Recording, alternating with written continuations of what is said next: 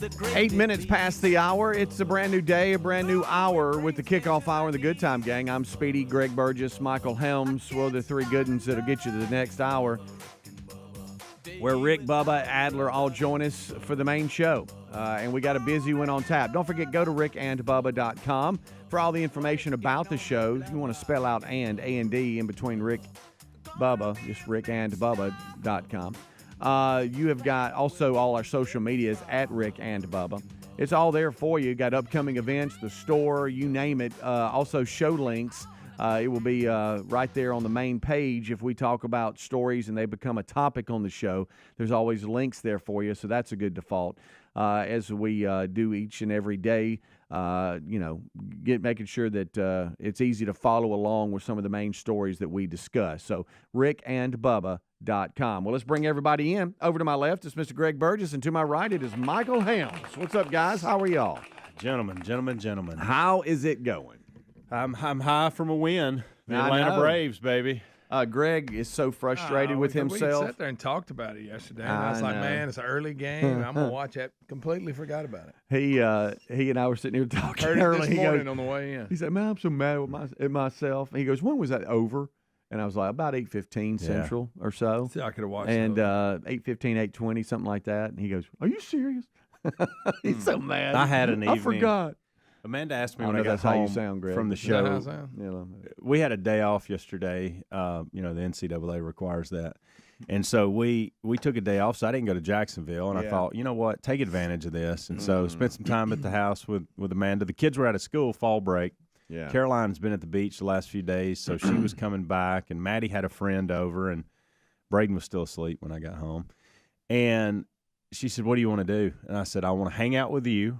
And I said, around 5:07, I want to plop myself on the couch and watch the Braves. And I really want to watch it. Like, I want to just dial in. Yeah. Because if they don't get this W, then it's pretty much done going back to Philly. I mean, crazier things have happened, but that was kind of my mindset. But I said, I think we're going to have some magic tonight in Atlanta. So I want to be there for it. And so I sat down at 5:07. And I started watching it. And as the lulls from the game went on, baseball do that to you. I would flip over and see what's going on in Israel. Yeah. And so that was kind of the next 3 hours. And goodness gracious, what an exciting finish to a baseball game. Yeah, it really was. We have very, sorry, Greg, we have very similar experiences, Helmsy.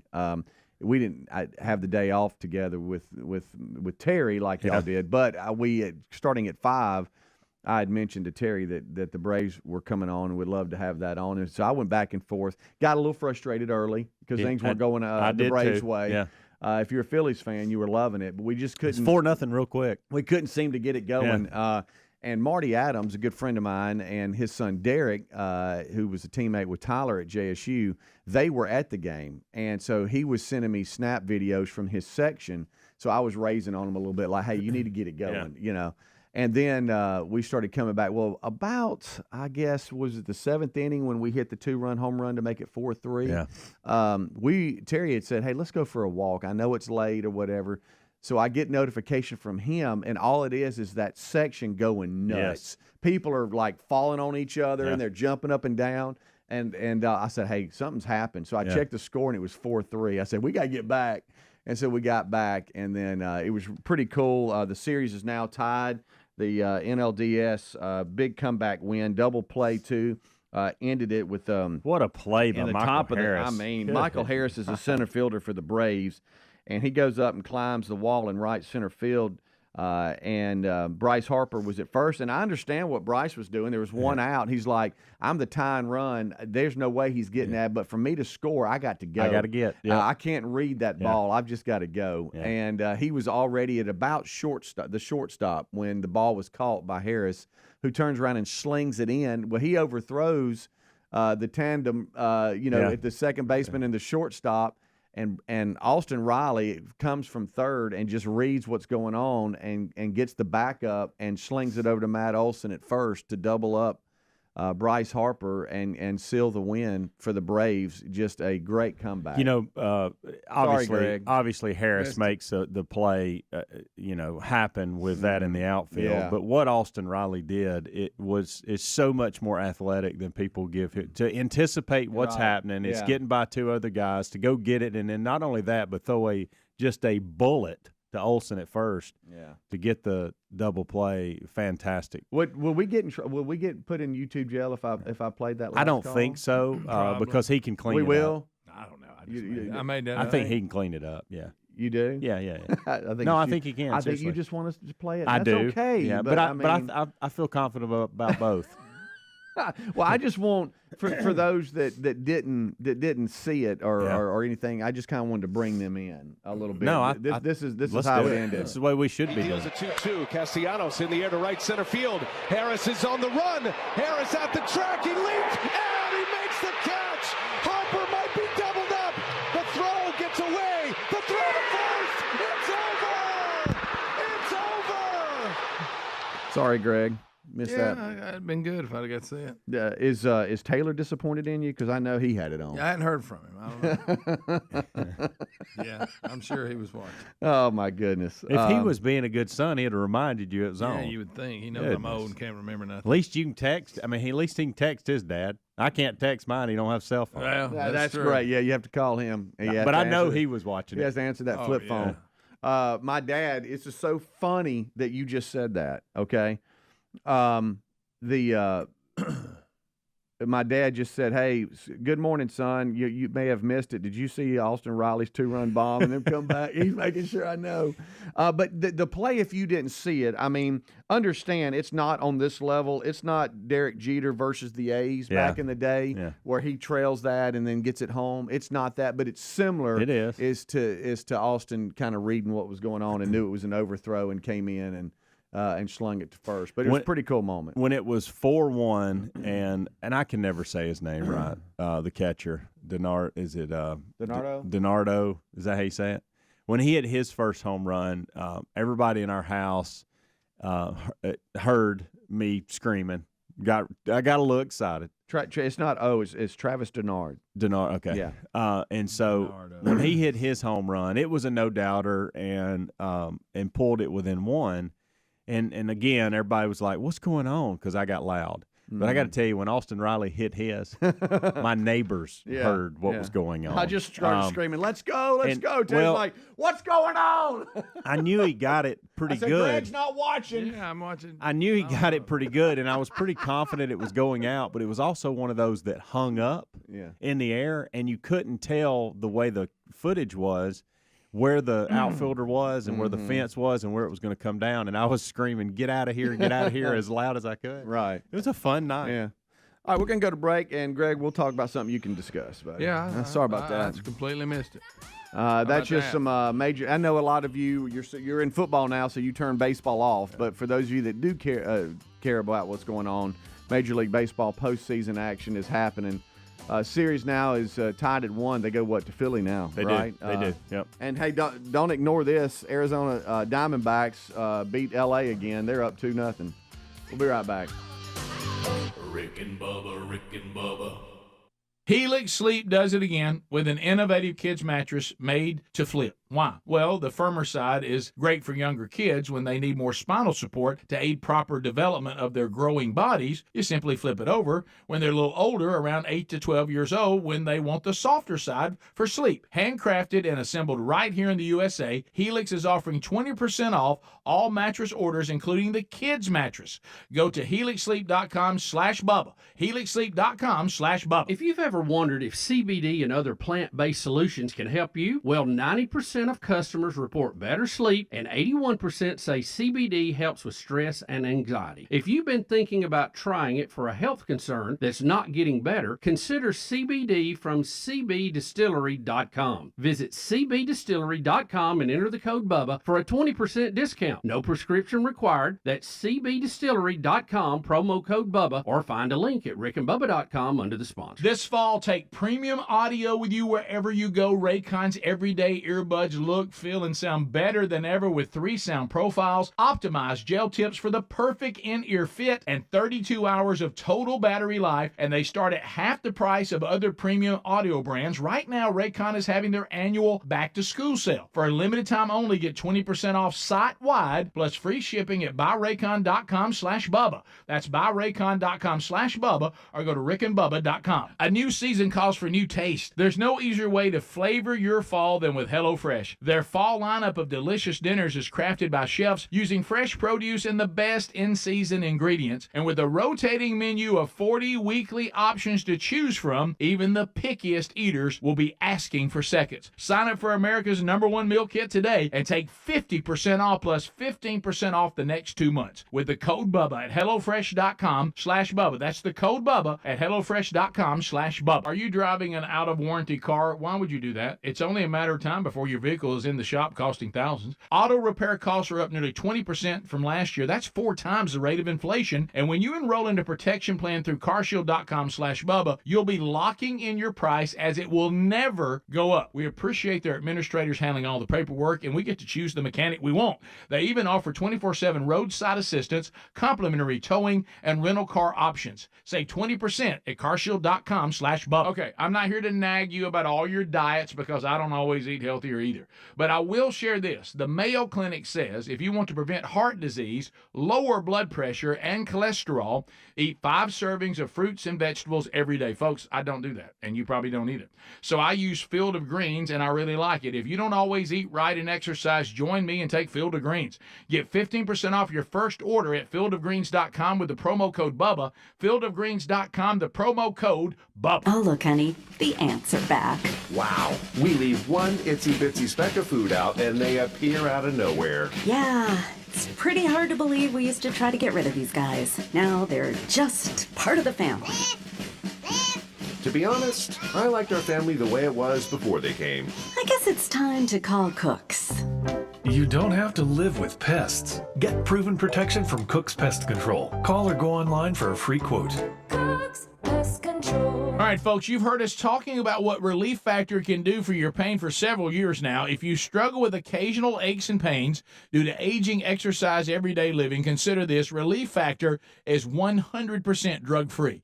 It's made up of ingredients that simply help your own body deal with its natural inflammatory response. And we kid you not, Relief Factor is for real. And the majority of people who order the 3-week quick start for just $19.95 go on to order more. Try it at ReliefFactor.com or rickandbubba.com under the sponsors. This fall, as you settle back into a busier routine, your home may be sitting empty and defenseless. Simply Safe's revolutionary home monitoring innovation, 24/7 live guard protection, helps stop crime in real time. If an intruder breaks in, monitoring agents can see, speak, and deter them. Get 20% off your new system when you sign up for Fast Protect monitoring at simplysafebubba.com. That's simplysafebubba.com, or you can visit rickandbubba.com under the sponsors. There's no safe like Simply Safe. The folks at MyPillow have launched MyPillow 2.0. This new innovative MyPillow has a brand new temperature regulating technology to keep you comfortable throughout the night. Now, core body temperature plays a big role in how you sleep, and this new fabric technology helps regulate your body temp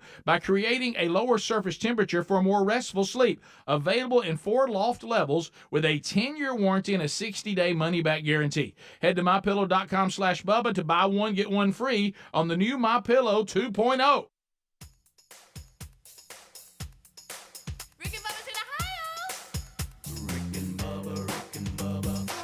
The gravy, please. Ooh, it brings me to my... All right, 21 minutes past the hour. It is the Rick and Bubba Show's kickoff hour. All right, so the catcher, Travis, it's Darno. And we got to dial that in. Sorry if we slaughtered that. Sorry, Travis. It's one of those that I agree with you, Helmsy. When I hear it, I know it. But then if I try to read it, I can't figure it out because it's spelled nowhere near what it sounds like. I see it on the back of his jersey, or I see it in the TV at the bottom of the screen when he comes up to bat, and I'm thinking, no way, that's Darno. I know y'all are saying Darno, but it's not Darno. So those of you that were screaming at the TV and radio, we're sorry about that. Darno. Big time. Of course, Greg wouldn't know because he wasn't watching. Yeah. But other than that, mad at himself. Yeah, he should be. Rarely is he mad at himself. We talked about it yesterday. Yeah. It sounds weird, too. Jack State football plays tonight if you're listening live, and it's Tuesday the 10th. I'll miss that, too. 6:30 p.m. Central kick, I believe. This is one of those. Tuesday, it's just that's weird. just I know, weird. Greg. I know. Don't look. You're looking into the sun. You can start another rant. Who plays football on Tuesday? I tell you, Jack State. Jack State does, apparently. Imagine trying to get a schedule, set of practice and all to get ready to play on Tuesday. We said it last week. Jack State, their Saturday is really Tuesday, Wednesday. It is in October, for sure. I'm in this predicament too, where we will wrap up practice around probably 5:30, 6 o'clock, and I will want to walk on over and go in and watch a little bit, but hey, wow, 4 o'clock the next day comes real quick. That's me. That's why I ain't especially going. when you got an hour and a half drive. I So ain't going. I don't know. We'll see. I'll play it by ear. Maybe I'd go in for – the problem is if I get in there, I won't want to come out. Hey, we got the white out going on. We got these special helmets made. Well, I could watch it, Greg. Yeah, no, you're driving. No, I just have it on in the background. Well, it's funny because some people do that and they just listen to it like a podcast. Well, that's what I something. do. Yeah. It feels weird, but it's been happening. But we still can't get our minds around these midweeks. And really, this isn't even a midweek; it's Tuesday. It's good it's good for these schools because there'll be eyeballs on them that are not normally on them. Yeah, that's why they're doing it. Yeah, I get it. absolutely. Yeah. Wow, trying to get prepared for that's got to be a pain. What last week they played Wednesday, so 6-day turnaround this time. Yeah, and then next week same thing. So it's like when you're in high school and you were on junior high, you played like on Mondays and Thursdays or something. And it is part of the growth pains of moving up, and this is what you get. You know what I mean? First year or two, but they're doing well. So congratulations to them. But tonight, Jack State football. If you're going to watch ESPN or anything like that, they'll be on. How about that? Greg will stay up. He said so around 7. Philly forgets about it. At 7, does it? Oh, I get real sleepy. Yeah. If I sit still, because members of the show, we'll go. I'm talking about we'll go hard, and then if we finally get settled and things get quiet around us, you could easily find us dozing off. I'll be asleep by 8. Yeah. But maybe that'll give you the first half. You can go to halftime. I'll just see who won the next day. Wait, so you're just not going to even like watch? I did with the Braves. I got to listen to all that on the way in. Get mad at yourself. Helms, I wish you could have heard him talking to himself. I cannot believe it. Especially the way it ended. No? Yeah. It was a good ending. I was listening to ESPN this morning. They kept playing it over and over, and I was like, I get it. And we'd had a discussion. Hey, man, it's an early game. It's going to be perfect. Right. Yeah, it was perfect. Sure I think I watched Silence of the Lambs or something. Are you serious? Are you That's kidding what me you were right now? doing? Just flipping around. Are you serious? Yeah, just for a few minutes. Silence of the Lambs. Yeah, I just happened to be on. I don't know. Okay, so you just stopped and watched it. Yeah. Do you just forget about, like, when you get home, do you just think, I don't really know what else is going on out there. Don't care until I get back the next morning. Yeah, it's kind of caught in a little loop. Till Friday. Come out the other end of it. Okay. All right. Well, there it is. Which is fine. I completely get that. Listen, if I wouldn't have had the day off, that I would have probably gotten a car after practice and completely forgot it was on. Mm-hmm. Same thing. Yeah. But I was just in a different place yesterday, and man, I was excited. It just worked out. Plus, it was such an early start. That helps. I mean, who wouldn't God, watch that? helps. Oh, my bad. So yeah, that helped a lot just for our schedule. Because I mean, there's tons of times that you just go, all right, that's it. I'm done. I'm not watching it. It's just not worth staying up late. But that one, you didn't have to worry about that because it was over so early. Sorry, buddy. But that happened last night. Historic win, comeback.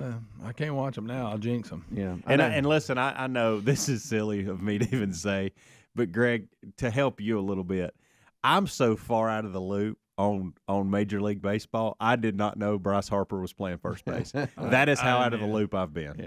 Well, when I saw him over there yesterday, I thought, well, surely this hadn't been going on for like all year. Mm-hmm. Is this the first time? What's that? Why is he not in the outfield anymore? And Speedy tells me it's been going on this year. Yeah. So that shows you how out of the loop I am. Greg didn't have a clue. I haven't been following it very close either, but I would have liked to watch last night. Yeah, That's okay. Yeah, no goes biggie. Back to Philly now. I'll watch the highlights. Over now. This has really bothered you.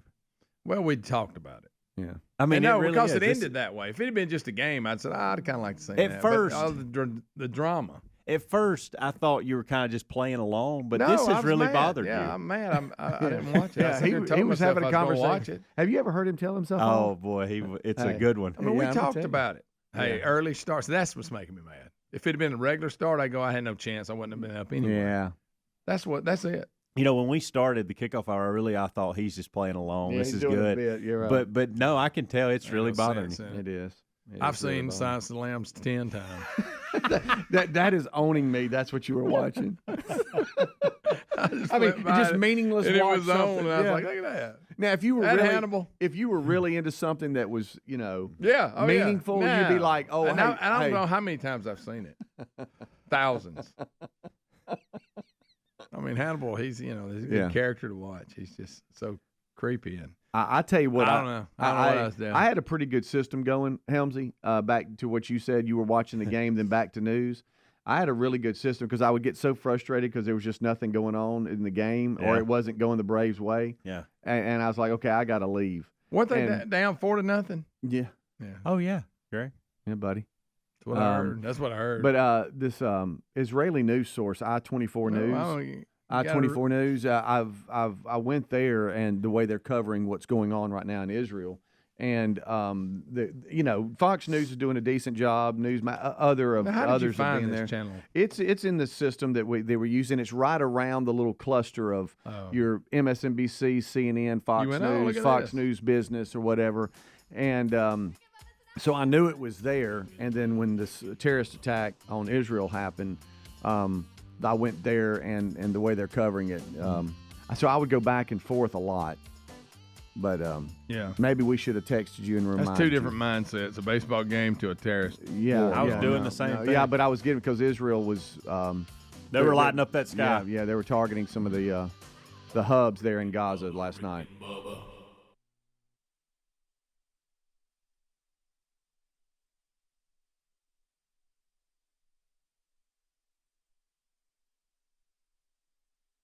It's official. Fall is here. With the kids at school and spare time filled with seasonal activities, your home may be sitting empty and defenseless. That's why we recommend Simply Safe Home Security and their revolutionary home monitoring innovation. 24/7 Live Guard protection. It's designed to help stop a crime in real time. Now, if an intruder breaks into your home, Simply Safe professional monitoring agents can actually see, speak to, and deter them through Simply Safe's new Smart Alarm wireless indoor camera. 24/7 Live Guard protection is made possible by the new Smart Alarm wireless indoor camera, available with a Fast Protect monitoring plan. You can install it yourself in about 30 minutes or have a Simply Safe expert set it up for you. And for a limited time, get 20% off your new system when you sign up for Fast Protect monitoring. Visit simplysafebubba.com. That's simplysafebubba.com, or visit rickandbubba.com under the sponsors for a link. There's no safe like Simply Safe. Folks, we've been talking about Relief Factor on our show for quite some time now. Do we guarantee Relief Factor is going to lower or eliminate your occasional aches and pains? No, we never make a claim like that. But what I can tell you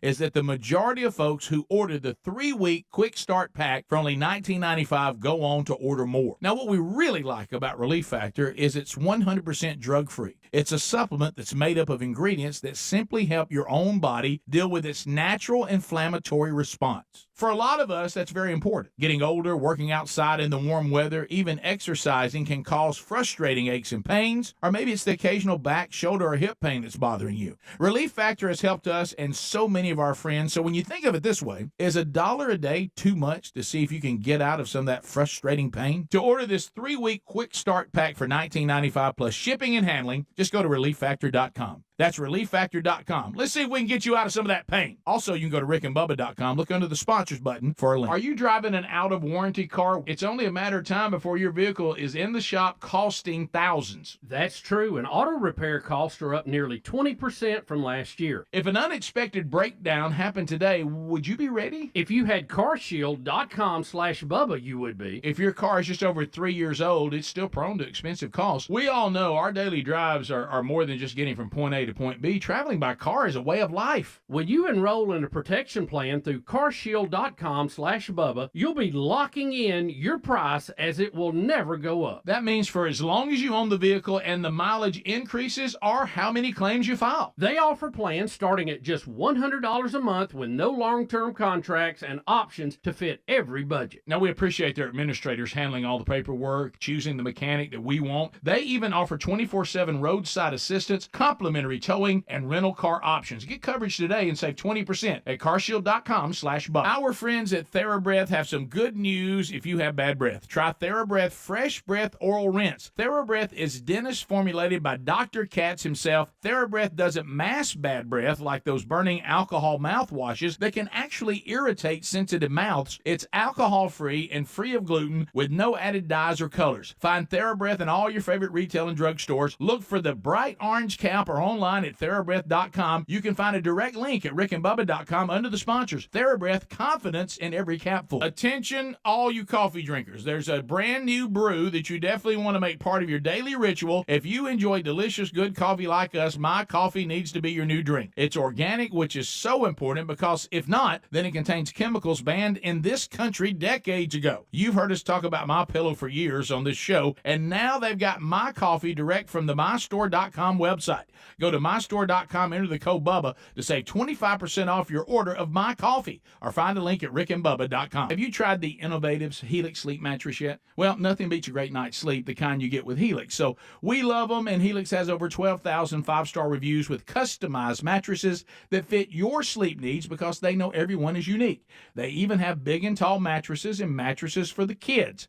But how do you know which mattress is right for you? Well, Helix has you covered. Just take the Helix Sleep Quiz and find the perfect mattress in under 2 minutes. Place your order and your mattress will be delivered right to the door free of charge. And the best part, Helix knows there's no better way to try a mattress than by sleeping on it in your own home. That's why they offer a 100-night trial for you and a 10 to 15-year warranty. Right now, Helix is offering 20% off all mattress orders at helixsleep.com/Bubba. Best offer yet, by the way, and it won't last long.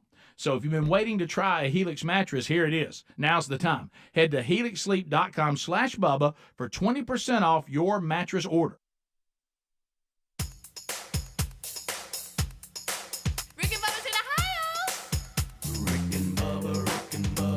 Pass the gravy, please. Rick and Bubba, Rick and Bubba. Ooh, it brings me to my knees. Rick and Bubba, Rick and Bubba. I can't start another. Rick and Bubba, Rick and Bubba. Day without 'em, brother. Rick and Bubba, Rick and Bubba.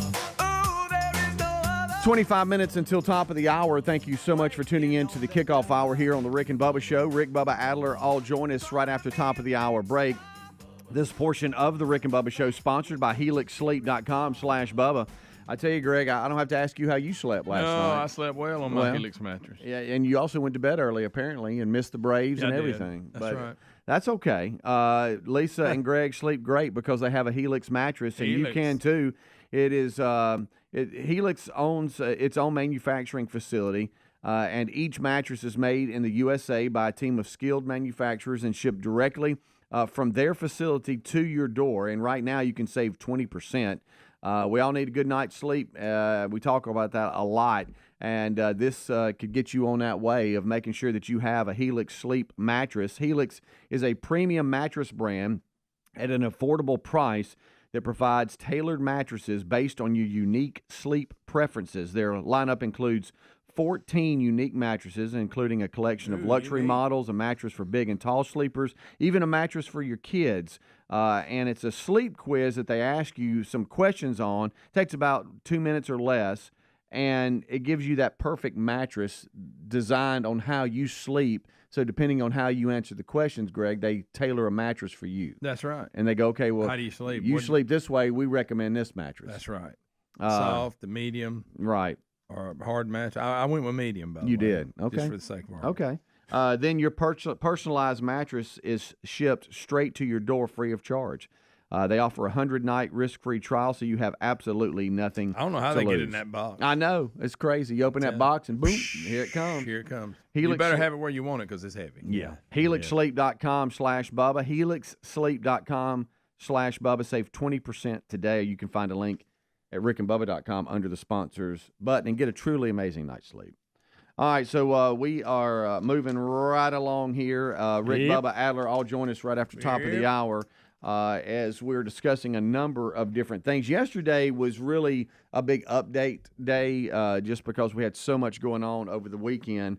I'm mad at myself, Greg, because we were sent a lot of things from your minions from the crap run, and we did play, the video of you round in the corner and all that. Oh, yeah, y'all played that enough. And I've saw, some pictures, and we showed some still shots of you meeting some of the Rick and Bubba listeners, and we thank all of you for going and supporting Venice's Foundation, and that was just great. I think it was the biggest one they've ever had from what I've read. But what I did miss... Thank everybody that was involved. That's probably on you. From Jason Benefield, one of the things I did miss from him was the video of you talking and welcoming everybody and talking about the next charity charge and stuff. I didn't see that. And I missed that, but...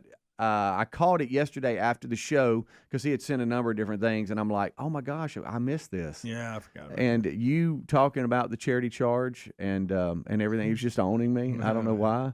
That'd be fun. Yeah, but it was good. I probably got the date wrong. No, you got the date right. I mean, more locations than five to yeah, seven. I couldn't think. Yeah, I don't know. But it's fun. But you did okay. I told him, though, if you're from this area, the two. No, that was pretty good. But and the one not to go to, that even though it's probably closer than any of them, that it's not part of it. Right. So True. That's a good point. But let's see here. Golly, just let it go, buddy. No.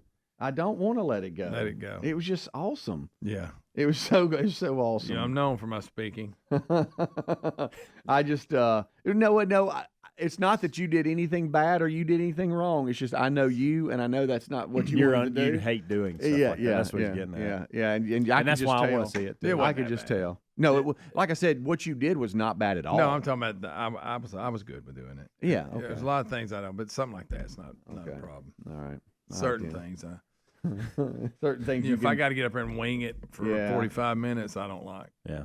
Right. Because I run out of stuff. I have all this stuff, and I'm 15 minutes into it, and I look, and I'm out. And I'm like, well, I got 30 more minutes I got to come up with. Right. I can't stand speaking. Can't stand it. Yeah.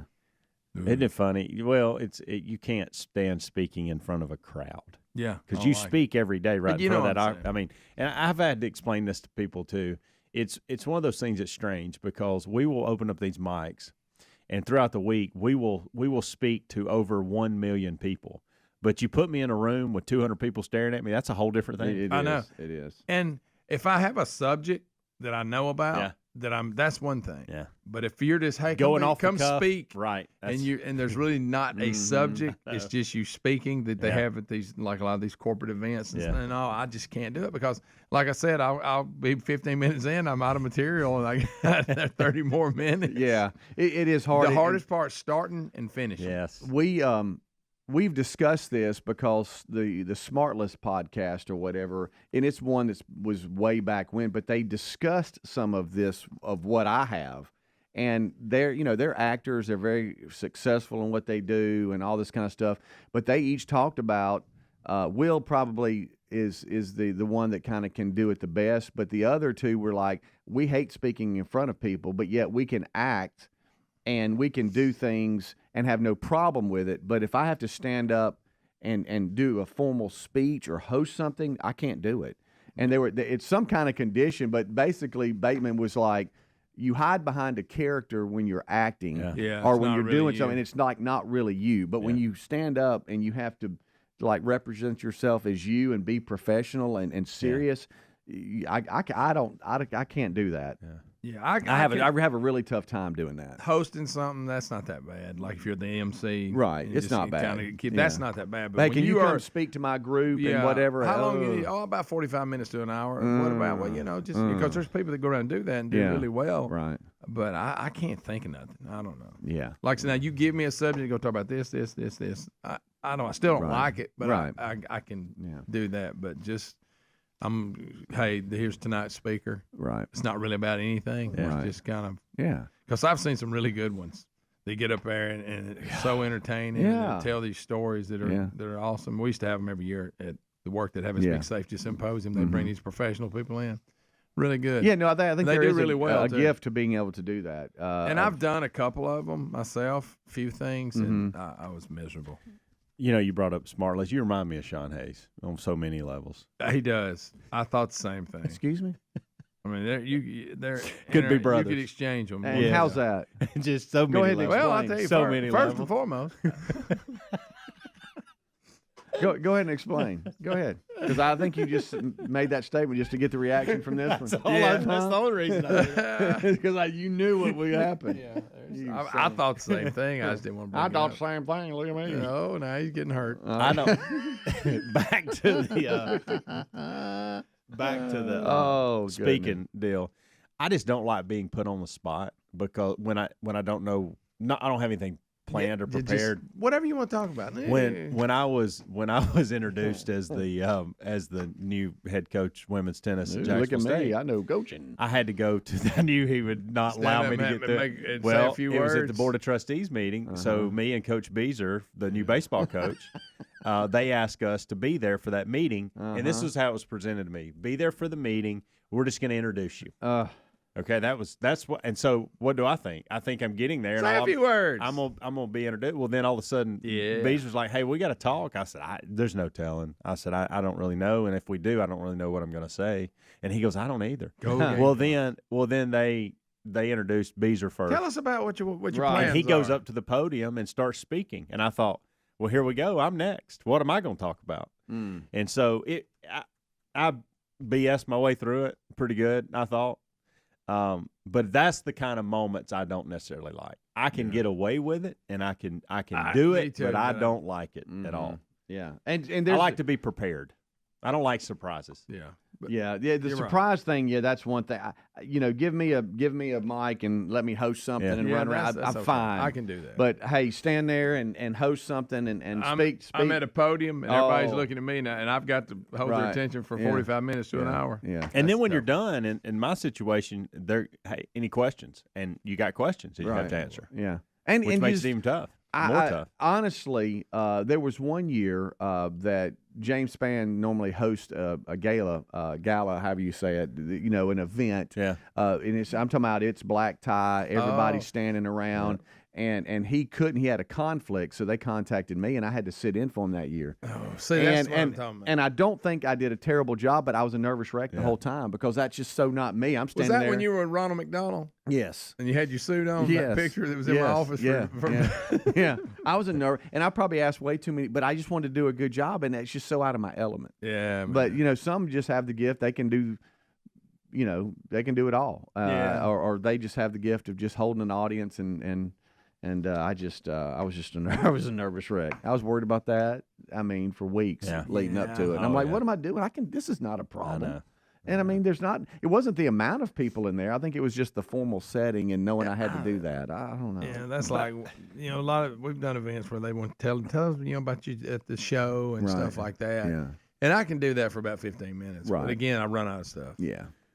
Back to Sean Hayes. Talking about Speedy. Yeah, I do think you missed your call. I think you'd have been a heck of a Broadway actor. Oh yeah, that's fine. I mean, I'm being that's serious. Fine. He's just trying to get you started. No, I'm being dead serious. The way you're physical, you can the way you act like he's the Braves and ignoring me.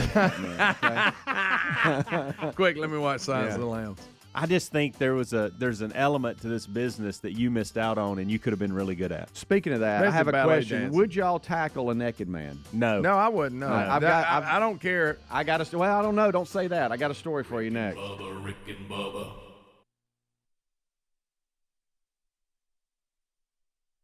Some days, my active psoriatic arthritis makes it hard to get in the game. Now, the ball is in my court, thanks to treating my skin and joints with Skyrizi, Risankizumab Rizin, a prescription-only 150 milligram injection for adults. Skyrizi helps with less joint pain, stiffness, swelling, and fatigue. For those who also have plaque psoriasis, 90% clearer skin is possible with just 4 doses a year after 2 starter doses. Don't use if allergic to Skyrizi. Serious allergic reactions and an increased risk of infections or a lower ability to fight them may occur. Before treatment, your doctor should check for infection and tuberculosis. Tell your doctor if you have an infection or symptoms such as fever, sweats, chills, muscle aches, or cough, or if you plan to or recently received a vaccine. With Skyrizi, there's nothing like clearer skin and better movement, and that means everything. Ask your doctor today about Skyrizi and visit Skyrizi.com or call 1-866-SKYRIZI to learn more. To celebrate National PA Week, here's some reasons why 10.4 million patients trust their health to board-certified physician assistants every week. PAs can diagnose, manage chronic illnesses, prescribe medications, and assist in surgery. PAs also increase access to health care, and that's important because your health can't wait. Learn more at pasdothat.net. Sponsored by the National Commission on Certification of Physician Assistants.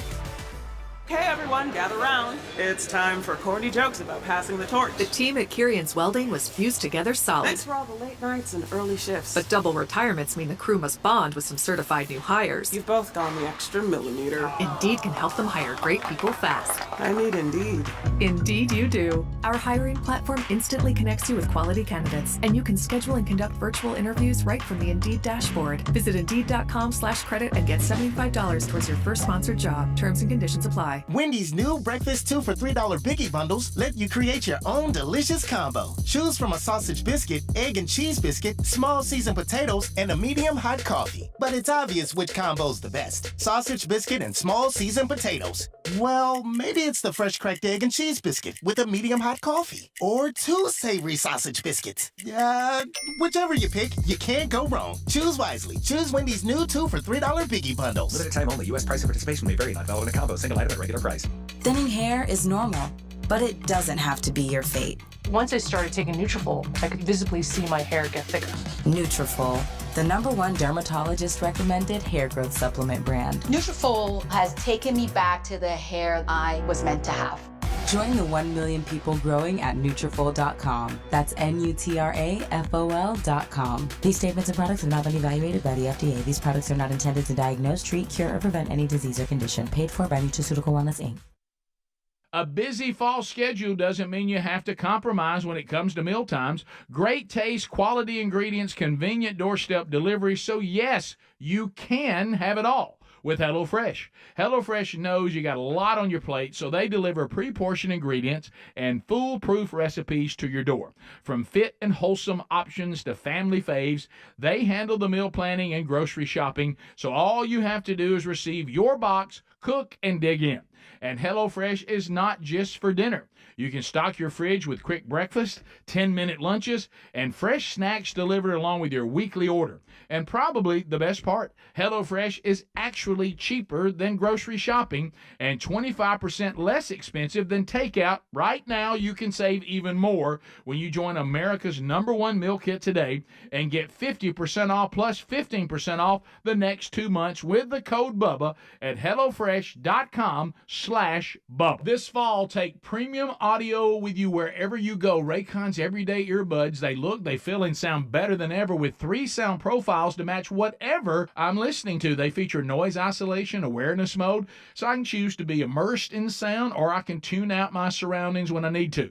With optimized gel tips for the perfect in-ear fit, these earbuds are comfortable enough for all-day wear, and they do not budge. 8 hours of playtime, 32 hours of total battery life, and I love this. Raycon's everyday earbuds, here we go, start at half the price of the other premium audio brands. Over 78,000 5-star reviews and a 30-day happiness guarantee. There's no reason not to check them out. And now that back to school is in session, Raycon is having their annual back to school sale. For a limited time, get 20% off site-wide plus free shipping at buyraycon.com/Bubba.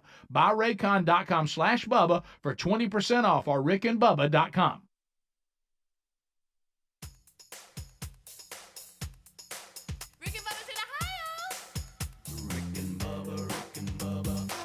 The gravy, please. Rick and Bubba. Ooh, it brings me to my knees. Rick and Bubba. I can't start another. Rick and Bubba. Day without 'em, brother. All right, 9 minutes until top of the hour. Rick, Bubba, Adler all join us right after top of the hour for the main show. All right, so I asked y'all a question going to break. You did, and it was a weird one. It was, but it had to do with Never something thought that's in the news today. I saw something on social media last night, and I'm like, do I send this to Adler or not? Would we discuss this or not? And it was normally if you have to do that, just go with it. And it was a story that had video on social media of a man, and it showed it was blurred out. He completely naked, and it looked like he was in a department store. And I'm like, in a department store? Yeah. And I'm like, what is going on? Well, at least he here? wasn't going to be shoplifting. He couldn't hide it. Go ahead. And I'm like, what is Sir, going we on? need to check your pockets. Oh, wait a minute. And I look a little bit further, and underneath it says, parents chase naked man after he allegedly attempted to inappropriately touch their children in a department store. I'm naked in public, and I'm trying to... Mm-hmm. Yep. And it was a Seattle area Twitter account that I saw from a JCPenney location about 10 miles from Seattle, it looks like. And this man has no clothes on, and he is running through the store, and I'm talking around clothes hangers and everything, just off into the shoes department, and all of a sudden it shows these three men, and they're chasing him, and they corner him, and they start slinging fists and fighting, naked. and fighting naked, but and then finally they corral him, and then it looks like they hold him down. But I just couldn't imagine doing that. But if I'm dead and you've tried to harm one of my kids, yeah, I'm coming after you. I kind of flip a switch. Well, there. yeah. But I said, I'd rather have something in my hand. I just club him with it. Right. Yeah. Yeah. Right. But I mean, he must be stopped. Yeah. Of course, it looks like someone that's having a mental crisis. Well, yeah, so that's you obvious, really hate that. But no. you throw in some kids and stuff, and now you you've gotta got a do what really you gotta do. bad situation. Let but everybody else hash it out. Yeah, a person recording the clip explained that they were on the first floor of the kids department of the JCPenney as the man was attempting to evade people by chasing him with nothing but socks on. Okay, so he's just running through the store. No shoes. No. And when I saw it, I didn't know the whole story, and it explains more now of them chasing, and then it became a jog. Of course, the way you set this up wasn't fair. And so, my question is, would you? I mean, I would rather. I mean, you'd have to do something in that situation. Mm-hmm. I'm still not tackling. I would. I'm gonna find something to him. hit him with Yeah. it. That's what I'm gonna do. Would y'all like maybe corner him Let and me then see just a wait picture. on authorities? Wow. Or would you corner him and Yeah, where it he might be couldn't get out? Like Yeah, maybe don't let him get yeah, away. get, Say, get listen, him naked. Listen naked. You Okay. said he had socks on, right? He did have socks. So on. what is it about these people that get naked in public that they either have socks or shoes on? They don't get it. They don't take those off. Yeah, can't run good. I Like guess, with the on socks. barefoot. I mean, barefoot socks ain't happening a lot. No, especially when you're on a slippery floor, you may Yeah. fall. I just never wonder if you've gone this far with it. Why leave your socks Yeah, on? go and get the socks too. Right. Why you at it? Yeah, it's just. I just grab something with some weight and hit him with it. Now, if you want to keep your shoes on, I see what you're doing. Yeah, that's me. Maybe like a that. garbage Hit him with can something or throw stuff at him. Yeah. Well, you could tell that in the video, one of the guys was like, "Hey, y'all, come on, let's go." Who's going to tackle him? Was he looking I like could that? tell the dad that probably had the incident affect him the most because that would give me a whole nother. Because I emotion saw there. a lot of frustration on his part. I get that. Maybe a sprint and then a jump kick. Yeah. Okay. Like, you know how you're going into second base? Yeah. Kind of that kind of. Yeah. I'm not tackling him like I would in football. But just kind of like because he's naked. Yeah. But I would do the run and jump kick thing. Yeah. Boy, I tell you. I'm picturing you flying through the air with a run and jump. I think it's a good solution. Yeah. It is. Yeah, it helps everybody. Mm-hmm. And plus I don't have to grab a naked guy. Yeah. Yes. I'm talking about nothing but nothing but socks on. Yeah. I mean, just running through the store. I'm sorry, but I thought No of the issues two there. of you. I thought Thank you for about asking. y'all. I wish I could practice my running jump kick I wish on you could Big too. Boy. Yes. I wish I could. It Or hurt. do it into the I seats. visualize myself really getting high and kicking, but it probably isn't the case. That's what I was I'd probably hit his knees. Yeah, I was thinking the same thing. I mean, in my mind, I have him hitting my chest. Hey, in my mind, I'm hitting Big Boy's head over there. Oh, I'm shoulder high. Yeah, I'm shoulder high. No way. They do. Oh, way. yeah. That's in you my land? mind. You'll probably end up with that beaver sign at the bottom of it. Yeah. No, you're right. I'd break the sign, not Big Boy's face. But in my mind, I've got a lot of air. Yeah. And I'm and quick for some reason, I'm going. I'm accurate. Yeah. Give me the voice one more. Oh my gosh. Are you mid-flight doing that? Yeah. Okay. You know how those guys. Oh yeah, they got a Bruce scream Lee right and there. everybody would It make doesn't seem to hurt as much if they don't scream. Don't miss the facial reaction. Yeah. And then I would do the thing like, and I come on. I bring my Flip fingers his heart out and show it to him. Yeah. That's what I would. That would be mine. All right. So anyway, Doing that. so that's a story out today. Domino's releases a new emergency pizza program offering Okay. customers a free medium pizza when most needed. Okay, what qualifies as most needed? I'm just hungry and I have no money. Wow. Or I just don't want to pay for a pizza, but I'm starving. They got a pretty Right. good gluten-free option. Yeah, you're wondering. They do. Yeah. It says here, why did we launch this emergency pizza program with much of the uncertainty in everyday life? We believe everyone needs a pizza pick-me-up at some point. But how do you qualify for it? Right, Speedy is immediately going to try it. Domino's Hey, Terry, I'm gonna get us customers a pizza on the way home. have the opportunity to get their own emergency pizza with the purchase of an online carryout order of $7.99 or more.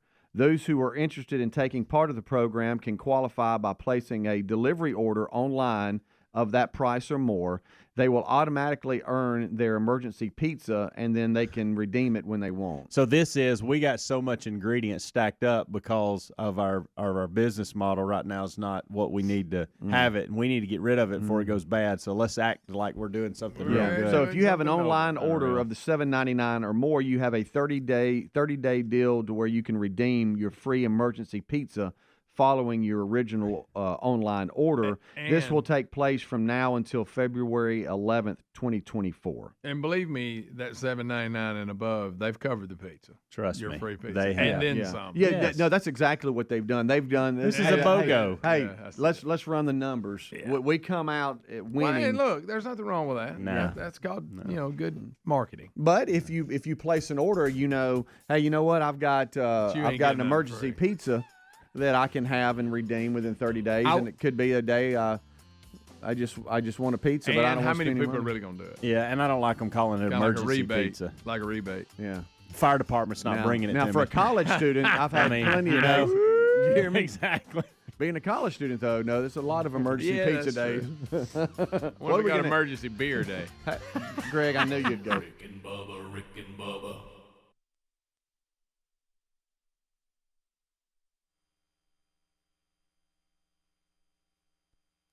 9 minutes to the top of the hour, the Rick and Bubba Show. We're back. 866-WE-BE-BIG is the number. All right, so, Bubba, we got a couple of different opportunities here, and we'll kind of see where you want to go. We have a story here saying bizarre things that the world's richest men are doing to attempt to live forever. Okay? Or live longer, I guess. Well, forever's not going to happen. I understand. Not on Earth anyway. If you have disposable income, trying to lengthen your physical life would be of an interest to you. It should be to all of us to some degree. Dodgeball isn't just problematic; it's unethical too, of oppression. I have that one. I read that. That is comical. Let me tell you, because we used to have, we called it murder ball too. we did. Well, we had one, and it was brutal. It could get worse. It could get worse. We had we played it outside on a full court basketball court, and there was goals mounted in the ground, and you could only go to half court, and then as there's only a few, you got to go up to the foul line, and I mean we had some horrific full sprint running into those poles, and you'd hear it go boom, and somebody hit the ground, and boy, then they got killed with balls on top of that. Nothing like the sound of that ball hitting somebody. Oh, bang! I know. Well, if you remember, good solid hit. Tell me if I'm remembering this wrong from our years of dodgeball. And I don't know that saying we play dodgeball is actually the type of endorsement dodgeball is looking for, but I don't remember ever having these small balls that they threw in the movie. Or they throw. We always threw that old pink ball. That rubbery ball that you almost had to throw. Four-square ball. Yeah. And occasionally, I think so. Occasionally, you had volleyballs involved. It was like a light red. Yeah. And you've used it for everything at PE. It was kickball, dodgeball dodgeball. going. Yeah. It really bounced. It was really bouncy. So we never had access to these you could actually hold in one hand and throw. We'd have been, imagine us with those. Let me tell you something. But they're saying that the moral problem, and this is, of course, no, is this out of Canada? Yeah, Rick. it is. Yeah, the it moral, is. Rick, the headline, dodgeball isn't problematic. It's an unethical tool of oppression. Canada says there's a moral problem with dodgeball. A moral problem. Now think of all the things that Canada doesn't see as a moral problem. Yeah. So they's playing the trumpet. Hey! That's funny. Said fake horn player, he's got it. It says all this is creating a brutal world. See, this is where Canada is a 180 wrong. Mm-hmm. The reason you want your kids to experience dodgeball is the fact that it's a brutal world. You want them to be ready to go out and be able to handle things that are uncomfortable, that'll break your little spirit. That you the world is brutal, so to send them out into a brutal world with no preparation of brutality, and I'm not talking about they should be beaten or anything like that, but I'm talking about losing, that and not getting anything if you didn't do anything, every teacher's not out to get you. Sometimes you probably just didn't do what they asked you to do. Every now and then the principal and the teacher are right, like most of the time. Yeah. So I don't know. I think they have it completely the opposite. They claim that the brutal world's the reason why we shouldn't play dodgeball. I say the brutal world's why we should. Yeah, it's training.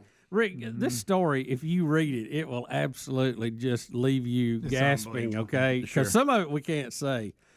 It's funny that they have no problem saying that in the story. Of course. Sure.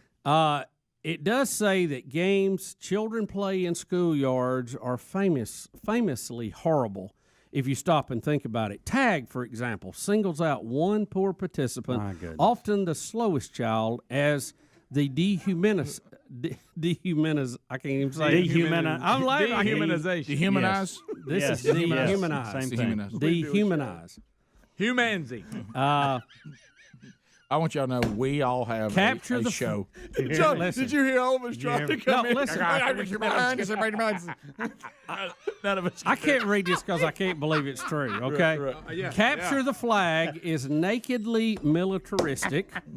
British Bulldog is obviously What's British tied Bulldog? to colonial themes. What is British Bulldog? Oh, is it? It's probably smear. Listen, they name another one just here. reading. They name another one here that Greg would love. British Bulldog. Known as, well, we can't even say the American version of it. What is it about? Is it Give bad? us some initials or something. It's in a story. Don't read do it. this. Don't do this. It's in a story. I gotta look it up. It involves deliberate corporal punishment of the losers. Yes. Oh, I know what you're talking about. Yeah. A up. Yes. Yeah. Yeah. That's it. Yeah. Thank you. We call it. Well, no, they call it red A. In America, it's known as B up.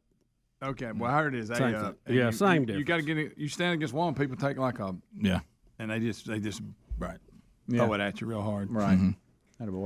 Attaboy. Guys, we grew up in a world where the person in authority, if you were playing a sport, even if you were the slowest person on the team, would single you out and say everybody's got to make their time, and that includes you.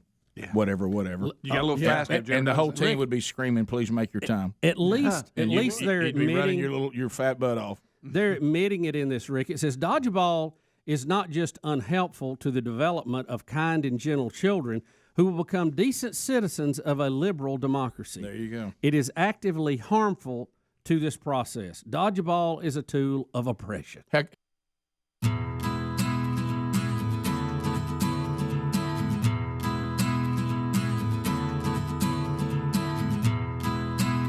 Six minutes past the hour, the Rick and Bubba Show. Thank you for being with us. Brand new hour underway. National anthem gets us started.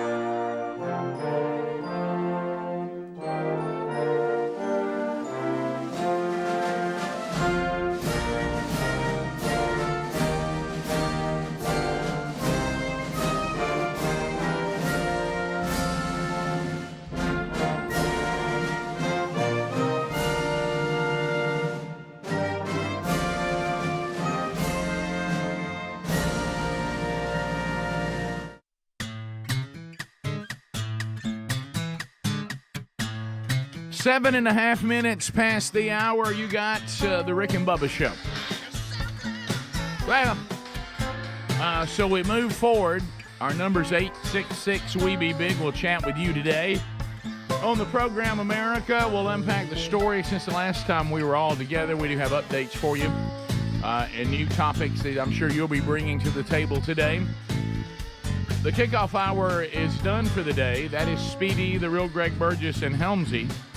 They're still here. We'll all join them going forward. Eddie Van Adler settles in to his seat. He'll be driving the YouTube channel for you, live and archived. Enjoy that. Subscribe at rickandbubba.com so you get all the alerts when something is about to start. Like I told you yesterday, we had friends sheltering in Israel, and he was showing me his alert that the Rick and Bubba Show was about to start, watching that from Jordan as they made their way into Jordan and thankfully got on the plane home yesterday. So that was looking forward to hearing those updates when they get back. So we have updates on that. Israel is responding. We have that. There's, of course, Major League Baseball playoff action.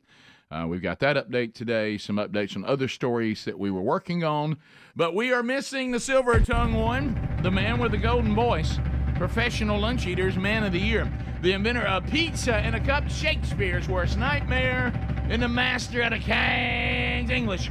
Ladies and gentlemen, put your hands together for Bill Bubba Bussey!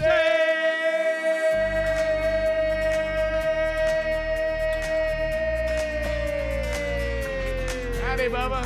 How about it, Rick Burgess? Friends, neighbors, associates, and all the rest of you.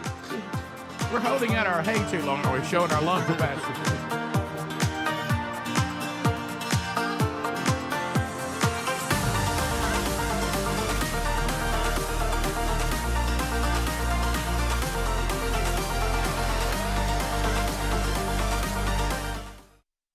Why didn't you call me? I thought I'd see you again. So, Bubba, I was hitting some of the stories we're working on. Now, there's one story I'm not sure of. Robert F. Kennedy announced something yesterday, but the way he talks, I couldn't understand what he said. So I don't know what, but it was some kind of announcement. But we'll get to that today. That's on the list. No, I thought I don't know what was just said, but I don't know what to say. Well, I bet a rally of his is tough. Then he jumped down and pumped out 50 push-ups. Yeah, Greg, you said it. We've all said it. I tried yesterday, honestly, when he did his announcement, which we'll talk about. I tried to picture myself listening to that through an entire presidential campaign, and I don't think it's possible. And I agree. I mean, and God forbid he were to win. Then you've got, I mean, it's painful. It's State painful. of the Union, picture that. Yeah, it's painful to watch our current president stumble and bumble around. I mean, that's hard enough. But I'm not so certain that listening to that in a long speech might even be worse. Yeah. It's almost to the point that if you're like maybe the people he's consulting with about his run, look at him, go, I'm gonna be honest with you, your ideas and stuff, we can work on that and they're good, but we can't get past that voice. I just don't think you can be elected just because you sound like that. Well, I doubt a Kennedy would ever take advice that you can't move forward. Maybe we move him into, it's kind of, even though it's a different thing, I would much rather hear Gary Palmer talk than Kennedy. Right. Well, if I could hear Gary, yeah. But boy, that's quite a comparison. Well, Gary's not very loud, and he's not professional. Not very. He is very laid back. Not very dynamic. And so, but his ideas are incredible. The policies and what he knows about our country and all that is invaluable to our country, and he does defend what's right correctly. So, but not everybody has that flair, is what I'm saying. And I know the Kennedy name has that flair, but I don't think we can get past the issues he has with his voice. And I don't mean to be insensitive about it. I'm just talking about being practical about it. Right. Yeah, well, I mean, it's very, very, very tough to listen to. Biden is very tough to listen to. Yes, he is. But at least there's entertainment in that. I can be entertained by a sad entertainment. Well, to keep from crying. But I can watch Kennedy because of our sick sense of humor. Not Kennedy. Biden because of our sick sense of humor, and actually laugh at how ridiculous this is. And not that I would make fun of someone who's going through what he's going through, But if you're going to try to play a game with me and pretend that you really not only can currently run the country, but give us another 4 years, I'm sorry. If you are going to play in that game, then I have the right to laugh. Yeah. Because that's a joke. Yeah. If you're that silly, you deserve to be laughed at, I guess. Yeah. So we'll look at that. So Kennedy has decided what he's going to do, and I think it was his only choice. As you guys were saying, we had more response from Israel. Yeah, they're hammering down pretty good on the Gaza, it looks like, this morning. And still amassing literally hundreds of thousands of troops on the border. Looks like preparing for a full land invasion. So still don't understand Hamas's play on this, what they thought they were going to accomplish, but other than just kill some Jewish people. And they did. They've killed over 900 people so far. And maybe that's all they want. Thousands more wounded. 11 of them were Americans. We actually had some Congress people in Tel Aviv that got out, even though they wasn't being directly threatened. You know, when your country's under attack, it has to concern you. You said not 900, and they did by the numbers as far as their population and ours, what that's equivalent to, and it'd be like 30,000 Americans. Yeah, it's a massive number. You can't allow it to go on, and I hate it for the people in the Gaza Strip who are somewhat innocent in this, that wanted no part of it. But when you allow these terrorists to set up and store rockets and make plans in your neighborhood and your basement, you're going to be responsible for it. So it's just they are going to hammer down, and they need to make it so there's no way they can do this again for a long, long time. No, you're right, and I do hate when people get in that situation. But you hit on it right, and of course what they were talking about on the comparing is, you know, Israel is about the size of New Jersey, the entire country, and so but. You know, and I remember going through this where I may not be a drug dealer and I may not even be doing drugs.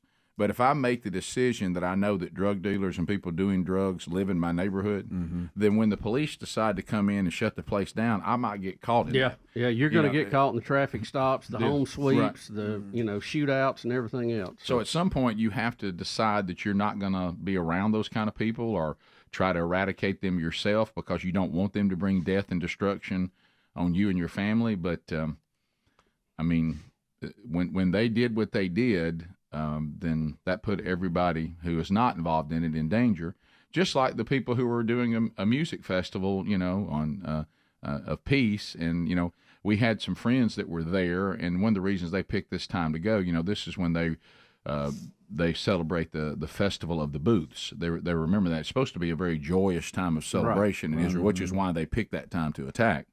And so, we had some friends that one of them was leading a group in Israel for the very first time.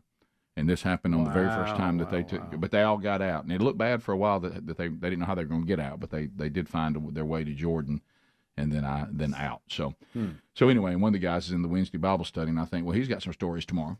So so that so we'll update you on all that. Get your phone calls. There's a lot to cover. Bubba, it looks like something you don't want to read in the headlines. You think what we've talked about is scary. Jeopardy fans are outraged. Jeopardy? The Jeopardy fans are mad about something. I don't know what they're mad about. I just see the headline, Jeopardy fans outraged. Well, there's no telling. You don't want to get them mad. We'll be back. More Rick and Bubba coming up right after this. Rick and Bubba, Rick and Bubba.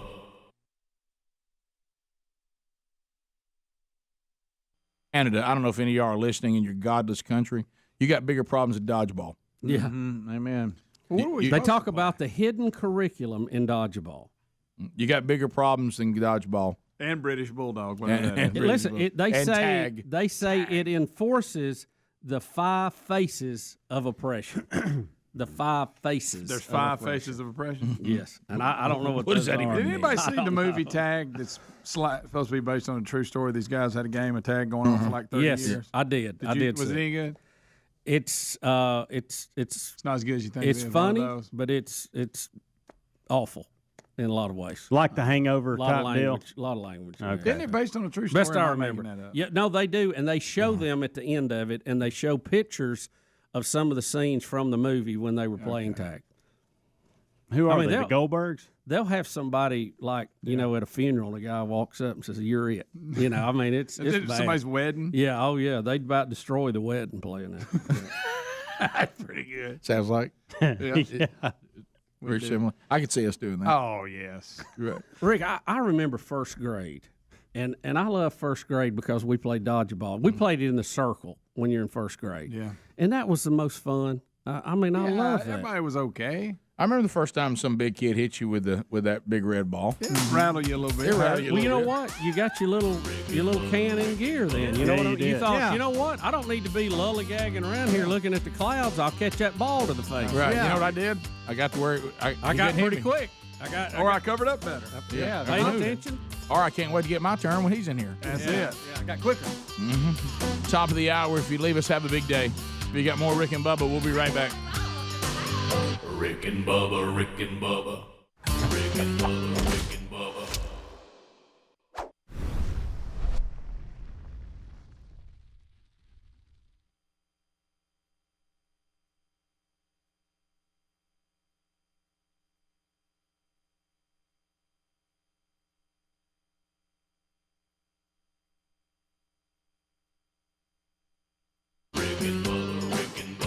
This is the Rick and Bubba Show. Watch more at blazetv.com/Rick and Bubba.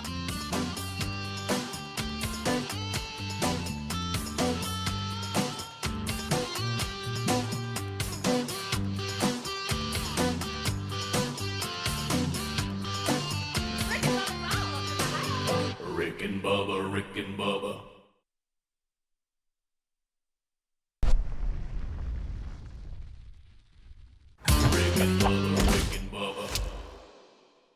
We got a lot to cover going forward on the program today. I made a mistake, and I don't know that I'll repeat it. And it does sound odd doing what we do for a living. But one of the things we love about the 25 years of what we do for a living is, though we do some news talk, we're not a news talk show. And I found out why last night, because I made the mistake of watching the news. Yeah. For the love of God, don't watch the news. I mean, it is the. I looked at Sherry. I said, "Gosh, we're in really the world's falling apart." Yeah. And it's like there's a lot of really bad news. A lot of bad news. And a lot of frustration. Of things when you go, because truth is just, I mean, you just take that and you can just slam dunk that. I mean, and just nobody cares about that. It's all about position and pandering, agendas and propaganda and hyperbole and just very little sincerity. It's just a mess. Yeah. Hey, don't watch the news. So I was thankful that we are not a news talk show, because I couldn't imagine that every day I've got to get you the latest on all that going on. Well, good night. Yeah, some of it is deep, dark, and depressing. Well, to say the least. I guess I just didn't. I knew it had gotten kind of vicious and mean. I've come to the conclusion I don't think Joe Biden's mean enough for the Democrats. You're right. I mean, he's trying to play to them a little bit by acting like he's got a Green Deal now, which basically he plagiarized, because let's face it, that's his MO, to plagiarize things. That's kind of been a crazy Joe format.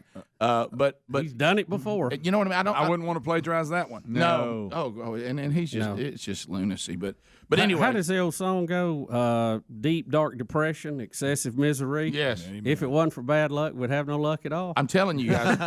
Hey, as your friend, do not watch the news. I know. I watch it all the time. I'll hit me some local, and then I'll go with that national one. That's the one you better look out for. Oh, Good yeah. gracious. I got to get You'll get you a good uplifting story on the local every now and then. Yeah, but not national. National. Everybody's mad. Everybody's angry. Everybody's hollering, yelling. There's a lot of screaming going on. Yeah. Hey, people mad. Yeah, they are. Yeah, so London's a mess.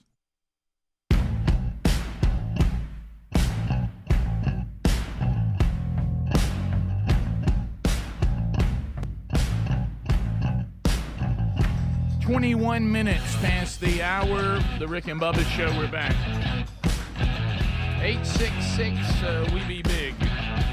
So, do you want want to talk about Kennedy, what he did? Let's not play it because it's hard to hear. But well, let's hear it. Let's hear it as it is, so everybody will know exactly how we are here. Do we have it? No, I don't think we have it. Yeah, we do. He needs some seconds. Yeah, you just need some time. Just let me know. I really honestly was being serious. The reason why I didn't tell you to get it ready, I honestly don't want to hear it. Yeah. But I mean, do you want to cover another topic? Yeah, we can. Till we get there. And this was we were talking about. We just talked all through the commercial break, so I didn't know what we were even going to talk about. Well, I know, and maybe that's what we need to talk about. I have an email here. We were talking about this yesterday with this conflict going on in the Middle East and Israel and the Gaza Strip.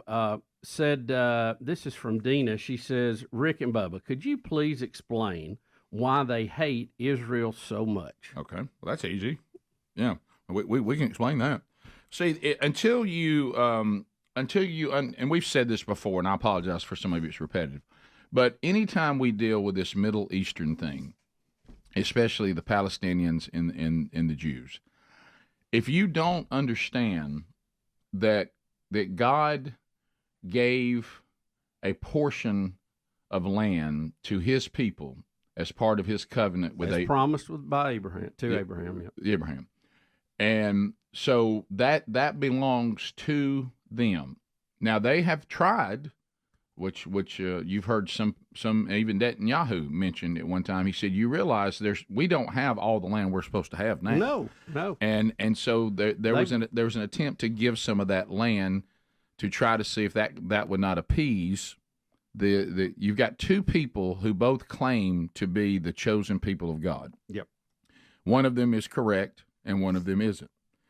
And if we have a biblical worldview and we are followers of Jesus Christ, even though He's mentioned as a prophet and a teacher by Islam, He is not called God. Right. And we believe that Jesus is the Son of God and is God, because that's what the Holy Scriptures tell us in the New Covenant, and that's where redemption is found in Christ and Christ alone. So even though the Hebrews that have not decided to believe that Jesus was the prophesied Messiah, even though many have, and their numbers are growing, by the way, we still stand with God's chosen people because He is working out this situation with them, and God's relationship to the Hebrews and His relationship to the Gentiles is a different relationship. Now, I'm not talking about in the church. Now, in the church, the Hebrew and the Gentile are equal and the same.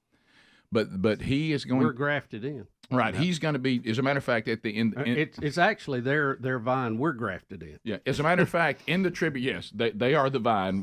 Matter of fact, Jesus told us, if my Father got upset with the vine, do you realize how easy He would throw the wild branch grafted in? They're the original branch, and He's the vine dresser. All y'all are is a wild branch that got grafted in. Yep. And so we're the add-ons. We're the add-ons. So anyway, when you're looking at this situation, we even know in the end times, in the tribulation, that there's going to be 144,000 Hebrew evangelists that will be some of the greatest evangelists for Jesus that the world has ever seen. But the situation right now is, and you need to know this, the Arab world, they do not want a little bit of Israel. They want all of Israel. They do not want Israel to exist. And until you understand that, you don't understand this conflict, because you keep thinking, well, there's some little deal they can make, and everybody two-state system, and everybody can get along. That's not going to happen until the Lord Himself returns and brings peace. And I say, when He brings peace, this earth's going to be gone. It's going to be eradicated. There'll be a new Jerusalem. There'll be a new heaven. There'll be a new earth. And the old will be gone. And as Jesus said, the current heaven and earth must pass away. He said that Himself. So, but the point is, there's a disdain there because there are two groups of people that both claim to be God's chosen people. And you have to understand that's a much bigger deal than I'm a Democrat, you're a Republican. Yeah, and it even goes back to when Moses led the Israelis, the Hebrews at the time, out of Egypt. Right. He was not allowed to go into the promised land because of a sin he committed. Moses, yeah. Joshua was given the reins to go. Right. And they said, here's the promised land, and guess what? Somebody was living there. Right. And God told them to go and basically kill everybody there and take it. And so some people have a problem dealing with that. Joshua's a hard book to understand sometimes, but it's really not if you understand it was God's to do what he wanted to with it. Yeah, those who oppose God and those who oppose God's people, God is a jealous God, not just for worship, but he's a jealous God for his people. And when he says that this belongs to these people, if you look at it, you can say, well, the Hebrews went in and took the land, and they did, but they took it supernaturally. Yeah. I mean, God is who eradicated their enemies. He just said, if you go, I will eradicate Remember them. what marching around the walls? Right, yeah. The walls fell down of Jericho. Yeah. All those stories. Yeah, and it's all recorded in the Bible. Right, and of course, this is all part of obedience. I think we live in a time, I say this all the time, and I'll even say to the church, we want the walls of Jericho to fall, but we don't want to march.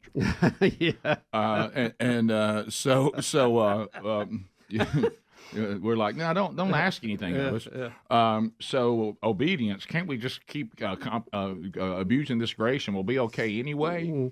So you have this land that was given to the Hebrews by God, and then you have the offspring of Abraham's other son that was not the covenant son, and they want it too.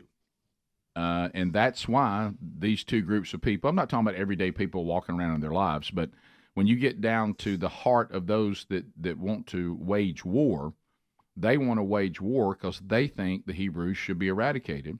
And the Hebrews say we will not be eradicated because God has told us we will not be eradicated, and we oppose all enemies of Jehovah. And then you have another group that says we oppose all enemies of Allah. And then here we go. So you're not going to work that out. And here's the other thing. Other by all-out victory. As Americans, and I think civilized people, we all want to see peace. Mm-hmm. We all want everybody to get along. Mm-hmm. But we were told, also in the Bible, there will not be peace in this area till Jesus himself comes back and calls everybody out, and then for the third trip comes and actually lands on the ground. Right.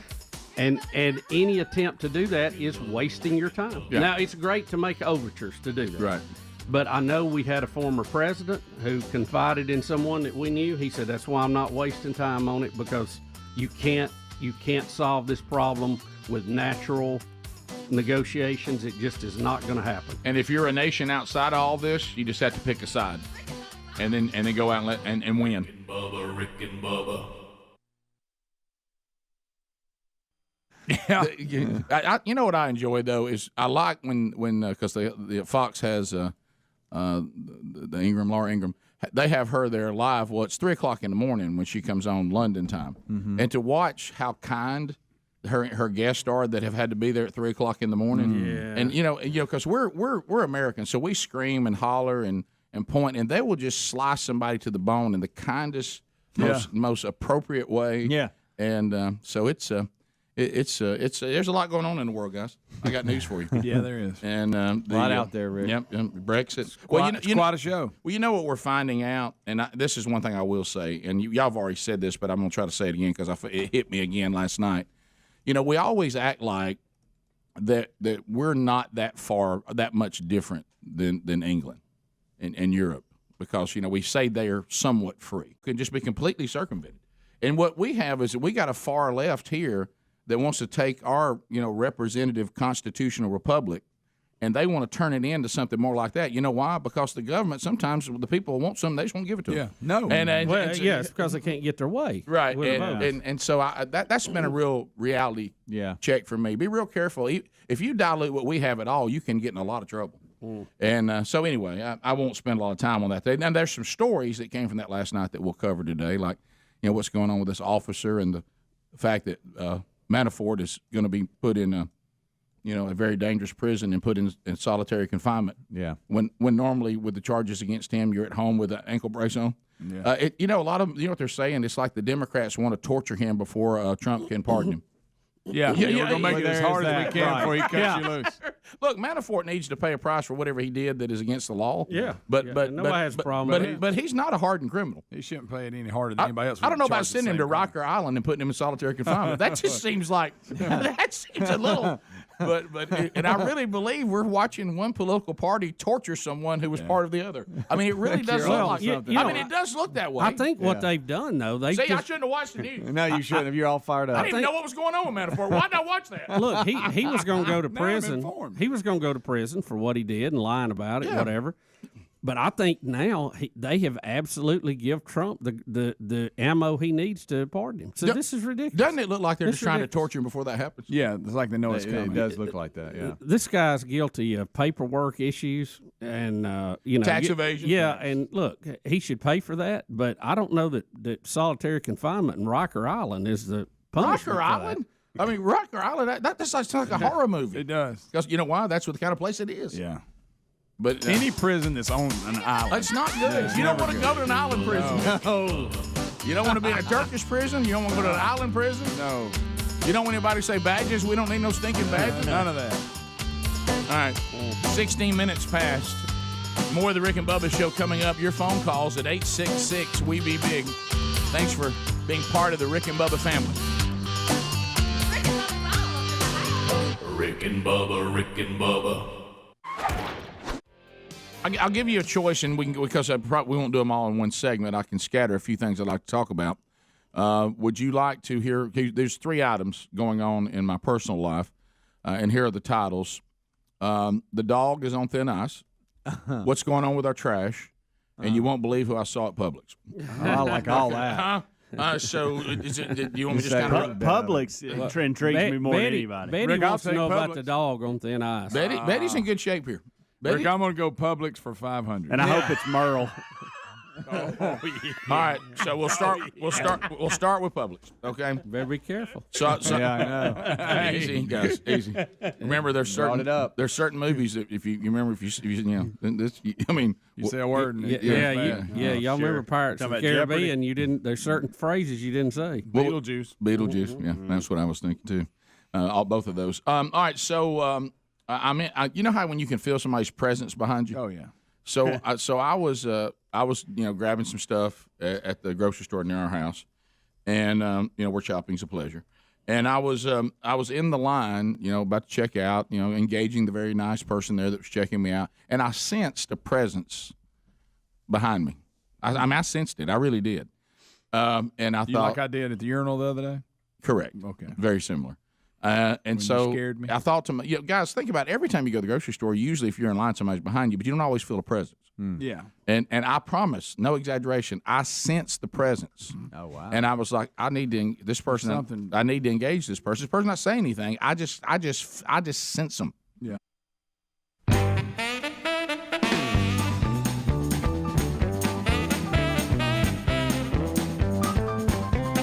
It is 35 minutes past the hour. The Rick and Bubba Show, 866. We Be Big is the number. By Raycon.com/Bubba. The happy birthday to Raycon. It's their anniversary, and 6 years they've been around now. You can go to buyraycon.com/Bubba. Use the special code birthday. They've got select products there that are up to 40% off. So look for those birthday products. Now you can get 20% off everything on the site, but and some of the select products are up to 40% off. So use that birthday code right now when you go to buyraycon.com/Bubba. Have access to everything that's on sale during their 6th birthday anniversary celebration. And you're going to love these earbuds. They're about half the price of the other premium audio brands. Our audience just has fallen in love with this product. And also, there you go, the additional 20% off everything. And then some of the items are up to 40% off with the code birthday. So buyraycon.com/Bubba, the code birthday. You got noise isolation, you got awareness mode, you got sound profiles, you got 32 hours of battery life. So find yours right now by going to rickandbubba.com under the sponsors or buyraycon.com/Bubba with the birthday code right now. Use the code birthday. Bubba, we do have Kennedy. We do have this ready to go. Now I want you to listen to this announcement, okay? He's decided he will not represent either party. And of course this is Robert F. Kennedy Jr. And here is the announcement. And Greg, I know you have a special sensitivity to this. So let's try to picture this for a long period of time. Here we go. Tough. I mean, it's Addie. Addie's waving there. So I was going to play it at 1.25 speed to make it better, but you want the actual experience. Oh, yeah. Give us the whole thing. The real experience. Yes, Okay, here's his real voice. At hotels and malls on the street, and they remind me that this country is ready for a history-making change. I'm sorry. They are ready to reclaim their freedom, their independence. And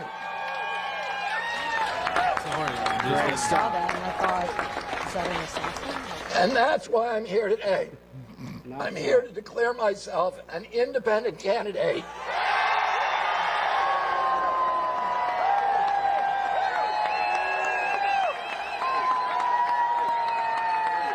Terrible work by the camera people. Yeah, really. I know your signs are important, but if you can't see your candidate on national TV, it doesn't help. Or much. read your sign. I felt like the sign was protecting us from it as well. It's like I thought for a minute they might be doing a white balance, and I thought, no, it's not going away. And what everybody tell us was wrong with it? Are you going to be him? Work on it, Greg. We're going to have somebody just going to do the impression.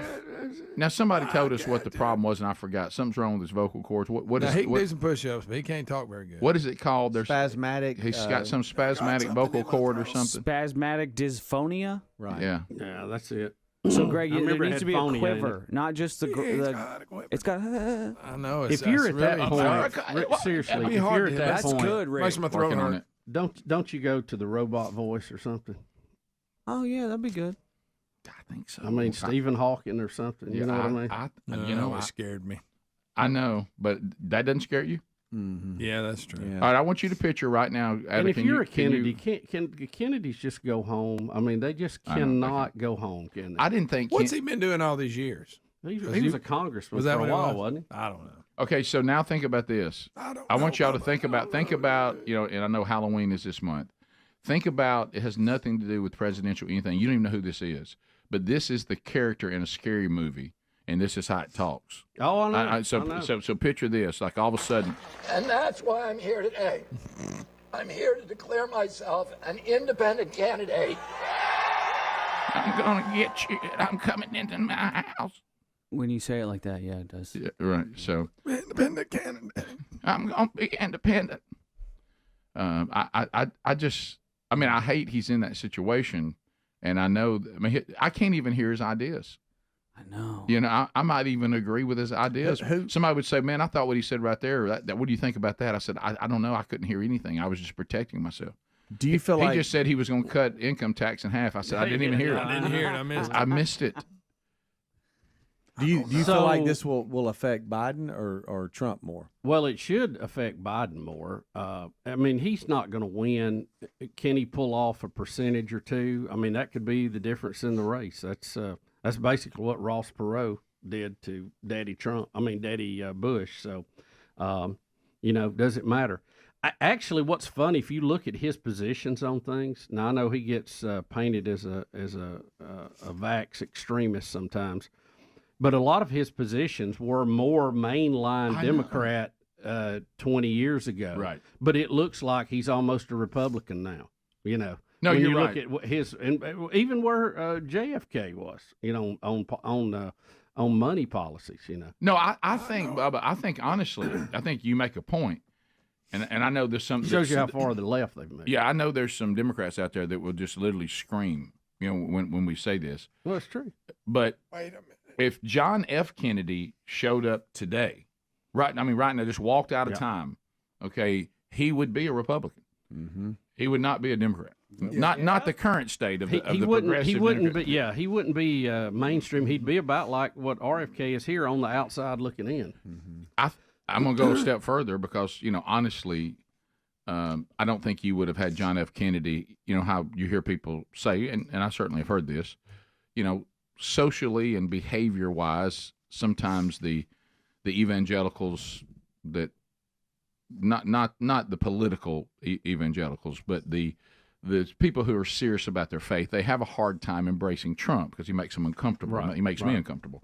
And we will say, but yeah, he's not an enemy of the church. He may not be truly part of the church, but he's not an enemy of the church. I think you could take John F. Kennedy, and I know he's Catholic, but I'm talking about whether he was a good practicing Catholic. You know, he certainly had issues with skirts and things like that. Yeah. But I think you would look at his policies and say, though he may not be living it out, he's not an enemy of the church. Right. You could almost hear.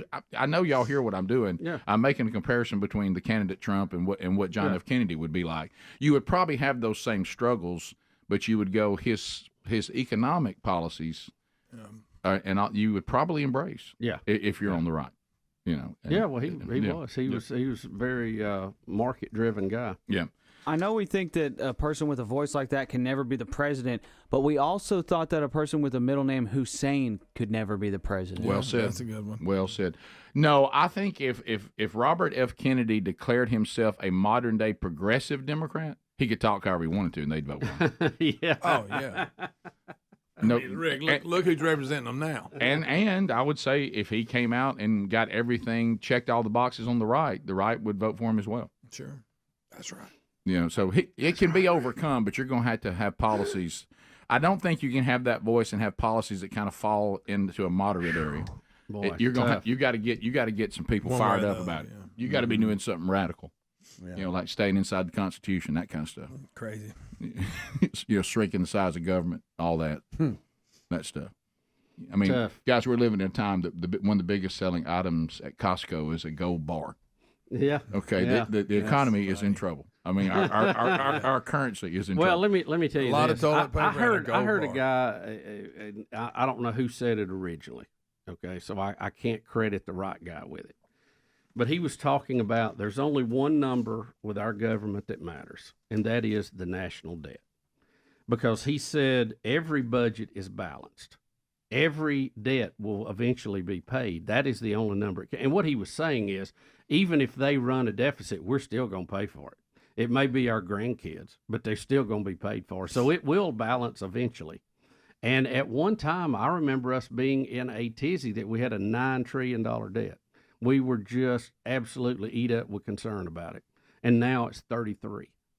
And the interest alone on that is going to be the biggest line item in our budget. So what do you do? How do you do? I know people think we're foreign debt and all that. Look, and we should just tell them, eat it. China is not even the biggest debtor that has invested in the U.S. It's Japan. And China and you roll all of them together, it's only about 20-25% of our debt. Yeah. So, and you know what the most of it is? It's our own inner borrowing, Social Security and all that stuff. So, you don't have a lockbox. Yeah. So if you decide you're just going to draw a line and call it even, guess what? You just ended your Social Security plan. Right. So we're in a giant pyramid scheme, Rick, that if you pull this in the private sector, they put you in jail. But we've allowed the government to do it and keep doing it. And I think, I'm speaking for myself here, I think the number is so gargantuan and I think so hard to wrap your mind around it. I know we throw it out there, but honestly, none of us, to your point, are willing to do what it would take to set it right. So I don't know what to do other than it will just continue. Well, it didn't happen overnight. Can't fix it overnight. But here's the first thing. You got to quit. The government has to quit spending money that it doesn't have. So they can't just keep giving everybody forgiveness on student loans. They can't just keep doing this. They can't keep giving it all over the globe. They can't do that. Can't keep buying military stuff we can't afford and don't use. You know, we got to be very, very particular with how we spend that money, especially this day and time. And until you do that and curb that spending and then let the economy catch up through growth over decades is the only way you're ever going to get close to getting this down. Exactly. No, you're right. We'll be back 15 minutes to the top of the hour. 866 We Be Big. More Rick and Bubba coming up right after this. Rick and Bubba, Rick and Bubba. And I turn around and I'm looking eye to eye with George Webby. Oh, no. Oh, yeah. What? Lines, Brazilian Jiu-Jitsu. Did you hope he didn't recognize you? Serious? I'm looking eye to eye with George Webby. Did he go, hey, funny man? Then I really thought that. I said, oh, no. George Webby's going to choke me out right here in this line. Oh, my goodness. And there's a moment where George Webby and I are just looking at each other, and he goes, how you doing? Oh, no. And I'm like, oh, I'm good. It's George Webby. Were you little Rick? And he was like, that's, and you know, he's just, his forearms are huge. His body fat is 0.5%. Yeah. You know, and his beard is perfect. Right. And his eyes just pierce right through your very soul. Right. And I was like, you know, there's the uncomfortable. You don't know how to say it in the situation of, you're okay with us, right? You know, it's just we're just having fun, right? Yeah, it's one of those. I tell you what. and then he looks at me, and you know how but the George Webbys of the world, they'll get you their message in the fewest of words. Oh yeah, Adler's beside himself right now. Look. Got his bush hog hat on for some reason. Right. Yeah. This is amazing. This is amazing. Rick Burgess is face to face with my jiu-jitsu instructor. Your sensei. My sensei, George Webby. And you got to look into his eyes. It's a Oh my gosh. it's a feeling. Oh my It's gosh. like looking into the eyes of a great white shark. I want to know this: has a smile ever crept across that face? What did he say to you about? Look, he goes, it's about us talking about it on the show. He goes, it's a good bit. No, that's what he looks at. That's all he said. First line, he goes, "How's Chris doing?" And I was like, Oh, wow. and see, that's George Webby's way of saying, "Be careful with Chris." You know, you can Because he's one of mine. He's one of mine. Yeah. Oh, really? That's what Webby's saying. Okay. You know, and then he says, "Yeah, I like that kid." Okay, Webby, I got you. I mean, you're communicating with me. Does he know I'm 33?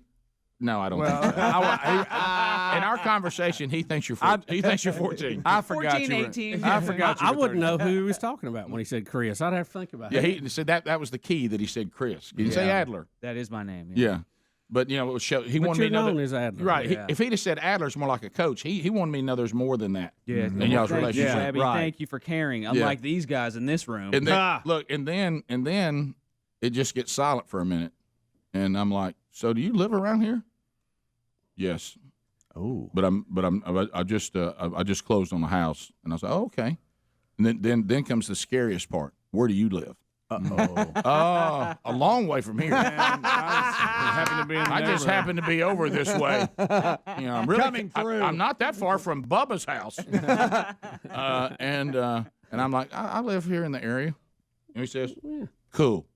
And I was like, that meant he's done. Now I'm like, all right, is this my George Webby exit? Yeah. Is that when you went? So just when I was exiting, I said, because I was terrified, I said, scary guy. hey, man, you know we're just having some fun. Oh, you did? I did, and he goes, it's a good bit.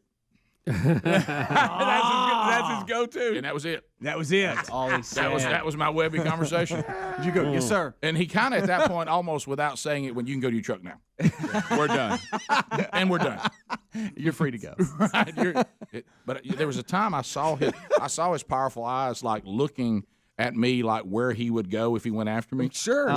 What his hole was going to be. Yeah, he sized me up. It's just built in him. It's just how he looks at the world, guys. Yeah. It's seriously Rick Burgess and George Webby looking at each other. It's like that cover from the movie where like Batman is looking at Superman and they're like nobody knows which one's going to do what. Yeah. Can I tell you seriously? Does he have an ounce of body fat? I don't think so. No. Yeah. No. I mean, he is lean and mean and a killing machine. Oh boy. Yeah. I mean, Hey, Rick, now I missed this. Were you coming out with groceries or was y'all coming in? we were in line checking out. I'm checking out. I got to know his healthy choices versus what you had. No, it was an interesting. Let me tell you what he did not have that I had. Let me tell you what I had a side of beef in his. Let me tell you what this one part of that is funny. He didn't go food, so I can't give you that. Okay. For some reason, Webby is short on paper towels, but I will. And we got the big pack, and we both had a big old thing of paper towels. Okay. So, They're handy things, you know.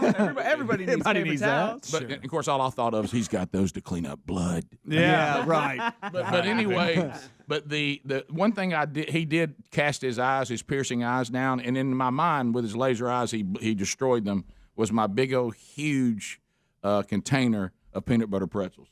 Oh, aren't those great? And see, that wasn't on my list. I saw that. right. I do the same thing. Look at there. Because you never know if they're going to be there. Right, you can't eat just one. Yeah. That's so good. That's so good. I saw him cast his Webby eyes on that, and he didn't care for it. He's like, Yeah.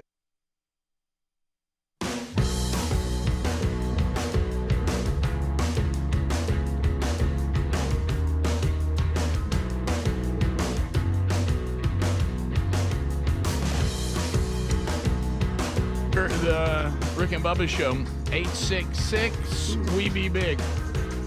We'll get into it. We'll cover a lot today. So let's run down a couple things to kind of update you. It's an active week with the manchurch.com, and there's man churches going on this weekend. You can find those. But I do want to pass along something concerning the conferences next year. There's 2 of them, one in Birmingham in February, one in Starkville, Mississippi in March. Samford University, Birmingham, Mississippi State, Starkville. I just got an update on tickets, and I told y'all, that make a move, don't get left out. The number right now, we have already sold more tickets right now than we sold in its entirety on the first conference. So, and the first one sold out. The reason why it's not sold out yet is because we went to a bigger venue and we went to 2 venues versus 1. But as far as number of tickets, we've already surpassed last year. So don't put this off, and especially this, and this is what the team wanted me to tell all of you out there that may be in leadership in your men's ministry, or maybe you're a minister or pastor, and you're wanting to do this. If sitting together in a group is really important to you, you got to move. Because, there'll be individual tickets that may hang around even past Christmas. But if you're wanting to sit in a group together, every day that goes by, that's going to be harder on you because of the tickets moving. So if you need to do that, go ahead and go to themanchurch.com, get that done.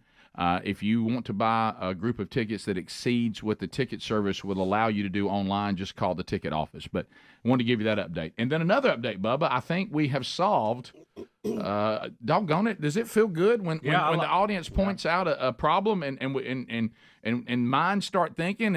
And one of the roles that we love, one of the titles that we have, I like that title of problem solvers. I love it. Yeah. I love it. It appears from the feedback we're getting, and that's what we wanted to do was thank you for your feedback on the podcast volumes. And we had some volume issues on that, and I think we've got that taken care of. Super Tom got to the root of that. So we appreciate the feedback, and hopefully that will improve your enjoyment of that product. Yeah, so if you're an archive person and you listen to the podcast archives, you made us aware that the bed music volume varied. It would get real loud, then it would be softer, then it would get real loud, while the dialogue, the talking on the show did not. So Super Tom, the engineer, and Bill Bubba Bussey, former engineer, but a problem solver in his own right, they put their 2 minds together and started looking, was there anything that we could possibly do on our end that might solve it? And it looks like we found it. Yep. So there you go. So if you had not given us that feedback, we would have never known we had the problem. Well, it was mostly Super Tom that took care of that. Yeah, right. But I saw y'all talking in your minds, and when he came up and let you know something that was different, that I didn't know was different. And, said, aha. And then we thought, oh, okay. So brilliant. Super Tom solved that, and the feedback we're getting from you now is that it's running smooth. The red flag for me is when people start saying we listen to other shows that archive their show, and their archives don't do that. Mm-hmm. And so we thought, okay, so. And then, I thought it might be the different platforms and the Bluetooth and all that, but we did find something that involved the bed music that could be at least tried on our end, and it looks like that was the problem. Yeah. So there you go. That's good news. And Rick, last night, caught a little bit of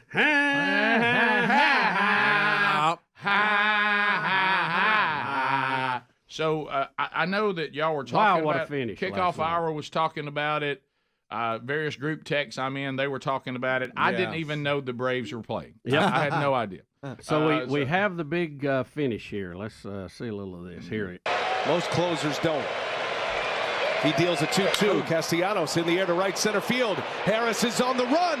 Harris at the track. He leaps and he makes the catch. Harper might be doubled up. The throw gets away. The throw to first. It's over. It's over.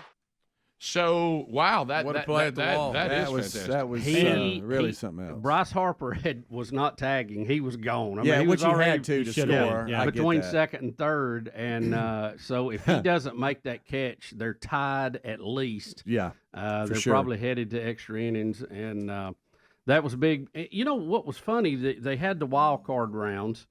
And the teams with the better records, better positions were sitting, waiting on those outcomes. And then they started the second round, and it was so funny. The teams that were favored and the home teams kept losing, including the Braves the first night. Mm-hmm. The Braves had a historic year. I mean, they've just set all kind of records all over the place. Wow. And then they open up with the Phillies and get beat and get shut out. Which is so typical. Oh, you score a bunch of runs. And every Braves fan was looking for that. So this was big. They had to have this one to carry the series back to Philadelphia. It's just a 5-game series. So they play 2 in Philly, and they're going to have one of those up there to bring it back to Atlanta. So that was big last night. It was. Austin Riley came through big with the home run to go ahead 5-4 in the bottom of the 8th, and then in the top of the 9th, that's what we just played. In the top of the 9th, Bryce Harper was on first, and then we played what happened. The Austin Riley home run was impressive too. He had a full count, and I mean he's battling up there and catches a slider, and he was off balance, hit it. And it just kept. It was high, and we're like, "Oh my gosh, is it going out?" We're like, "Go, go, go!" If you're a Braves fan, you were pretty frustrated a little bit, especially after Game 1. And then last night, it seems like we couldn't really get things going. Philly comes out pretty fast, and Wheeler, who's their pitcher, was just dialed in, and so we couldn't do a whole lot with him. But we got back. So a lot of we there. So I mean, you're full blown Braves. Well, I've always been a Braves. Yeah, well, fan. I don't play with them. I didn't know they were on the we relationship with you. Yeah. Yeah. So the it used to be appointment We've TV. all suffered with the Braves in our when we were family growing up. when I was a lot younger during the when they finally got good during the Bobby Cox years and all that. Yeah. And well, when we were down, and I don't now. I don't get to see them that much. Right. But it was good to see them make a comeback. When they were on TBS every afternoon. Yeah. Oh yeah. My grandparents loved it. My grandmother was a huge Braves fan. Yeah, it was appointment TV at our family. You were ready when the Braves came. Yeah, we were trying to keep the dugout as positive as possible last night. As Austin said, hey, he's dominating, but you got to stay positive. You got to stay positive. And so Adler, we can you did. find that clip of him hitting that home run? He's got it ready. Okay. Here, look at here, right? Here he comes. Riley in the air to left field. This is the crowd. On the run, Marsh. There it goes. Austin Riley. So they had a lot of big plays. Yeah. Oh yeah. What a game. Well, it was late. And you really can't appreciate that at bat, just seeing that home run, because he was struggling up there, battling. We did it. We did it. We did it. We sure did. We won. We were nervous though, but we got through it. Got it in. We knew we had to make a play there at the end. We were screaming, "Let's go!" It was really cool. Of course, they're just setting you up to break your heart, but yeah. We got to stay positive. Top of the hour. Rick and Bubba. Enjoy those later, aren't you, buddy? You know what I heard him utter? Meaningless calories. Empty. Look at those carbs. Look at those empty calories. Look at that processed piece of crap. He sized all your selections up. He did. Sure. He's like a shark. It's like a great white shark. It's like talking to a human great white shark. It was a very quick conversation. Yeah, but important. Good bit, Rick. Good bit. Do you not admit he said a lot in those few words? Yeah. Yes, he did. Bottom of the hour. I approved. We'll be right back. Rick and Bubba.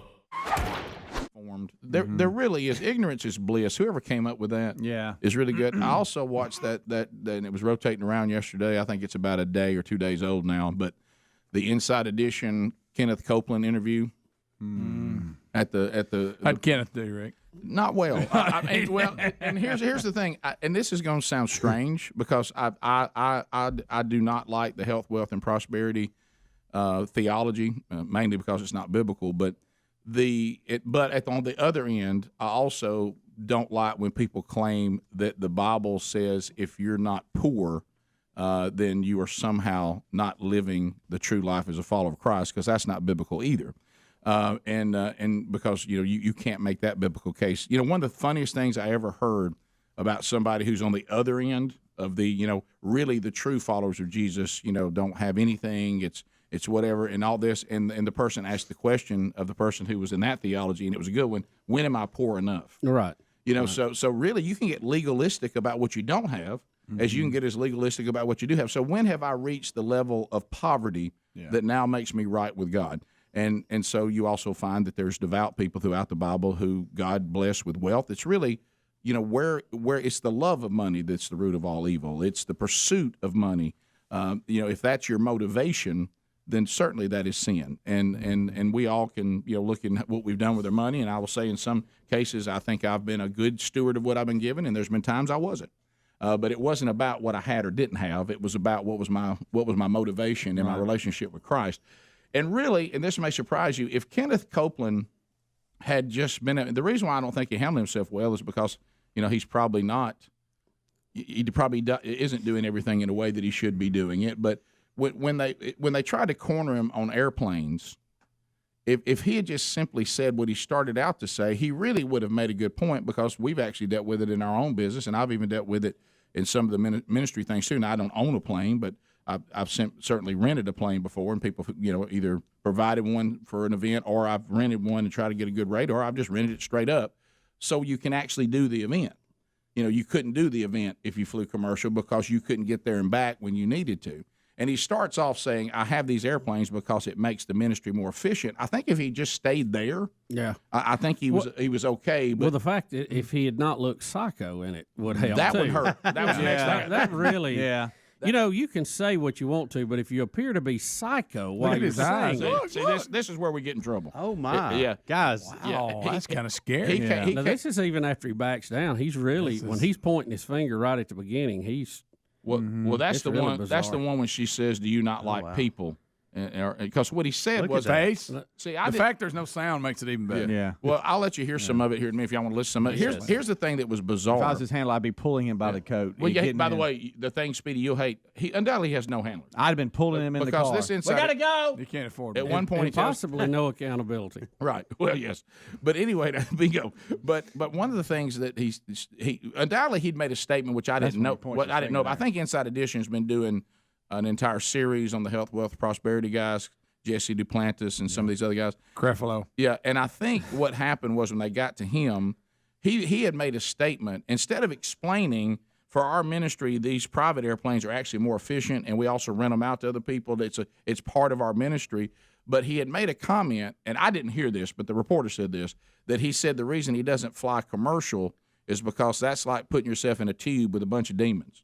Oh, I remember that. Yeah, we covered that. Okay, did we? Okay. Yeah. See, I that much. I mean, I don't remember us talking about. I don't recall that. Yes, I don't even know that. what context that would be said. But anyway, but then it turned into. Now I know some people that don't fly, and they are against the idea of being in the air. Right. I'll put it that way. But instead of saying what he should have said is, like one time he says, if you want to get to point A, like he said, I go to Peru and back, and I do this ministry all over the place. It is not efficient for me to fly commercial because I don't know if my luggage is going to get there. And he alludes to that one time. I don't know when I'm going to get there. I certainly couldn't do as much as I'm doing. It just is too limited. But he didn't do that. He acted like that also inside there, you're in there with demons and everybody in sin and everybody. Yeah. And so, and at one point he brings up. But doesn't he have like 4 or 5? Don't he have like a little Air Force? Well, he clarified that he has 3. 3. He just bought the Gulfstream from Tyler Perry, who he said gave him incredible. He said Tyler Perry gave me such a deal on this, I had to buy it. Yeah. And then he said that he also still has this citation, and then he goes, and we got this little plane, that we do, and he just kind of threw it off like we don't fool with it much. But the problem is when he got into she asked him, she said, well, my grandfathers are both pastors, and they always disdained people like you that used your ministry basically to take money from people.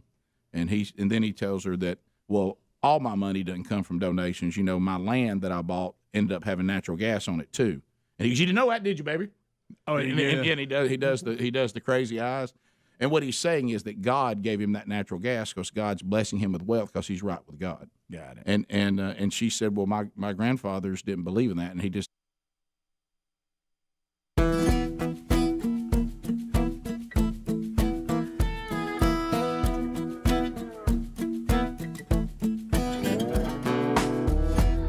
It is 6 minutes past the hour from the No Name Studio, the bleeding edge of technology, from Sweet Home, Alabama to the rest of the world. It's another hour of the Rick and Bubba Show. Speedy, the real Greg Burgess, Helmsy, Eddie Van Adler, all here today. Welcome back, Bill Bubba Bussey. Rick, glad to be here, and thank all of you for tuning in to the little party we call Rick and Bubba. Rick and Bubba, so let's get a little look-see. So you look at things that are going on in the world. President Biden.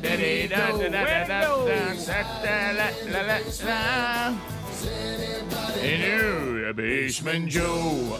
Now, the current administration wants us to know that the greatest threat that we face, you today, as you wake up in this country, your government, the administration that is in charge, continues to say that the biggest threat that you face today, Speedy, the biggest threat you face, Helmsy, the biggest thing you face today, Greg, Bubba, Adler, is climate change. There is nothing that is going to do more damage to you today that you should be concerned about than man-made climate change. How dare you? So when you look around at all that's going on in the world and how unstable things are, it's a lot there. You want to go back and maybe check in again with the president, with the administration, and say, hey, does President Biden still believe that climate change is more frightening than nuclear war right now? Yeah. And this will be asked of John Kirby. So here we go. I want to play this soundbite for you that is just last month in Vietnam and ask you if this still holds for the president. Watch.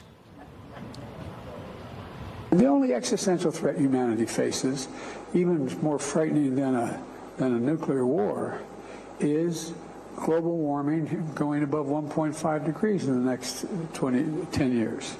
Given all the nuclear players in these two areas where we are now engaged, John, does the president stand by that comment? Absolutely, he does. Climate change is an existential threat. It could, it actually threatens and is capable of wiping out all human life on Earth over time. I mean, I don't know how more existential you can get to that, but that doesn't mean that we walk away from our obligations, our national security interests in very dangerous parts of the world. John, You mentioned he said it was more frightening than a nuclear war. Is that it's more frightening than a nuclear war in this moment? The president believes wholeheartedly that climate change is an existential threat to all of human life on the planet. That's just science. That's a fact, Martha. But it doesn't mean that we turn our back on the other challenges facing this country and our allies and partners around the world. You know, John Kirby's thinking to himself, because I think he's probably a semi-intelligent person, being he was an admiral at one time, that he's thinking, gosh, I wish he hadn't said that. Gosh, I wish he hadn't said that. I got to put lipsticks on this pig. All right, so based on that, let's have a look-see at 1D. Now, keep in mind, while John Kirby, like you say, Bubba, is trying to put lipstick on this, here's the crowd at the border right now, and you'll notice which Speedy's made the point, Adler's made the point, a lot of talk show people making the point, and that there is an overwhelming number of males that are military fighting age pouring into the country. If you look at this group, it's hard to even find a woman and a child in this group. I don't see any. I'm sure they're there. Looks like an invading army to me. It looks like an invading army. Now, remember, climate change and the temperature going up 1.5 degrees. He said 20 years first time. They thought that's not scary enough. He literally changes midstream and changed it to 10 years. You think they would park every military vehicle there is out there today? He would get his pen out and say, park everything we got. Right. Because this is the biggest threat. It's not our enemies. It's global warming. Yeah. It has nothing to do with the giant ball of fire 93 million miles away from us that heats everything on the planet. And the slightest variation will give you way more than that in temperature change. Now, what's going on with Israel and Hamas, that should not worry us as much as man-made climate change. So here is 1C. We should not be concerned about this, even though 151 people on the terror watch list have crossed our southern border. But we should not be concerned about that. Here we go. That's 151 people on the terror watch list. 151 people on the terror watch list have crossed our southern border. Given the fact that U.S. and Israeli intelligence did not pick up on this terrorist attack that happened in Israel? What is being done to lock down those individuals who now are somewhere in the United States? I don't have any specific law enforcement actions to speak to today. Obviously, we monitor threats to our national security from inside and outside the country, all in real time. Law enforcement and intelligence community are watching as closely as they can and monitoring this. I would say, look, there's going to be a time and a place for us to take a look at the intel picture and what was known, what wasn't known. That's not the time now. The time now is to support Israel and make sure they have what they need to defend themselves. But are we more concerned about attacks along these lines by terrorists here in the United States, given that we have 151 new people in the country who snuck across the southern border? Always concerned about terrorist attacks on the American people here at home. That hasn't changed since 9/11. It's not going to change under this administration. Then why is the border wide open? Right. It goes back to this. It's tough, ain't it, John? This is the same people that told us that a virus and a pandemic was death to all of us while leaving the southern border open and not letting people go to work, go to school. We weren't supposed to get near anybody. We were supposed to wear 8 masks. We were supposed to wouldn't let highly trained, very physical tennis players in the country, but thousands and thousands pour over the border with no documentation. We're supposed to get booster number 8, and all of this while the southern border just was wide open with people coming from who knows where, unvetted, who knows what kind of health they have. So, see, it sends a weird message that when they tell you to be concerned about something, but they want to address one of the areas that could be addressed easily. Pretty easy, yeah. That could make that situation less daunting. Yeah. I don't understand it. So you can only come to one conclusion, like we said yesterday, either naive, stupid, they're not that naive. Stupid, or diabolical. I think it may be that. So I mean, those are the only 3 choices based on that. So also we shouldn't be concerned about it all. We got 3A here, and oh boy. So this 3A. Now keep in mind, we should not be concerned about this. We should be concerned about man-made climate change, right? And something that may happen either in the next 20 or 10. We don't know which one it is. Right. So here is a devout Muslim. Now this is in New York City, like this week. Yeah, New York City, and these Times Square. And these are his words that we're not adding anything. This is a speech going on in Times Square in New York City, not on the West Bank, in New York City right now. We're done being tortured and hurt and judged. This is the correct religion. This is the religion that all of humanity needs to be a part of, Islam. And we will not stop until it enters every home. So I want you to repeat after me. I want to hear it in every single district. It should tremble. Brooklyn should hear it. The Bronx should hear it. Queens should hear it. Say it as if the Ummah depends on this, my brothers and sisters. La ilaha illallah.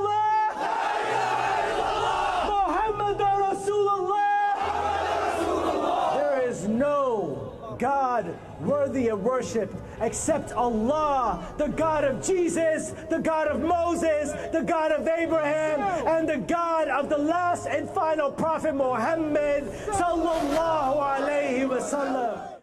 So that's in Times Square. But you know, I find myself concerned about man-made climate change. Yeah, I've been real worried about existential that. threat. I have footage of pro-Palestinian protesters in Times Square, pro-Palestinian protesters in New York City, in London, outside the White House, in Florida, in Seattle. It's everywhere. But that's not near as fearful as man-made climate change. That's right. If you applaud this, you are applauding terrorists. That's straight up terrorism, killing civilians. We'll be back. More Rick and Bubba coming up. Rick and Bubba. Well, I'm sorry, all due respect. Anybody that thinks I shouldn't be wealthy, biblically, is just wrong. And then he tries to say because Abraham was wealthy, if you're the seed of Abraham, then God's going to make you wealthy too. That's not just for Jewish people. And he said, when you see Jewish people all caught up in poverty, and she goes, well, that's what you saying, Jewish people, all they care about is money? He goes, no, but I tell you one thing, they ain't poor. And he starts going into all, it's really weird. It's very. I saw his eyes waving. The problem they run into, my problem with them is I think they prey on the poor, and they go to these third world countries. And I'm not saying that they don't do any good, so don't hear that. But they go into these third world countries and they drive in these Mercedes and they fly in these airplanes and they wear these expensive suits and they tell these very poor people that if they'll just give what they have to them, God's going to make them wealthy too, if they have enough faith. Now you always throw that in there. So if if it doesn't work, you just keep going. Well, I mean, you just must not be doing something right. Believe it. You don't believe it, and so when you get there, that's when you leave the biblical truth. There's nothing wealth in of it. And she brought up and he was actually right on this. She didn't understand the Jesus saying it's easier for a camel to go through the eye of a needle than for a wealthy person to enter the kingdom of God. He actually explained that correctly. He said, but you're missing the part where he says, but everything's possible with God. Yeah. Meaning, he's right. It's just saying, Jesus is saying what's difficult about the wealthy is they don't think they need me. When you go to a wealthy person. Well, they depend on themselves, so they don't. And they start putting their trust, as you said, right, in their wealth and their power as opposed to in God. Right. But what Jesus is really saying is, but God can save anybody. Yeah. No matter how difficult or hard you may be, in the presence of God, redemption is available to everyone. But he kind of came across because of his crazy eyes, and he commented how pretty her eyes were one time, and he kept calling her baby, and he just kind of came across as a creepy old man who's robbing people from their money. I mean, that's the way it looked in the end. And but let me be clear, he had some valid points that if he just communicated them better, he probably could have got out of this interview not looking as bad as he did. Yeah. But one of the reasons he maybe came across bad is we actually saw who he really was. Yeah. He wasn't prepared to actually do what he, if he had just said, hey, look, I made the comment, commercial airline, all I meant was there's a lot of things going on in that airline. He did say that. I don't want to be on there with a bunch of drunks. I don't want to be part of this. But he should have said, it's also not efficient for the ministry. This is a more efficient way for us to get to more people, do more ministry, and do more good. We also rent these planes out to other people that helps us pay for them. And this is a decision our ministry made to be more efficient as the ministry, and there's nothing sinful about that. Thank you for your time. Yeah. Now, if he'd have done that, and then the handler pushed him in the car and closed the door. But then see, he goes on 11 minutes with her, and that's just too long for that kind of interview. Not when you look like you're psycho. I know. If you see the interview, and that time she claims that he didn't love people, and he gets that finger in her face, you better not see that. Oh, my it looks like he's about to choke her or something. Look, he kind of came across as a wacky old man. You mean he kind of showed who he was? Yeah. We'll be right back. Rick and Bubba. Dothan, Alabama, listening on News Talk 103.9 there in Dothan, Alabama. Those you'd asking about, we'll put in show notes this interview with Kenneth Copeland. I mean, we didn't play any of it, but I will tell you this. I actually, the first time I saw it was yesterday, and I was signing copies of the new How to Be a Man, so I was with Andy Blanks. And Andy suffers from the same thing Speedy does, secondhand embarrassment. Yeah. And he asked that we turn it off. He said, I can't watch this. This is making me so uncomfortable. Lisa, thanks for your call. Lisa, how you doing? I'm good. How are you, Rick? Fantastic. Good. Hey, about that Kenneth Copeland, I want to say this. People need to remember that man is a different generation than even Rick, okay? He was pretty much ambushed, totally off guard, as he was going about his private life, doing whatever he was doing.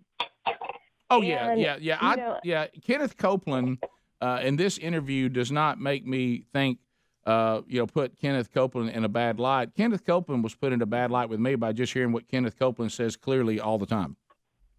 Yeah, he's never been one of my favorites. I totally reject. Just a touch of Jerry Lee Lewis. Kenneth Copeland's theology is a false theology. Well, that may be so, but there's a time and a place on how to do things, and sometimes God just outs you to try to get the truth out of you, where everybody can see who you really are. Well, I wish they'd spend a little more time on these politicians that are able to just dip right into the coffers and take from us. I mean, if somebody gives freely. All right, here we go. 21 minutes past the hour, first phone troll of the day, and those lines are open. The real Greg Burgess on the phones right now. 866-WE-BE-BIG. Numbers get you to the show, and because we have the big, giant 10 lines ablazing, it gives you more opportunity to get in, and so you get in quicker, and then the old troll, that old friend, your buzzer, will buzz, and that'll keep things moving. So if you are in line, and I don't mind being in the line if the line is moving briskly. So it will be moving ahead of you. No meaningless shout-outs, no shameless plugs. All those will receive the buzzer as well. This is your time to make a comment, ask a question, or bring information to the table. Move now. All 10 lines are ready, and Greg's taking your phone calls. I mentioned last hour the Man Church back out on the road this week. We had an active weekend with guys from the show, and now here's guys from Team Man Church going out this Saturday. First Baptist Church, Crestview, Florida. Andy Blanks will be speaking. They're doing the men's discipleship strategy there. They're working through our small group curriculum, and Andy will be there for their next gathering for the High Challenge part of it. Coming up this weekend on Sunday the 15th, Mangum Baptist Church, they're doing a double play. Got Rich Wingo and Blake Prime will be there for their Man Church, and they're rolling into another curriculum. Rich and Blake will be there to kick that off. Also on the 15th, Twickenham Church, Huntsville, Alabama. Scott Dawson will be there, and you can find those by going to themanchurch.com, plug in, and be part of those coming up this weekend. All right, so let's get started. Let's go to Derek out of Springfield, Illinois. Derek, welcome to the Rick and Bubba Show. You got 30 seconds. Go right ahead. Hey, guys. So I would like Adler, if he has the chance, to look up the clip from the movie The Black Knight. It was the Queen's speech, and it sounds really a lot like the RFK speech. Oh, really? So the Queen's speech from what's the movie? The Black Knight. It was a movie from Martin Lawrence, the comedian. It's clean, but it leaves you less than inspired. Okay, and you're saying it sounds very similar? In my opinion. Okay, all right. So we'll look for that. And Adler is on that. 866 We Be Big is our number. If you want to join us now, lines are available. And I don't. Is that because The Black Knight also is a Batman movie? Yeah, right? that's what I thought he was talking about. That's The Dark Knight. Yeah, this is The Black Knight, Martin Lawrence. And here's just a quick clip of what that guy was talking about. All right.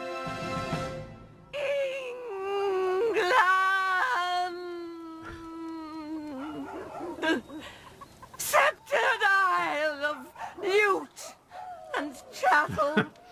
There you get the idea.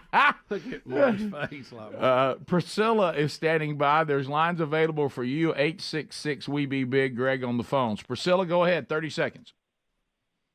Good morning. The fellow you were talking about with the shaking voice, Yes. I believe Katharine Hepburn had that same affliction. Did she not?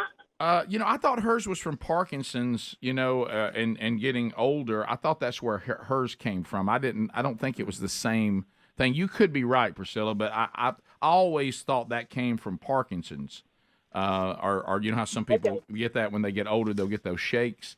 I didn't think I didn't think it was the same thing. Now, I could be wrong. I'm not a medical doctor. I think you're right. Essential tremor. Yeah. As part of that. Yeah, and the last time we brought up his voice and I was doing some research, they said his condition, it could be early signs of that developing into Parkinson's, but not in all cases is what I saw. Okay. But that's not a given, but could be. Okay. All right. So that has been talked about, but we don't know if it's true. or not. Correct. Yeah. Okay. But what he has does break down the nervous system. There's a breakdown between, and it affects the vocal cords. So yeah. But that's not the same thing that Katharine Hepburn had. No. Okay. No. So that I think that's a different deal. Yeah. Also, we have other stories come up. We actually have come up in the next segment. Apparently, some of the things that have been going on in the reporting that has been going on, that we have a guy who finally has had enough of it, who works actually for a network, talking about them, and we'll hit that coming up in the next segment. But so when you're watching when you get into this Palestinian, Jewish thing, they need to just report and tell us what's going on. But there's always that, and it seems to happen every time, because we fall into this trap to where the terrorists will go in and they'll make these terrorist attacks, and then they fall back and they begin to talk about how mean Israel is as they respond. Right. And I think somebody's going to take issue with that coming up in a bit. Kim out of Opelika, Alabama, listening to us on I-92 WLWI. Kim, go ahead. Hi. Yeah, I just came in on this. Don't know how long y'all have been discussing, but I learned years ago, my grandmother had the same thing that Audrey Hepburn had, and it was called dystonia. Yeah. It is a form of essential tremor, yeah. But I have a whole side of my family. It's actually a genetic thing. Some it affects their hands, Yeah. and they tremor, and some it's the head, and some it's just the voice. But it's not, a debilitating type thing where you can't swallow. Or Yeah, I see what you're saying. Okay, Patrick in Alabama. Patrick, 30 seconds. Go ahead. Hey, guys, I'm a deer hunter. I'm riding my tractor right now, plowing fields up, but y'all talking about this time change. If it gets dark at 8 o'clock, we won't be able to sit around the campfire and have a cocktail and cook. Well, I will say this. Where do you live? What state? I'm from Orange Beach, Alabama, but I hunt in Bullitt County, Alabama. Yeah, well, see, because of the changing of the seasons, you won't be at daylight at 8 p.m. No, because 5:30. Because it'll be fall and winter. 5:30 should be the sunset normally, but with standard time, it's 4:30. Right. You're not if you stay on daylight savings time, the seasons still change, and the days still get shorter, and it still gets dark earlier, just not as early. Yeah. Right. But it's not going to be light at 8 o'clock at night. It's where you live. We're just trying to avoid You will have a normal time of sunset because that just gives you no time to do anything in the afternoon. You'll have a normal sundown that feels around, like we said, 5:45, 6 p.m., something like that, as opposed to 4:45. Bobby in Huntsville, 100.3 The River. Bobby, go ahead. Good morning, Rick and Bubba. Thank you for taking my call. It's our pleasure, Bob. Of the three that I'm going to give you, the national debt, internal terrorism, or global warming, which do you think is the worst that we're facing or will face in the future? Give me those choices again. Again. The national debt, internal terrorism inside our border with everybody flowing over, illegal, right, or global warming. I would say internal terrorism. Yeah, I would say the border is much more. I mean, I'm facing danger from it like right now. Yeah, more than any of those things. That I would may say or it's may more not affect the important future. than Ukraine or anything else we're doing abroad. Did you see the Babylon Bee Ukraine thing? Yes, yeah. Let's go to Cass. Cass, go ahead. 30 seconds. Hey, how's it going, guys? Good. Great. I want to go down the rabbit hole a little bit this morning. This is a topic that came up among me and my boss and a couple of other people. So we were looking back at videos from the 50s. There's a topic that keeps coming up, and it's depopulation. It seems like every 15 to 20 years, people say that this planet cannot support the number of people that are on the planet. Right. So playing naive here, I just kind of wonder, what do you think the motivation behind the depopulation idea is? Why they? I mean, some of them may actually believe it. It's just a bunch of numbers and speculation that has never been proven. Right. As a matter of fact, Elon Musk, who I have a lot of respect for and his engineering ability, has said we're underpopulated. Yeah, your question though, why do they want us to think we're overpopulated? What's the agenda? And that's a deeper dive. I agree. We'll come back bottom of the hour. Rick and Bubba, Rick and Bubba.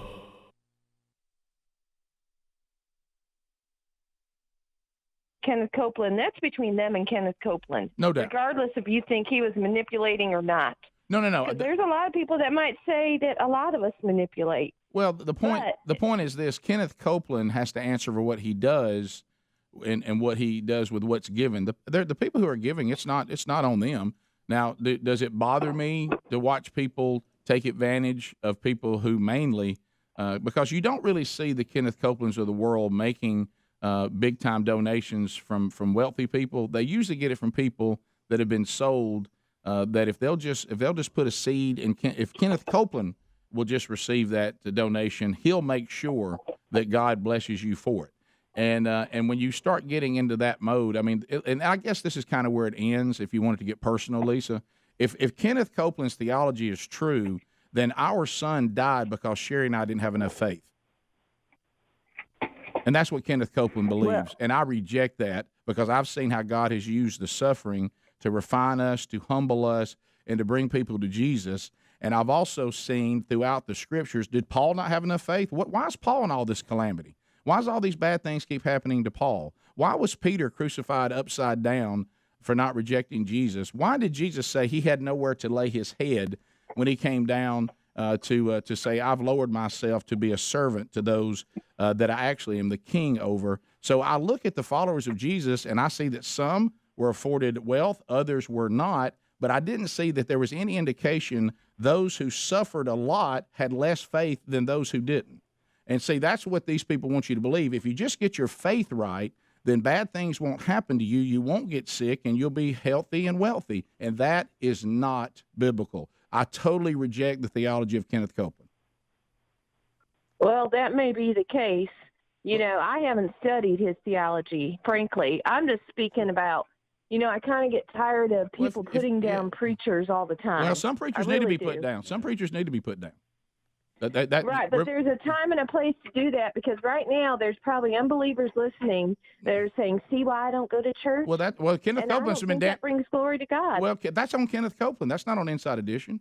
I mean, you have to understand. I know, but that's also on us for arguing publicly about it. You know what I'm saying? We just got to be careful. Understood, but there's one thing to have foolish arguments, and then there's one thing to say, hey, we need to clarify some things that we do not believe are truth. And we're always called to take the false theology and to reveal it. And as Adrian Rogers said, you know, when you're looking for the adversary, never fail to look to the pulpit.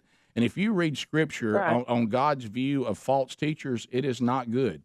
And so there's nothing wrong with pointing, if you can clearly and biblically, to a point in someone's message and say that isn't biblical, and I can give you the example of why it isn't. There's nothing wrong with that. Now, to get in foolish arguments about secondary issues that are not salvation issues and all of that, then certainly I understand what you're talking about. But I appreciate your call. Thanks.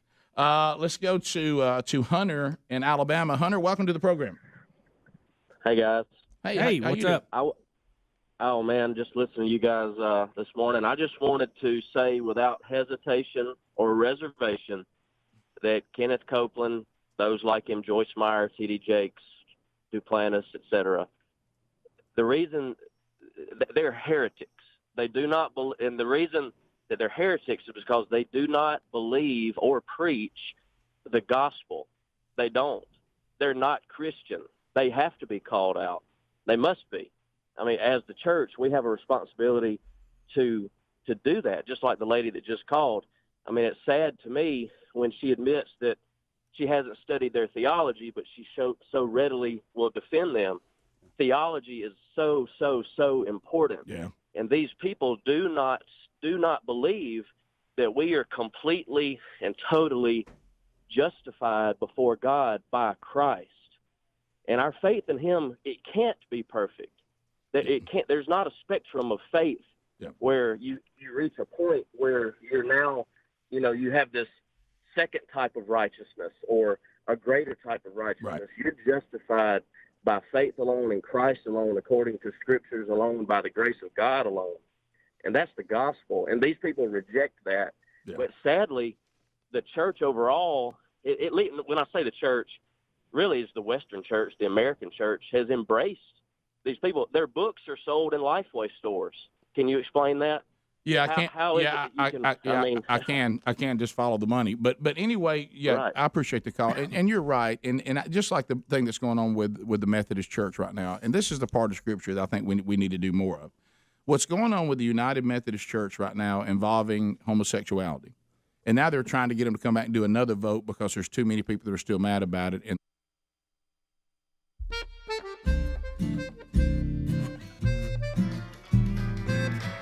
35 minutes past the hour, the Rick and Bubba Show, 866. We be big as the number, carshield.com/Bubba. Don't take a risk when it comes to driving an out-of-warranty car. It's only a matter of time before the vehicle's in the shop costing you thousands. Auto repair costs are up nearly 20% from last year, like everything else. 4 times the rate of inflation. So, hey, that feels good. That feels good right there. So if you're in an unexpected breakdown, and that happens today, and you if you had carshield.com/Bubba, and this was a covered repair, guess what? They pay the ASE certified mechanic of your choice directly. You'd have access to courtesy towing. You'd have access to a rental car, and you'll always have 24/7 coast-to-coast roadside assistance, and they start at as little as $100 a month, and no long-term contracts and options to fit any budget. So go to carshield.com/Bubba. That's also going to pick up some savings for you, 20% off. Or you can call them 1-800-451-7776. Mention the code Bubba if you do that. That'll also save you 20%. You'll always be prepared for the unexpected. Find the link also at rickandbubba.com under the sponsors button. So before we move, I will say one thing to the guy that called because we ran out of time. The motivation for the depopulation people are trying to pretend the earth is overpopulated.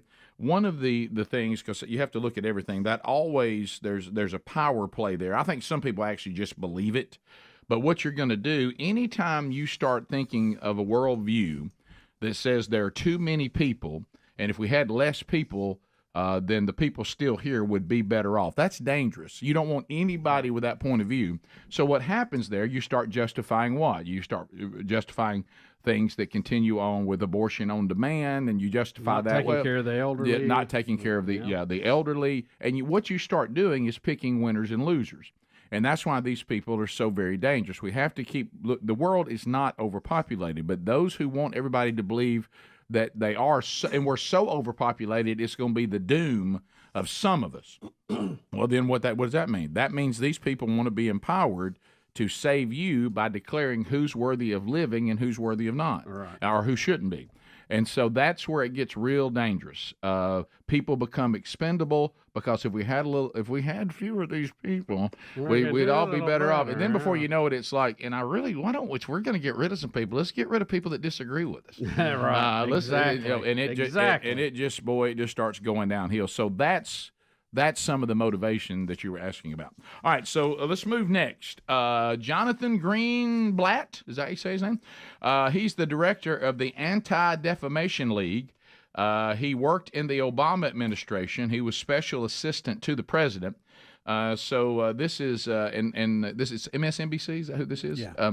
So he's going to take issue. This is certainly not a right winger or anything like that. I know Mark Levin has made some similar points, but of course he's a staunch conservative. So Mark, he's got some agenda. But here's somebody that worked in the Obama administration who's going to take MSNBC to task over some of their reporting. So here we go.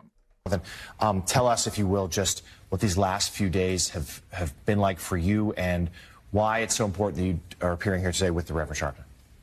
Well, so I will be honest and maybe a little more vulnerable than I normally would be. These have been some of the hardest days of my adult life. I don't ever remember a moment like this. I have family in Israel right now under siege and being deployed to the front lines. I have staff who can't locate their family. I have friends who are gone. And I think Ambassador Danone put it well in a context that Americans can understand. 9/11, the evil that was perpetrated here. But the scale, Jonathan, the right comparison is Nagasaki. This was like an atomic bomb. And as 40,000 people were killed in Japan when they dropped that bomb in Nagasaki, so too were the hundreds upon hundreds of people who were killed in Israel. And so while I am sad and trying to cope, I'll be honest, I am angry. I am angry with the world that allowed the dehumanization of Israelis and sanitized the terrorism of Hamas. I must say, I love this show and I love this network, but I've got to ask, who is writing the scripts? Hamas, the people who did this, they are not fighters, Jonathan. They are not militants, and I'm looking right at the camera. They are terrorists. It is a barbarian who rapes and brutalizes women, who kills children in front of their parents,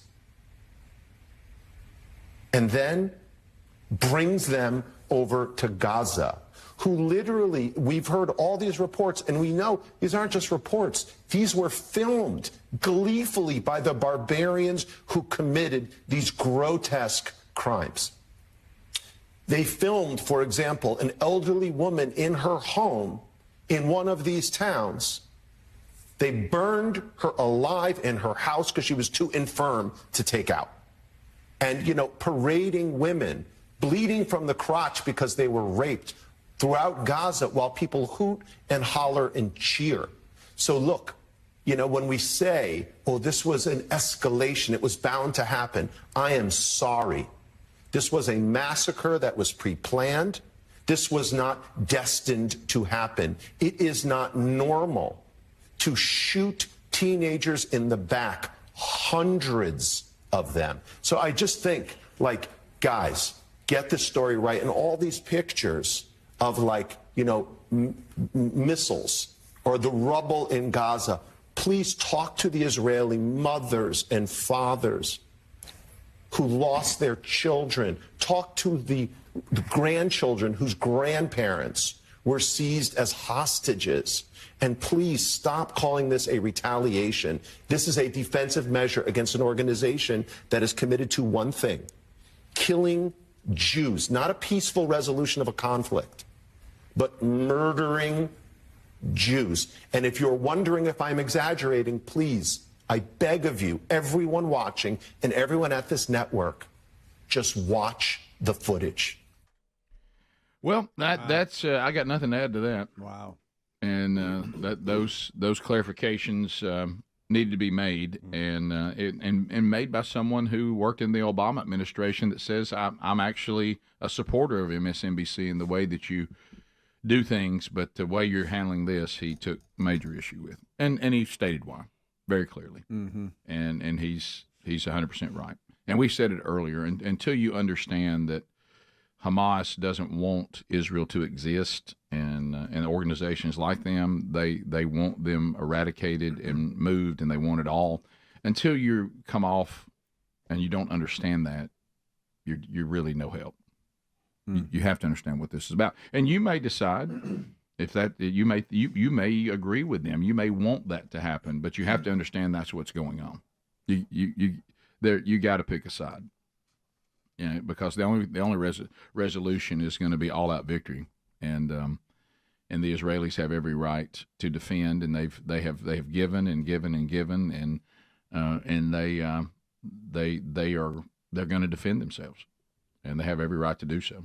And we really don't have a right to sit in the stands and coach them. And Hamas knows that, and you can see they'll do the thing where they start hey, let's try to negotiate or whatever. And I think the thing that I don't know if they forgot it. I don't know if enough time passed, and maybe they started thinking things were different. But the Israelis, when you take their people hostage, that does nothing to stop what they're going to do. They have an understanding that if you're taken hostage, that your nation is coming to destroy the enemies that took you, and it may cost you your life, but you can't use that against Israel. They just don't allow it. You can't go, hey, we're going to sit here and hold this person, and you're going to be stymied and sit here and stare at us and go, what should we do? What should we do? When they go, they go. And they don't finish till they have beat down the attack and think they have it handled.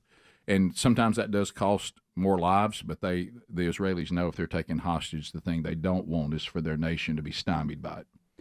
And anytime Israel goes out of their way more than any other army in the world to avoid civilian casualties, they will do a warning explosion on the rooftop of a building. They put out radio announcements. They put out intercom announcements. Hey, we're going to bomb this building right here, so get out. And Hamas hides purposefully behind civilians to up those civilian casualties. They use human shields, which is a war crime. And the footage that the CEO of the Anti-Defamation League was talking about, these people upload themselves. They film it, like she said, gleefully film it, and they put it up on social media. They're doing it themselves. We can see it. And when you see who's wearing masks, who is hiding, if you don't think you're doing something evil, you don't wear a mask. Look at the people that are wearing masks, and it's the Palestinians and Hamas that are doing this, and it's just so horrific and terrible and sad. It's just crazy. Yeah, and the innocent people on both sides of this that get caught in it that really are just trying to live out their lives. But, it's at some point you have to rise up and say the people that keep getting us killed, you overthrow them so you don't get put in that situation. We'll be back 15 minutes to the top of the hour. More to cover on the program today, so there's just some updates on that ongoing conflict in the Middle East. We'll be right back. Rick and Bubba, Rick and Bubba.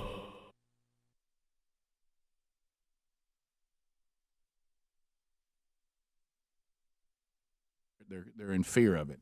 What they should do biblically is to take those that are violating Scripture and remove them from the church completely.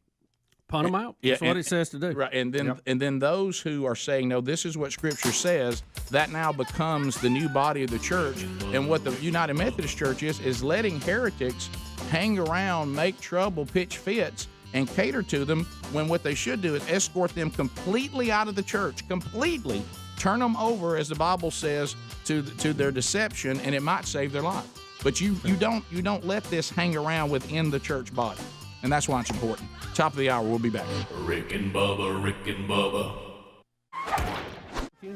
As we close out last hour, we've hit a number of topics, by the way, if you just now joined us. Speedy did not represent well as a veteran father. We call it the trip of bad decisions. God. He went from his kid was supposed to arrive an hour and a half, 30 minutes earlier than required by the coach, to being 5 minutes late. And a couple of bad decisions on his traveling.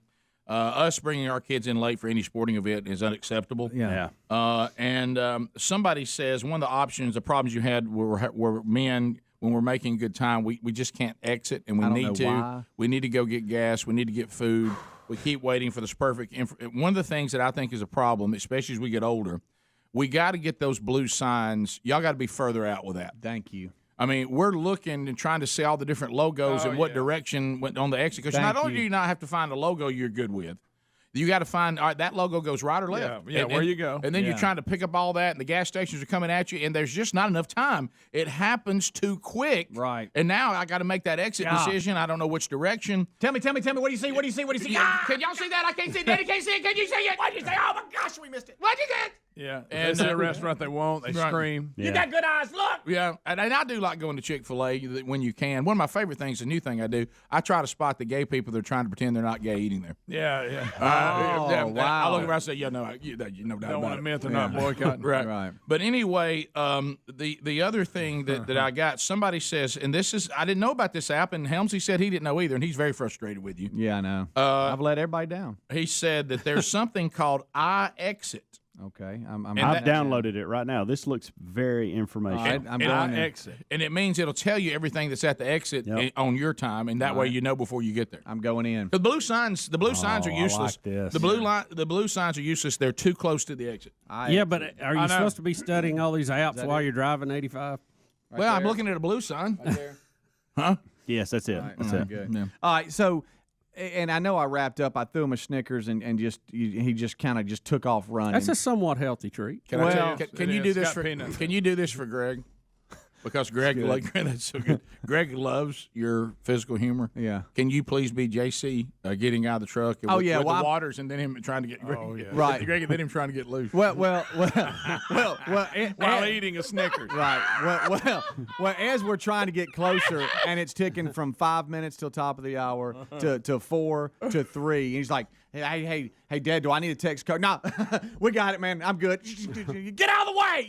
Now you're panicking, and you're thinking, why have you caused this on yourself? It's just a trip of bad decisions. You didn't need any of this in your life. You left in plenty of time. Right. If you'd have gone with your gut feeling, everything would have been okay. Right. And so we finally, and if you've ever been to the East Cobb Sports Complex, it's a tiny parking lot. Everybody's dragging in bags, and they're taking their time. Half of them are hot and sweaty, walking like a seal. And it's like, just would you get out of the way?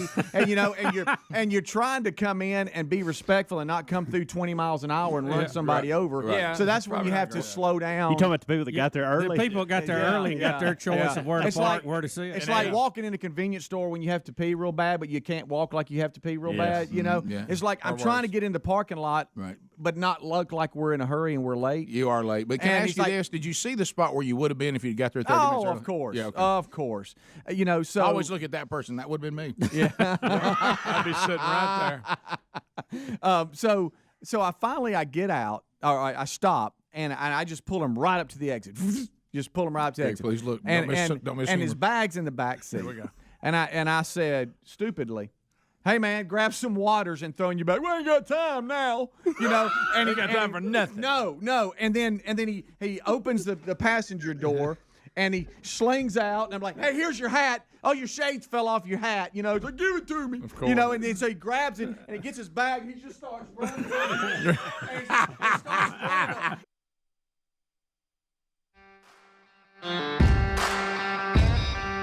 9 minutes to the top of the hour, the Rick and Bubba Show, 866 We Be Big. Thank you for being with us today as we move forward.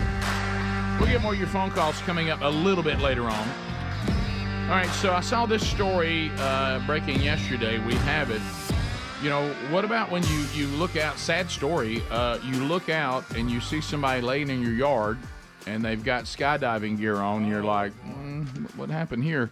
And the guy says that he tried to get the guy's attention. We have an eyewitness, and then they went back and looked at their home. These security cameras now, we can really answer a lot of questions. But so we'll start with the eyewitness. Is that right? Unfortunately, it looks like we've got a attempt to skydive go bad. That's the only problem with skydiving. If it goes bad, the end result is usually not good.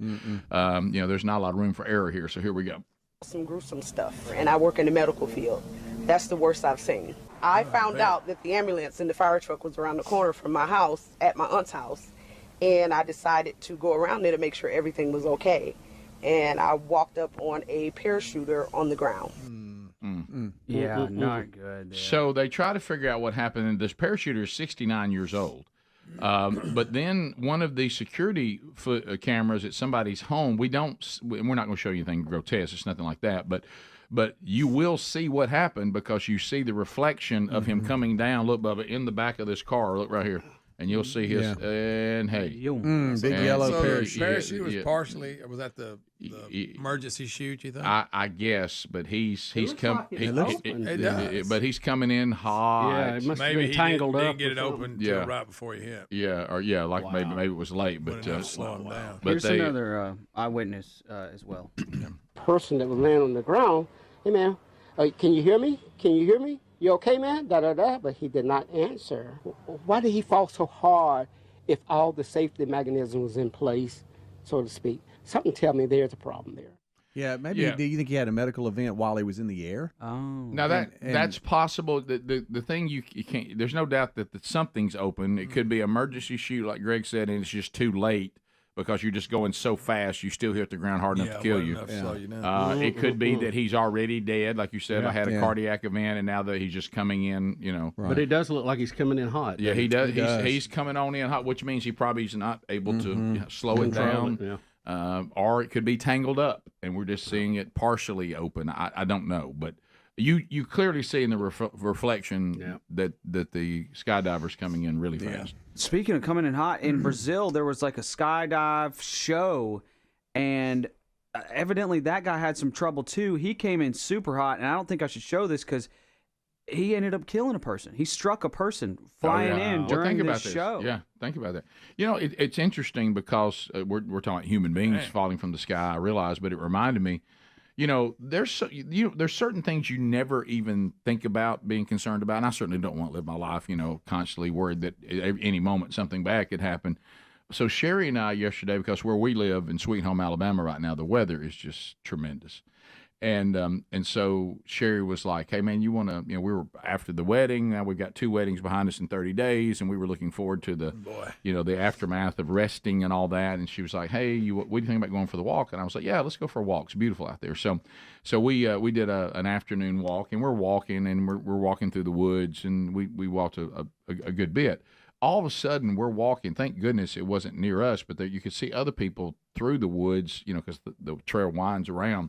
And all of a sudden, you just hear this sound, and some giant limb from a tree just comes crashing through. No. And I don't know whether it would have made noise if we had not been there because we were there. Right. Yeah. But I thought to myself, you can just be walking down a trail, and if a limb big enough to hurt you or kill you breaks loose, you're in and just trouble. falls on you. You can't. Because it hit not far. That other person was moving, and I was like, wow, that came out of nowhere. And so now I'm thinking, you got headphones on, you can't hear it coming. Oh, look, yeah, you better be in awareness mode. Because I'm thinking about that. So walking in the woods, limbs could follow me out of trees. I mean, and I saw it happen just yesterday, but it didn't hit anybody, thank the Lord. So then you get into this thing on video 6. Ugh. So Seattle and Portland right now, they have even leftists who are coming forward saying, all right, we loved our little left cities, and we thought we would build utopia here, and we have to acknowledge the way we have approached things has led to the disaster of our city life. Right. This has not turned out well at all, and we would just like to scream calf rope. We'd like to scream uncle. How do you get back? We were wrong, and we don't know what to do. So here in Seattle, which this is unfortunately becoming the norm, we have a family in a JCPenney store. And just a naked man comes in there and tries to go after their children, and the parents are like, they begin to chase him. It looks like they do, and end up getting in a fight and getting him on the ground. Okay, so look, we've got a naked man walking around in the store, and the man's playing one in the kids' apartment. yeah, he's in the kids' department naked, trying to touch kids. He was holding a kid. He's got his socks on, so that's good. Oh, good. Nothing but Toes socks. won't get cold. Right. But the parents and the dudes in there have had enough. Well, you can't let this go on. No, and the guys, I don't want couldn't to tell tackle if him, but I want to hit him with something. they get him cornered in what looks like the jeans department But or he's got no something. clothes. I Can don't we know. put some jeans on him? Right, and Get a coat and throw on him. Now we got closed fists, and we're punching. go. Now we're fighting. Now I'm fighting. I got to give it fighting naked, a naked fighting man. back. So I'm now fighting a naked man in JCPenney's in the men's department. Well, at least you got him out of the children's department. I hate to point out the obvious, but you ought to be able to disable him with a good kick. Well, this guy here is wearing him out right here. Good on He's that doing one. the way chimpanzees hit people. Hey, he's doing the double close. That was the double. Yeah, you're right. I've seen a chimp get the swing like that. Interlock hands, and here I go. Oh, yeah. He's hitting him so many times and so hard. One of the other guys, I think we got him. Yeah. Well, I believe naked's out. You walk into a department store and go into the children's department as a grown man naked and start trying to grab kids. Then whatever you get, you deserve. Yeah, I asked the Good Time Gang about that earlier. Would you fight or tackle a naked man? Now, just saying it like that, but then you go into dad mode, or I'm protecting my family, then you do whatever you got to do. I think I would go the route. How far am I away from now? In a JCPenney, do they have sporting goods? Mm-hmm. Oh, that's a good idea. Get a club. I'm going there to get a bat or something like that. Oh, I see that kind. No, they probably You can just use a clothes rack. Yeah, clothes rack or something. So I'm gonna hit him with something. Yeah. Oh, yeah. I hit him with a mannequin. If I could try, if I could had not, shopping carts, you could hem him. Yeah, up. you know the extended rod that you get a hanger down from way up top. That guy. Oh, That's yeah. Right. I mean, I've heard of a rear naked choke, but that's ridiculous. That is crazy. But I mean, okay, that's okay. That's a rear naked choke right there. Well, it certainly a is. rear naked And choke. I'm gonna mark that. Normally, people aren't naked while doing it. You know, in jiu-jitsu, you'd probably get him on the ground quick, wouldn't you? Oh yeah, I would do a naked rear naked choke. That's what that Don't would get be. in his guard. Yeah, watch out. I still like my idea of hitting him with something else. Yeah. You want to roll with me? How about shoot him?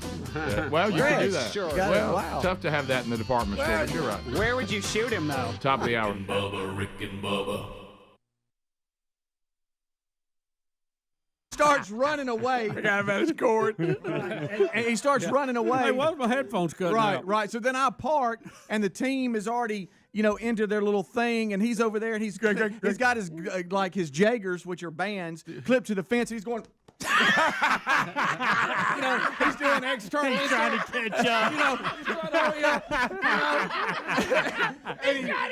He's trying to get loose and stuff. And I thought to myself, what a loser. This is all on me. I'm the worst dad ever. Show me him on the fence again. And he's like, He's mad. Still mad. Right. He's like, Mad he's got him face. clipped. He's like, You know, he's mad face on? Oh, he's trying so hard. Then he's trying to. Hey, it's on me, son. Here's your super size Snicker. You know, which I'm sorry, it's in 2 pieces now. Oh my gosh! Yeah, I do hate that. And the East Cobb concession stand has great food, but it's too late to eat when you're there. He's a player now. Oh yeah. So now he's. Now you get to eat. It's fine for late dad who makes bad decisions. So he's got. He can eat all he wants. Hey, think of the bag. Bag's here. Yeah. Snickers is here. He's eating going in. So then he finishes warming up. Oh, they come in from right field. He's walking in, and I from the fence. I normally don't talk to my kids when they're out, you know, but I got to get them water. I know. And now I'm little dad. Yeah. Hey son, here's a water. Right. You know. Apologize, but that's on me. Hey man. He's out of Help breath. you choke that Snicker down. He's out of breath. I can tell his arm's not real loose. Hey, man, how's your arm feel? Well, it's tight. I can tell you that. Yeah. Here, man, here's some water. Right. He gets the water, stomps off. Right. And What's on you? You're losing. Then now the one thing I did do, and I was Marco Poloing with these two good ones over here. I found me a nice shaded area. He had a good spot. That even a Papa Rocks came by and he goes, I like that right there. I like your setup. Oh, Good rock shade tree. But after it was over, I sat there. And I just looked at the trees like Bubba does sometimes. Wind's blowing. Yeah, you got to rethink everything. And I just sat there, and I thought about all my bad decisions and what it had led to. Were you tough on yourself? I was so tough on I was like, I know you shouldn't say this. I know. You stupid idiot. I know. You know, and I'm like, why did you do that? Yeah. And I'm talking to myself, not my son. And I'm like, if you'd just got off in Douglasville and gone north, if you got gas when you're supposed to, if you'd thought ahead and made a sandwich, you wouldn't have to stop. And then if you should have just gone with your gut and got off on that exit when there was a Chick-fil-A right there and you could have got gas at the same time. What did you do all that for? You know? I know. And then you're trying to hide the app from your son. Dad, how long does it say we're supposed to be there? Oh, we're 5 minutes away. It clearly says 12. Right, you know, right, we're good. You're We're trying to close. stay positive. Yeah. We're close. We're good. almost there.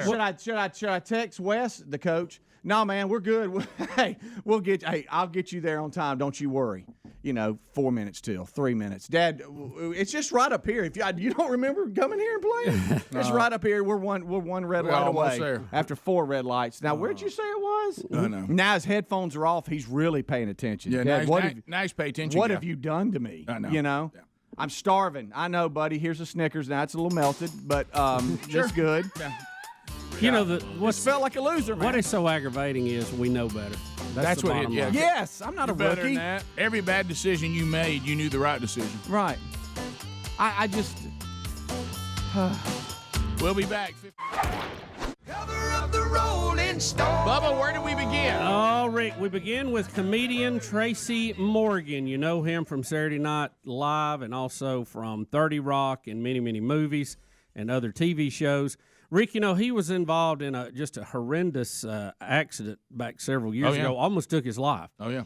And, Rick, the irony of this, he just bought a brand new $2 million sports car in New York City and had a wreck less than a half a mile away from the dealership. Hey, you can't even have a Brigetti.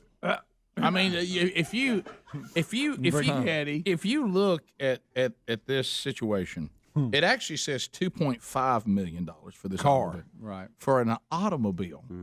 I can't imagine paying that for a home. And as we found out, do you I realize can't how imagine having it at all. Right. I can't even imagine. I can't imagine imagining it. Why, if you had it, why would you drive it in New York City where people seem like they're bumping into each other all the time anyway? Rick, he collided with a Honda CRV near the 10th Avenue and 42nd Street in Manhattan, not far from the Lincoln Tunnel. Now, according to this story, it says it's not yet known who was at fault. Ask Tracy Morgan. He thought he could have something. He thought he could have a Brigetti, and this is what happens. Rick, the pictures of him standing out on the street and these cars pushed together out in traffic. Yes. It is a pretty sharp-looking car, but I don't know about that kind of price tag. Good But night. there's no But automobile. why would you take a car that's None. worth, let's just say $1 million? We'll just round it off here for argument. Wow. Would you take it to the Walmart parking lot? Anybody? So what am I going to do with it? Because cars getting dinked, and that's the reason why I've never understood. even if you can afford it, getting a 16-year-old an expensive automobile. I mean, it makes no sense because God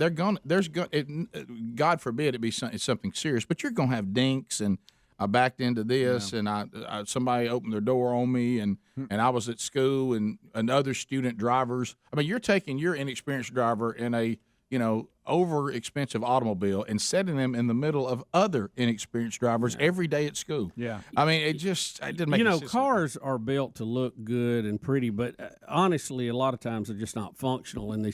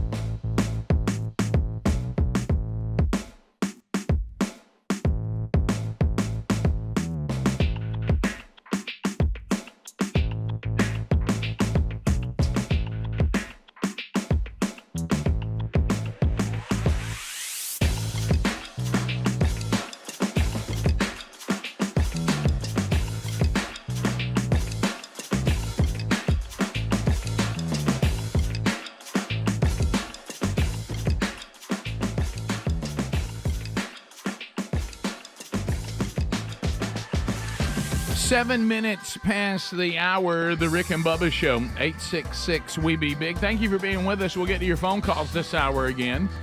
Looking forward to chatting. Speedy, the real Greg Burgess, Helmsy, Eddie Van Adler, all here. And we got more to do, some more unpacking to do. I mentioned this a couple of hours ago. I'm going to mention it again. For those of you, we got another big weekend coming up with themanchurch.com, but I've been asked to get the word out to those of you that are looking to come to either both or one of our conferences in 2024. Tickets are moving quickly. We've already have more men coming in 2024 than came in 2023 already. Okay, and the tickets have only been out there for about maybe 4 weeks. So anyway, the reason why I'm letting you know that is there's certainly tickets still available. So I'm not saying that. What I am saying though, as these tickets continue to go, putting your men in a group together, sitting together, because we do all reserve seats, which I prefer. It's one of the things I wanted to do when we finally did our own conference. I said I'd love to have a reserve seat where I don't have to worry about it at the conference. Go to the hotel, go to bed, go, hey, we got to get up early again tomorrow and go stand by the door so we can get our seat, get good seats again. Your seats are reserved and you're done with it. Then you just enjoy the weekend. But if you're trying to put men together, it's going to get harder as these tickets go. There'll be individual tickets, and all that, but group tickets are going to start, they're getting to the point you need to act on those. So get those done to either Starkville and or Birmingham today at themanchurch.com. Bubba, some pictures keep coming in. From the wedding this weekend, and one of our friends just sent Sherry this picture. I got to look at this one because people keep emailing, say, hey, keep the pictures coming, and Sherry and I'll try to post some more as we get them. We're still waiting on the professional pictures from Blake's wedding in New York. We got some more of those coming up, but look at this shot, a frozen shot of Sherry and Brody when they did their mother-son dance. This is when Off the Wall by Michael Jackson just kicked in. And there they are in that Jackson's mode right there. I mean, they're both locked and pointed and ready to jam, and the crowd is going wild. That's great. So I thought when I saw the Jacksons do that on the Victory Tour, I didn't think it got any better than that. That was so funny. Watch it. And what y'all have to understand, and we discussed it in the break a minute ago, and the guys are even talking about their own kids who've been married or will soon one day, Lord willing, be married, and that is not Brody's personality to do what he did. And what did he tell you, Greg? He said he was terrified. He's terrified every second of it. Yeah, I was terrified the entire 1 minute and 20 seconds. Yeah, completely terrified. But he was a gamer. I told him. He said, "Dad," and I said, "Look, your mom, she's fired up about this. It's going to happen. You just got to be a gamer." Just embrace it. The entire time I watched that yesterday, all I can think about was there's no way Braden Helms ever does that. No way. And his mom may bail him out because she's not into doing things like that either. Now, she would do it. Right. But she won't. If she asks him to do it, I just think it's going to be a hard no out of him. Well, coming off that wedding, a couple of things I noticed. I knew that Sherry could jam. Yeah. And I knew that Brody has, the dance potential, and he can dance. He just would prefer not to. especially with everybody looking. Now, he'll get out there where everybody's on the dance floor and have a good time. He and his wife had a blast. And let me tell you, Boomer, he brought everything he had. And Brandy. I don't think Brooks could dance any harder, Rick. Brooks brought it all he Look, had. He danced real hard. 110%. Brandy was there. She was dancing hard. I love Blake on the mic. This is when Blake took over the song "Shout." He took over from the DJ. We mentioned that yesterday, but this is the actual footage of it. So that's the micro. That's not Blake's not supposed to have that microphone. Rick, he is in full acting mode right now. He loves it. Yeah, and he's is he channeling Otis Day in the night? He's channeling. Oh, yeah. Look, and in a minute he'll bring us up back to our feet, and then it will just be. I mean, everybody will be leaping and jumping. You see Brooks there; he's in the go mode. He's ready to jump. And at one point they were all doing the footloose dance. I like, how do y'all know that? And they said we just picked it up as it was going. God, so good. There I am. Who's that? Watch out! Who's that bringing? That's Vance. Somebody was bringing. There's Brandy. Everybody's going crazy. Look, it's just like here. Look, I mean, it is a. Do you think the DJ wants his mic back at this probably. Okay, he's regretting letting it go. Right, yeah, there you go. I love that. He can't believe it got away. But I will tell you this: and Sherry and I talked about this. The Thompsons, which are in-laws now. Them taking on Burgess's, because they're a relatively calm group, and then there's us.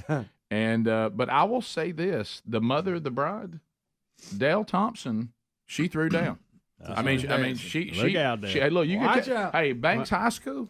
She did them proud. I mean, the ladies of Banks. Well, she got her feet fixed. Yeah, right? She had a little topaz. Bubba helped her get her. She had topaz, and let me tell you something. Bubba's done helped another one. Let me tell you something. She's fighting the world 1 foot at a time. She celebrated all the way around. I'm telling you what, it was. Was that you showing your vest? Yeah, that's there's mom, and they're still doing that's the dance. The thing we showed y'all that was funny, but it was. There's still some good pictures coming, and so we'll keep rolling those out. I as a matter of fact, Rob Ingram, who's a friend of the show, and connected, and Lance Ingram, who does Dr. Lou, we had him come and do the rehearsal dinner, and so he's sending us some shots. So we got some of that, and then of course they were professional photographers there and videographers and all that. So we'll have more stuff, and I found out because we showed y'all some. From the New York wedding, we put out some pretty cool pictures, but that photographer got married right after that, so that photographer's been gone. But now he's back, so we should be getting some of those shots too. So we'll keep rolling them out. Look, it was a wild 30 days. I mean, go Brooks. Go Brooks. Look, Brooks. Big Love is bringing. There's he and Brody. There's going to be nothing left. They're the only two in the room right now. Yeah, Brody out. See, that's one from the rehearsal dinner right there. Okay. So see that was good, and that picture right there. That picture right there, I sent that to Lisa Burgess because she's been crying the entire time. Sure. And she says every time she sees Sherry with Brody, it makes her cry. And so somebody I think Rob Ingram took that shot and sent it to me, and I sent it to her, and I can't even tell you what she texted back. I know, it's funny. She was like, "I'll get you for this." She goes, "I had things I needed to do today."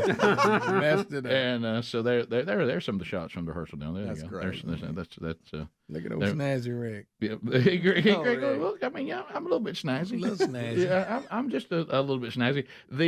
The funny thing was there's a shot that's funny. You don't have it, Adler, because I've got it here. But there's a shot that Rob Ingram got at the rehearsal dinner that is owning my sons, and it was a shot with all three sons.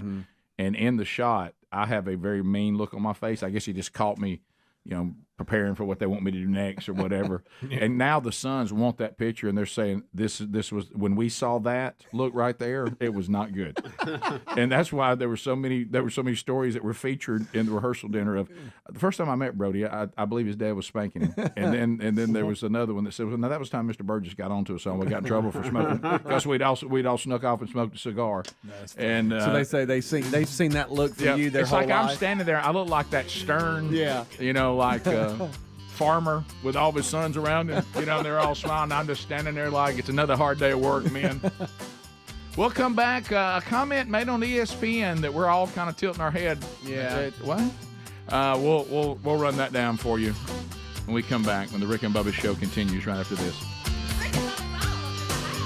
Rick and Bubba, Rick and Bubba.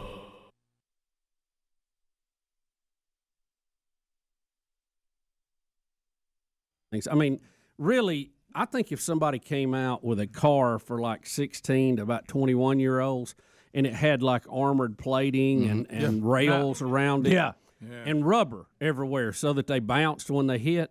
I mean, we take a piece of chrome metal and call it a bumper. That's not a bumper. That's a bill waiting to happen.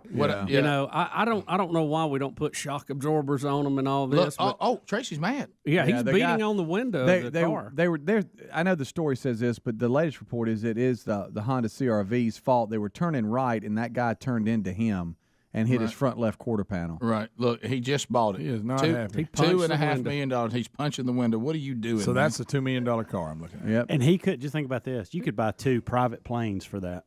2 used private. I'm going to go. Maybe not jets, but you could buy 2 private planes. That's a pretty sharp car, though. I have to say. What is? Well, I hope it is. Can I better be. Look at it. I wouldn't drive around New York City, though, would y'all? Clearly still got some issues. Yeah, well, he's stepping lightly there. Yeah. Right, nice outfit. Well, I was talking about just from the decision alone to buy this vehicle. Yeah, I mean, if I have come through what Tracy Morgan's response to nearly being killed in a car wreck was to buy a very expensive car that goes real fast and it has very little protection. Once I've nearly been killed in an automobile, next time you see me, it's like Bubba, more like what Bubba be in a tank. I want one of those armored personnel carriers. Yeah. See, that's the kind of car you need. I literally, when my kids got old enough to drive, I literally got a used car that you could take a hose pipe and wash out the inside of the car and it would affect nothing. Right. I mean, it's just, I mean, and what you know what happened? Dinks, nicks, mirrors get knocked off, dragging stuff home underneath it. You know, they're at construction sites. And whether his fault or not, in both cases, okay. Anybody gonna ride with Tracy? You know how some people seem to be a magnet for trouble. I think that car's so low to the ground. I think the CR-V didn't even see him. No, probably not. I just can't imagine. To each his own. Now, like I say, so for some people, this is certainly in the realm of the money they have, but it's not a big deal. I guess. I just can't imagine if I was saying I have $2.5 million to play with. An automobile just never enters my mind. No. I know. Or like you say, get more than one automobile or something, and you got 2 really nice, dependable automobiles, and you're nowhere near 2.5. Rick, for $2 million, I could have a fleet. I could have a dealership. Thank you. Right. I bought a minor league team. Yeah, I know some car lots that don't have that inventory. You know. Yeah. Like I say, I don't think Trace is showing us that he's learned anything. But it looks like it's not his fault, but it's still hilarious. Especially since nobody was hurt, that he drove that out of the car lot and got dinked. And what's so ironic is and if y'all said this, I apologize. I was looking up that video, but he said the dealership said he talked about all weekend about how this was his dream car. Oh yeah. Well, and I don't think the dream ended like he was so excited. Welcome to the nightmare. Driving it from the dealership. That happened. This is more proof that God clearly has a sense of humor. Because he was all wrapped up in this automobile like it was the end all, and God said you might want to get other things that mean as much to you.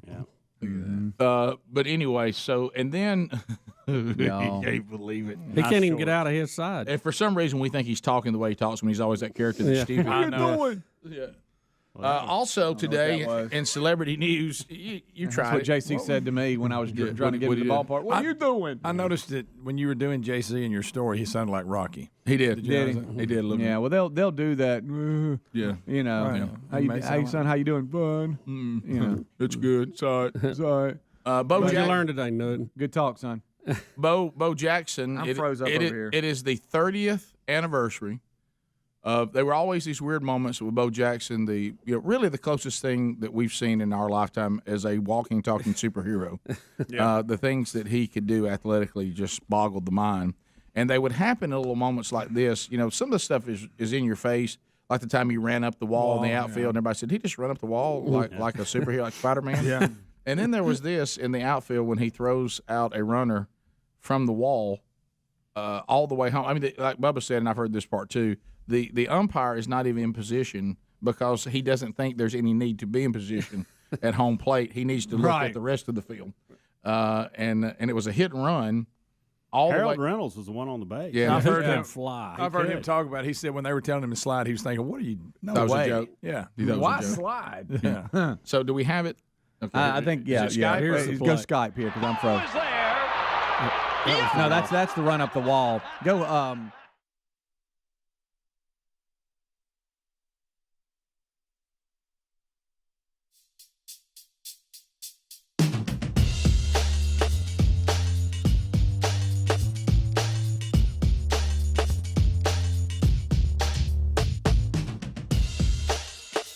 Thank you, Johnny Donovan.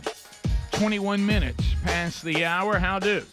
Rick and Bubba's show. Look for phones coming at the bottom of the hour. We come back. We'll chat with you a little bit shortly.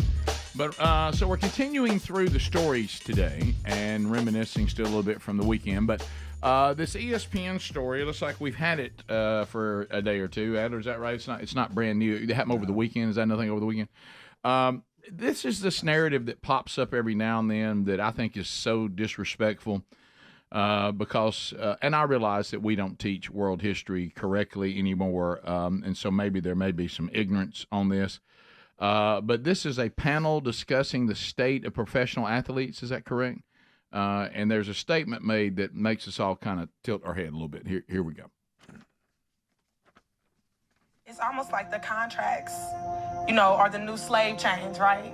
So, you have to sign this contract and sign this document and sign this document. It's like you're binded to this. And then if you break that, that's your livelihood, that's your life. So we the new slaves. Athletes are literally the new slaves because we need this. Our families, our friends depend on this contract to eat. Yeah. What? I'm sorry. I hate telling this, but any job that you take is going to require something like that. Yeah. What are we? What to in the compare that world? is so disrespectful. To And just you talking about a 40-watt bulb? Good night. Hey, What about the slaves didn't have a choice, by the way, and they definitely weren't compensated. They were not compensated. They didn't have a choice in whether they wanted to be part of anything. They were captured. Yeah, and, no one and is taken. Look, these people are these professional athletes. I guess what she's referring to are compensated greatly for what they do. Yep. They are blessed to have the opportunity to be able to do that, and to compare that to slavery is just And your contract unthinkable. also guarantees you. Yeah, right. That It if you works break both your leg sides. the first day, there's guaranteed money Right. that you're going to get. Well, see, Aaron Rodgers is getting paid right now. Yes. Yeah, he is, and paid well. Even though he's on the sidelines, that's just unthinkable. What she said. So what gets me too is the guy who get a real job. puts his head down like, yeah, man. I gotta agree with Seriously, how about this? No one's forcing you to be an athlete. Go get a job. Yeah. Go work somewhere. But to if y'all's it's point, so horrible. it's just not athletes.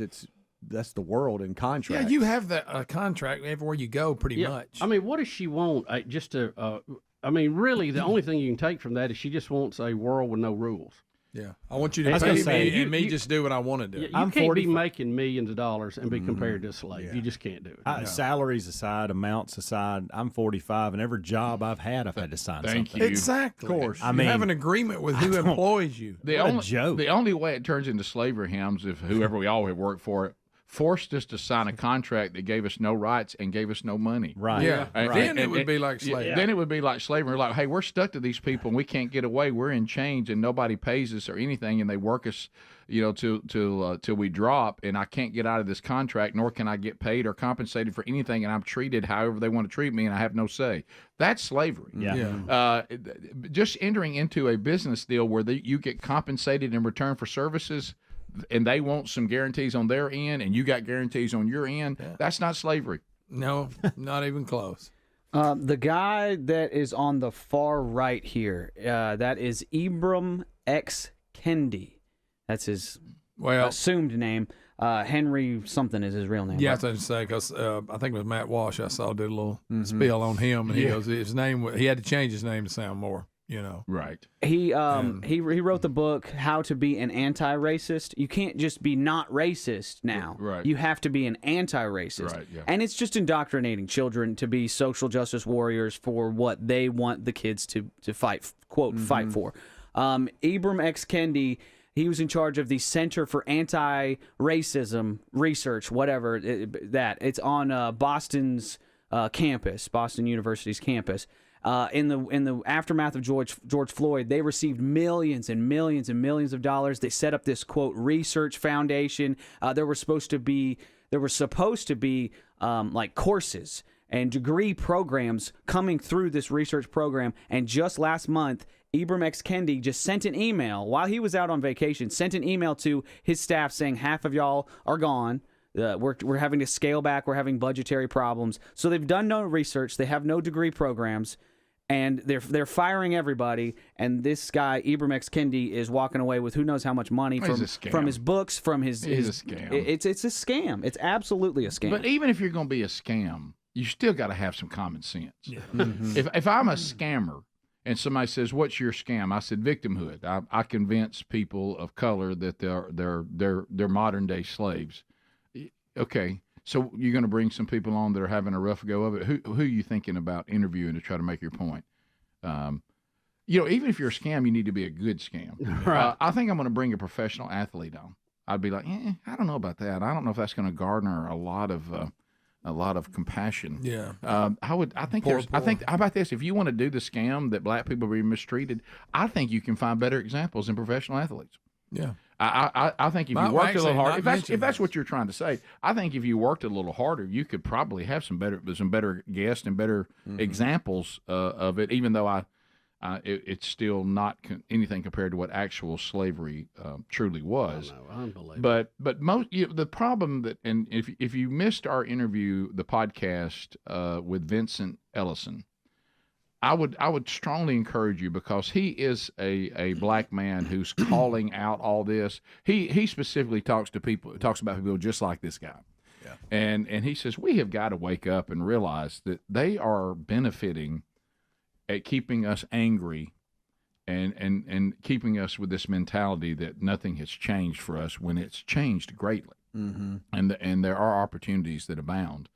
I just, is it okay just to make people tell somebody, hey, you're throwing around the word slave? Yeah. It doesn't apply to people who get paid millions of dollars. I'd like to walk through slavery and then walk through your arrangement, and to see if you can continue. If you want to stay with that narrative, because I don't think you can actually conclude that to be correct, just based on a definition of slavery. Isn't that wild? Yeah. Like the girl they interviewed, if there's things in that contract that you don't want to do and you don't like, no one's making you do it. Don't sign it. Right. Don't agree to, I'm going to do this, you pay me this, and I've agreed to all these terms.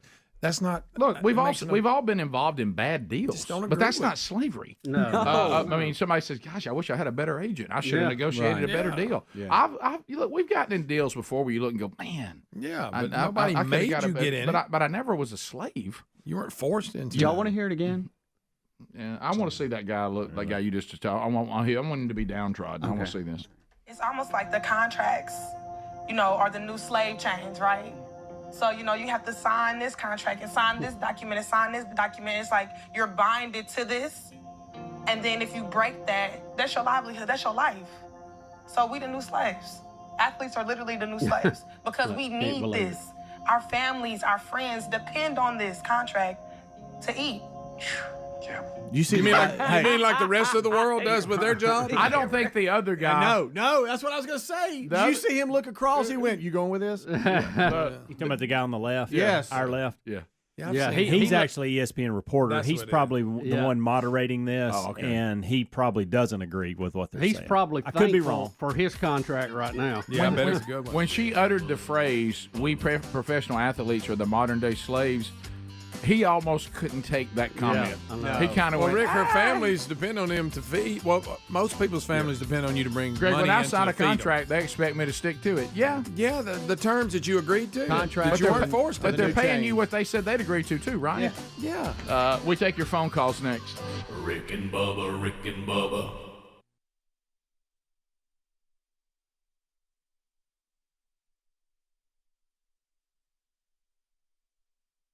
And he's, it's funny when you talk, when you Google Bo Jackson throwing somebody out. There's so many videos. The one when he's in right field and he hoses a guy at third base, and the guy's like, "What in the world?" Yeah. That's when he shakes his hand. That's when he bring that down, Rick. That's when he shakes his hand and says, "Don't ever try running on me." Yeah. Well, you remember what Harold Reynolds said after he threw him out. You want that? Yeah. You don't want him. And this was when he still had his speaking thing. Baseline drive toward the corner in left field. It's going to be up to Bo Jackson to try to stop Reynolds from scoring. He can't do it. Yes, he can. I don't believe it.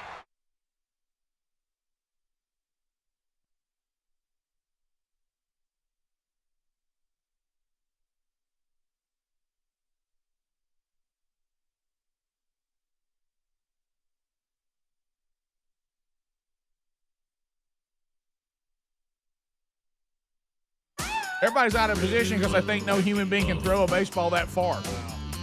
Yeah, when he talked about that, he said he went immediately. The runner did, Harold, to the dugout to look at the replay himself. Right. And he thought, where did that ball come from? Right. Like Greg said, when they were telling him to get down, he was like, "This is a joke. This is one of those pranks you pull on each other." Right, he was saying, "Get down." Guys, the first base ump did not even go home. We'll be right back. Rick and Bubba, Rick and Bubba. Paul, go ahead. Yeah, I again just wanted to thank you guys for taking time to remember all of those that fought on D-Day. My great-grandfather is 98 today, and he flew over there to be there for the anniversary ceremony. He's an amazing guy. Wow. Yeah, he'll be there. And he actually just released a book kind of chronicling his time in World War II. He was a combat medic for the 16th Infantry in the Big Red One. So it's been on my mind a lot this week reading some of his stories that I've heard growing up. Yep. But I think the thing that he kind of wanted to focus on, and the thing he did in his book, is every single man on that beach was a hero. Yeah. You know, he was going back into the water to pull guys out, try to get them any kind of cover so they can apply medical treatment. You know, there were a lot of guys that were hit as soon as that ramp went down. Oh yeah, I mean that way that Tom Hanks and that they were able to put that together. Yeah, boy, and it's Saving disturbing, Private isn't it? Ryan, and from men that like your, you know, you say it was your great grandfather? Yes, sir. Men like your great grandfather that saw that movie said that was a pretty good job of recreating that, and you sense those bullets. And hey, some of you're just here to die, but you're willing to do that, and that is your part for the benefit of the others, because we know a lot of y'all are going to die. We know it. And we ended up not having as many die as we even thought would die because of the supernatural things that happen. But and the thing I think I like about them the most, Paul, and I bet your great-grandfather's this way, they never seem to expect you to make a big deal out of what they did. Yeah.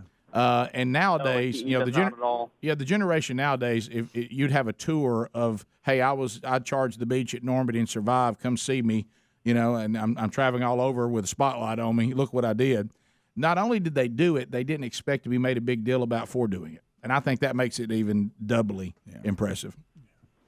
And after they got there, Thanks, Paul. what they did, think about this. I mean, Germany surrendered in, about a year from that. They went all the way from this to completely destroying the Germans with help from the Russians, of course, from the east. Of course, you had to watch the Russians. They go ahead and grab a little land while they were there. in land grab while they were there. They said, we got this. I think we'll hang on to it. Right. You know what I've noticed? We thought we were going to have to get into it with them. We've run Germany out here. Why don't we take it? Courtney in Alabama. Courtney, welcome to the program. Go ahead.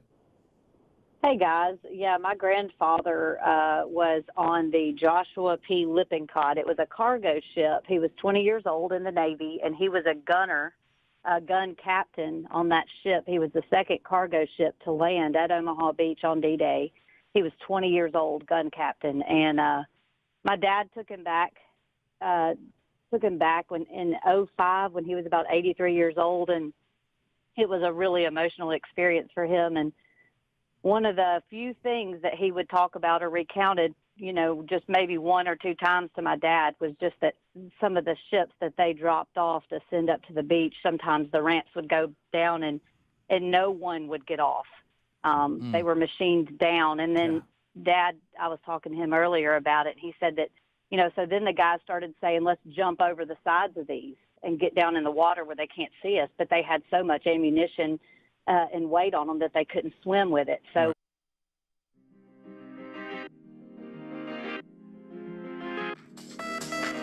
Here we go, 35 minutes past the hour. Phone calls coming in. All 10 lines have been open. 2 of them are engaged. There's others available. Calvin Speedy Wilburn taking your phone calls right now.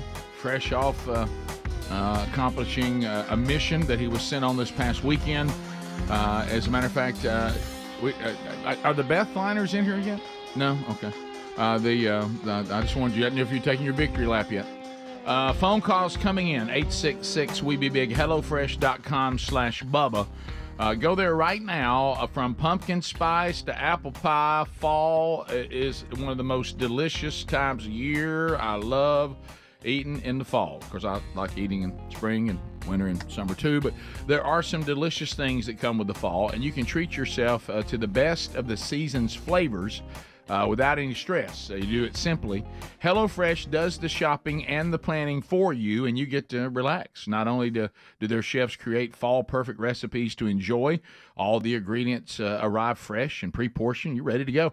Whipping up a home-cooked meal is easy. And make sure to check out the fall flavors, a new limited-time lineup of easy autumn-inspired eats from HelloFresh. Their market is ready. Feast on desserts like the apple cider cake with caramel sauce. Also, appetizers like barbecue pulled pork nachos for the ball games. Yummy, yummy. So go right now to HelloFresh.com/Bubba. Use the code Bubba for America's #1 meal kit today. We'll get you 50% off with our code HelloFresh.com/Bubba. Put these delicious treats on your table. Here we go. To the phones, 866-WE-BE-BIG. Let's go to Cynthia. Cynthia, welcome to the Rick and Bubba Show. How are you today? I'm good. How are you guys? Fired up and ready, Cynthia. Oh, hey, so I didn't catch the name of the athlete, the poor $1 million athlete or however much they're making that said they were slaves. And, Rick, I would like an update on the deer in your backyard. You know, it's interesting you said that because just last evening, Sherry and I were relaxing in a beautiful fall afternoon out on the deck looking out at the yard. And I was thinking to myself, I haven't seen the deer, but I haven't been out there a lot. But last night I was out there a good bit, and I didn't see them. I don't know whether these fawns have been weaned. It's about that time, isn't it, Bubba? If you look at the aren't they getting close to being weaned now? I would think getting pretty close. Yeah, so they may have all gone on now. I don't know, but I didn't see them over the last few days, and I don't know the athlete's name that's in that ESPN clip. But maybe we'll find out, but I'm not sure. But Cynthia, I was just thinking. It's funny you called. I was sitting there yesterday with Sherry, going, I hadn't seen the deer in the last week or so. So they may have all moved on now and be living their own lives. Charlie, we got bow season starting this weekend, isn't it? They better go ahead and get deep in the woods. Yeah, they better make a move. Somebody might want tender meat. Yep. Charlie and Wetumpka. Charlie, go ahead. Yeah, guys. I just walked in my boss's office and I told him, you know what? I'm not turning wrenches no more. I feel like a slave, guys. You mean to tell me that you agreed to turn wrenches for a certain amount of income, and you're thinking this feels kind of slave-like? Yeah. The audacity that they thought that I should be doing that. I know. You talking about what you agreed to? Actually working to get paid. Yeah, there you go. Mike in Huntsville, 100.3 The River. Lines are available if you want to join us. Mike, go ahead. Hey, guys. Yes, I have a friend you're talking about, the naked guy in the store. I have a friend that's a police officer, and he got called to a domestic violence house. Goes in, there's a naked woman wielding a knife. And so he had to apprehend her. And the only way he could do it was he spun her around, pushed her forward on the table with her hands pinned down, and he's standing behind her, and his buddy comes in, and he looks and starts laughing because it doesn't look very nice. No, I bet standing behind her. I bet it did not.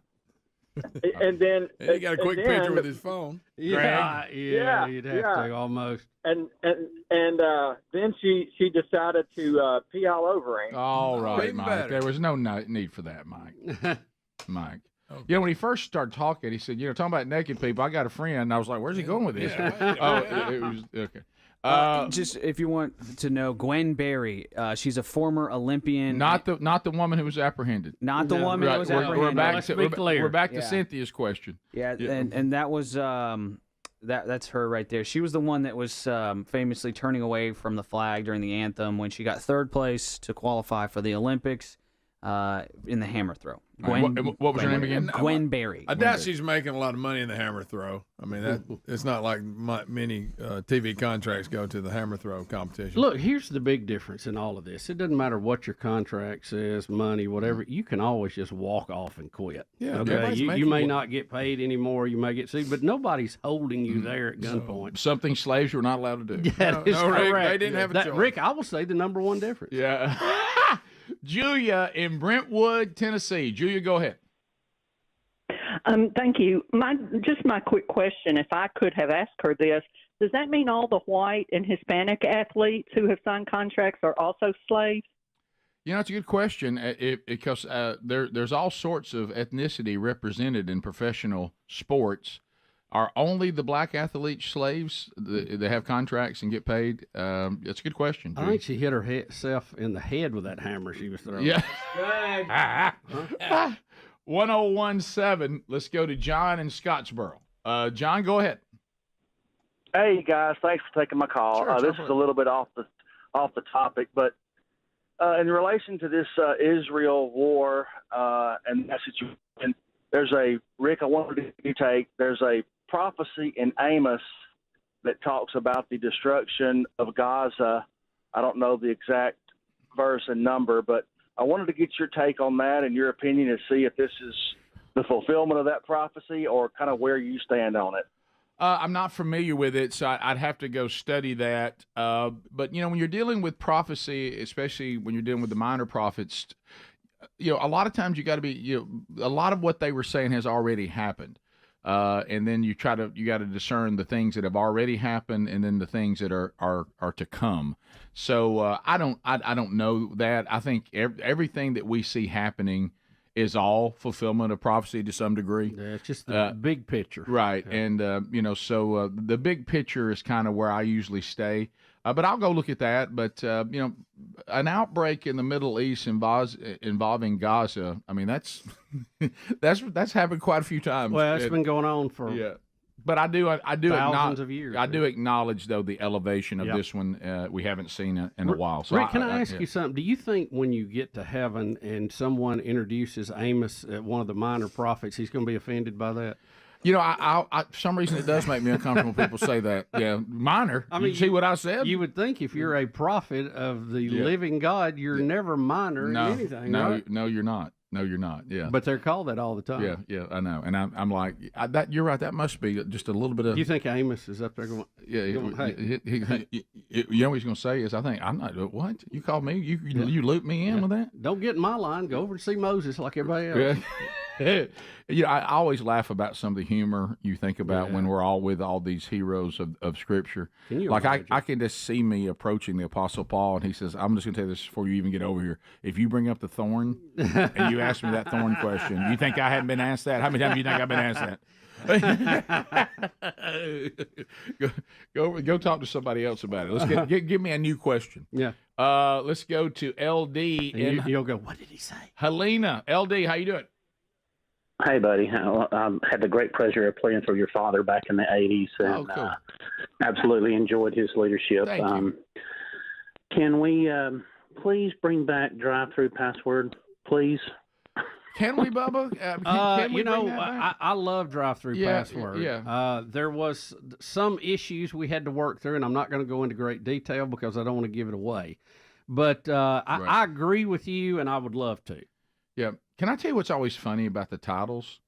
That guy literally had in the title, because I thought it would tie with the guy it just called, had a question, a biblical question. Right. And then he asked us about drive-through password. Well, and said he played for coach in the 80s. Right.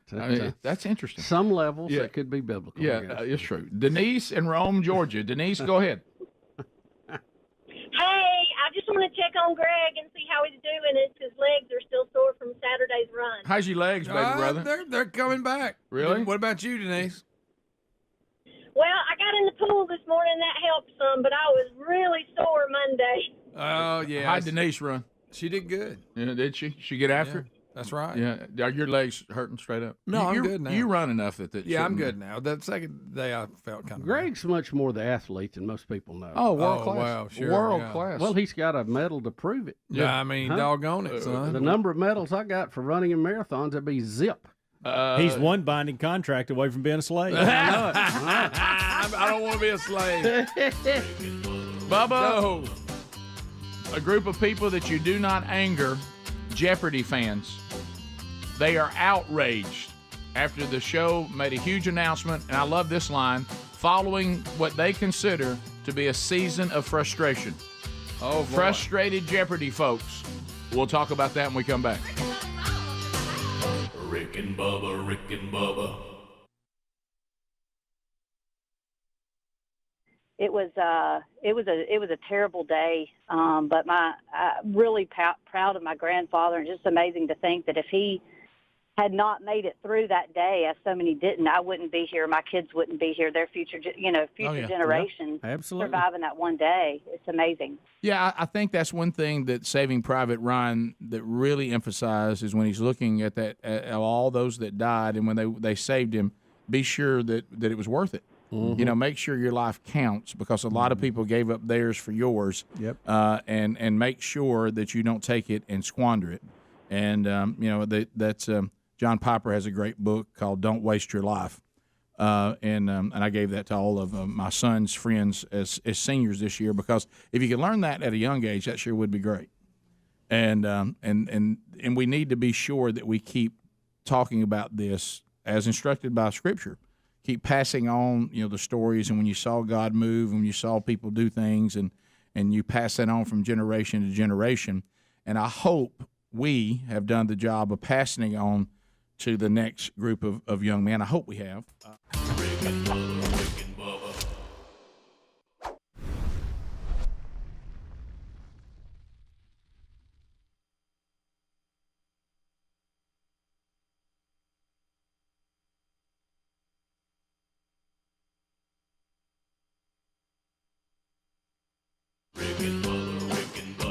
This is the Rick and Bubba Show. Watch more at blazetv.com/Rick and Bubba.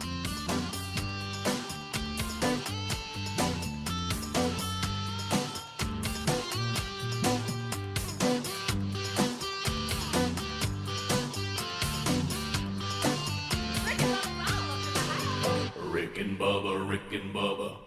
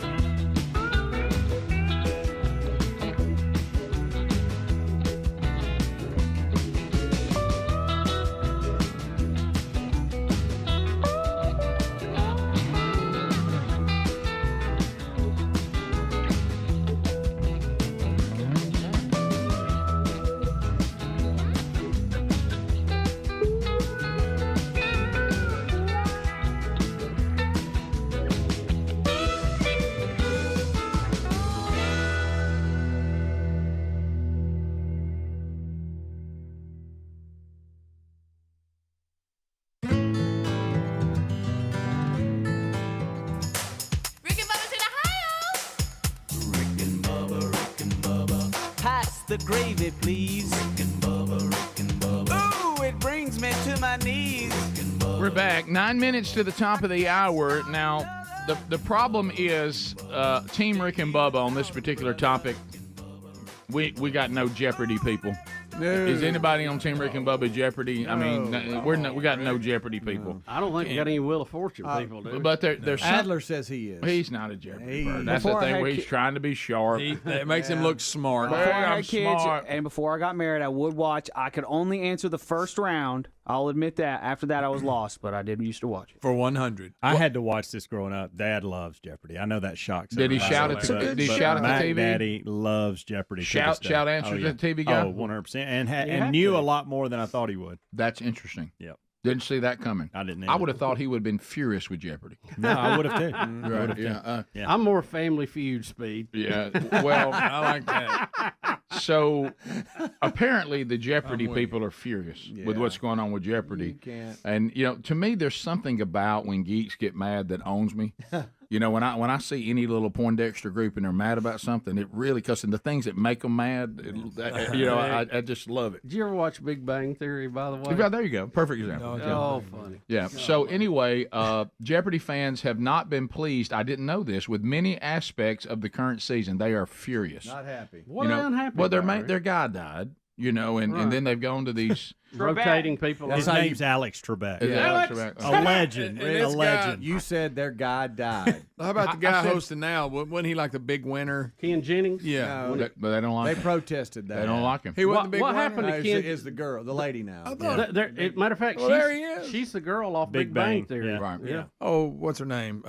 She had the series You when she was a don't know kid. her Blossom. Yeah, Blossom. Yep. Well, Yeah. Greg, her name's not Blossom. That was somebody she played on TV. That's not her Blossom. name. She's Blossom to me. You said She not- their guy died. Tonight, Greg, on a special Blossom. Yeah, it's Blossom. All right. So anyway, Weird looking. The audience of Jeopardy, I don't even know what they mean by this. They're saying that the contestants on there have been bonehead wagers. They've been making mad. bonehead wagers. They're not happy. And they're Rick. blaming Ken Jennings. Yeah, and they said the contestants are, and Ken Jennings has been a flub as a host. They hate it. They've been quick to point out issues with the popular game show since the season premiered last month. So I guess they're done with the celebrity host, and Ken's now the host, and they're not happy. They said he's not doing a good job, and now the producers have revealed that Jeopardy, which had been operating under new rules to work around the writer's strike, will not return now until next spring. And in the quote from the story, outrage has reached a fever pitch. My goodness, these Jeopardy people are serious. Well, how about this? I'd have to say if they wouldn't be so critical, they probably spooked everybody saying, look, our fans are getting really mad about the show. We got to reset this thing. Now you've lost the show. It's tough. You ever had your following parents up. do that? I tell you what, I'll just take it up and we won't have it at all. Yeah. It's man. tough If y'all can't following get up along. a legend. You Heard see that that a a lot. lot of time in the coaching world and stuff too. When you have just a legend Oh, that has yeah. moved on or he's passed or It's hard to be whatever. that guy. Well, their guy's gone. He then died. the first one in. I'm gonna tell you who's hanging. hard. I'll tell you who's hanging in there like a rusty fish hook. Is old Drew Carey. Isn't he he something? fell into that Price is Right. He will not let. I it bet go. he doesn't feel like a slave. No. Apparently, Greg, he's your age. Greg, listen, here's one fan. Apparently, we're not getting any regular Jeopardy until April 2024. Nearly 2/3 of this season will be tournaments. So, yeah, way too much tournament. Oh, they don't like Here's tournaments? another one. Oh, my gosh. We got to wait till April? That's absolutely wild. Another one. The show got its biggest ratings when they had champions going on winning streaks. That's what builds a buzz and excitement. Stop with all the gimmicks. Hey, well, I'm a purist. They're mad. They are not mad. happy. They are Ken mad. Jennings, we don't like him. Adler, since you love the show, you mad?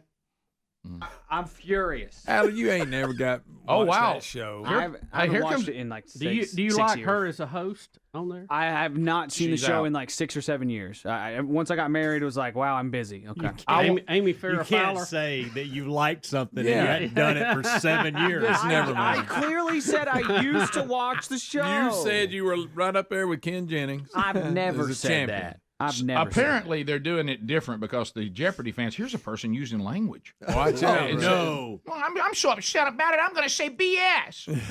This current Jeopardy's BS. And it says, But can you ask it in the way of a question? Right. Are they making their What comments is- that way? Yeah. what is annoying? Special theme shows What is special theme shows? They hate these special themes. I don't know what this is. Anybody on our show want to attempt to actually pronounce the actress's name that Greg says her name is Maya Blossom? something. No, it's Metabolic or something like that. Or Metabolic. better known to Big Bang fans as Amy Farrah Fowler. How about this? Can anybody say the word, the name? Maya. Greg, will you Greg, just let me stop, spell it? Greg. Good gracious. And you're wrong. It's Mayim. Mayim, and then Bialik. Balalik?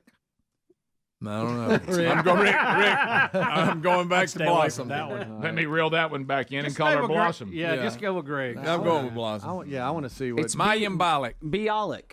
Oh, you know Bialik. She should have changed that when she went in Adler will talk down to us. Yeah. Oh, Bialik. Yeah, I got it. He'll act like, Mayim Bialik. Hey, you rubes, this is right. I've never said. I don't even know what rube means. Rick? See there? Yeah. I'm over here trying to figure Mayim Bialik. Just hush. Also known as Blossom.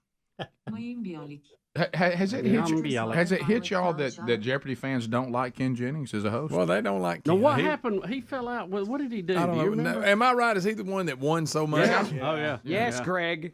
What happened, mad that Adler, he won? Since you know all about Jeopardy. What Mayim Bialik do? How'd she get on there? She was like she was kind of like a fill-in, Well, a transitional Ken won. host. She didn't win. Right. Well, Ken Or took did she over. win celebrity? She's a neuroscientist, though. Really?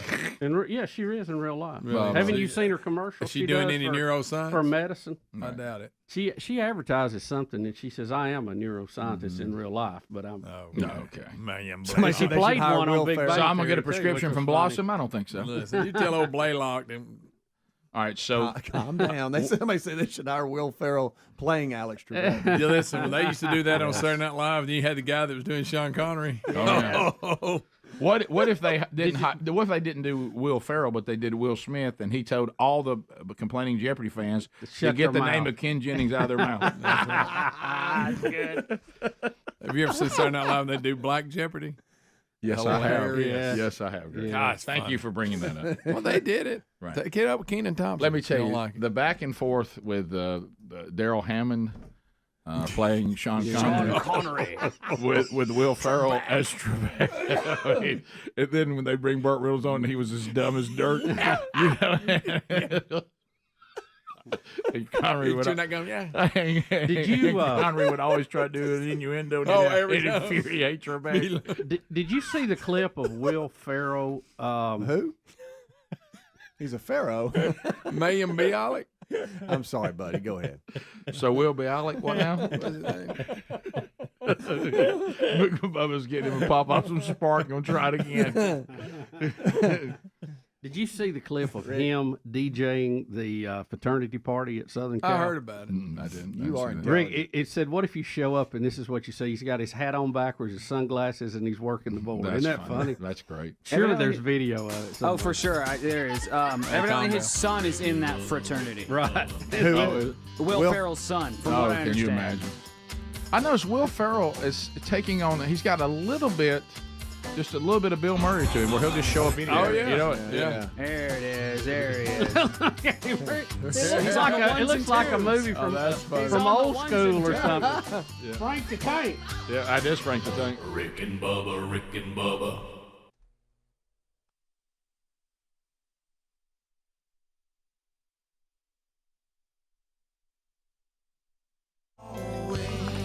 Tom Petty and the Heartbreakers. Have love, will travel. All right, so we've got a lot to cover going forward today. We really went through a number of topics on yesterday's program. Yeah, well, busy. And we'll see what is still out there today. The show, as you can see, will be traveling. If you're watching on YouTube, everybody's in their new Rick and Bubba staff shirts of various colors.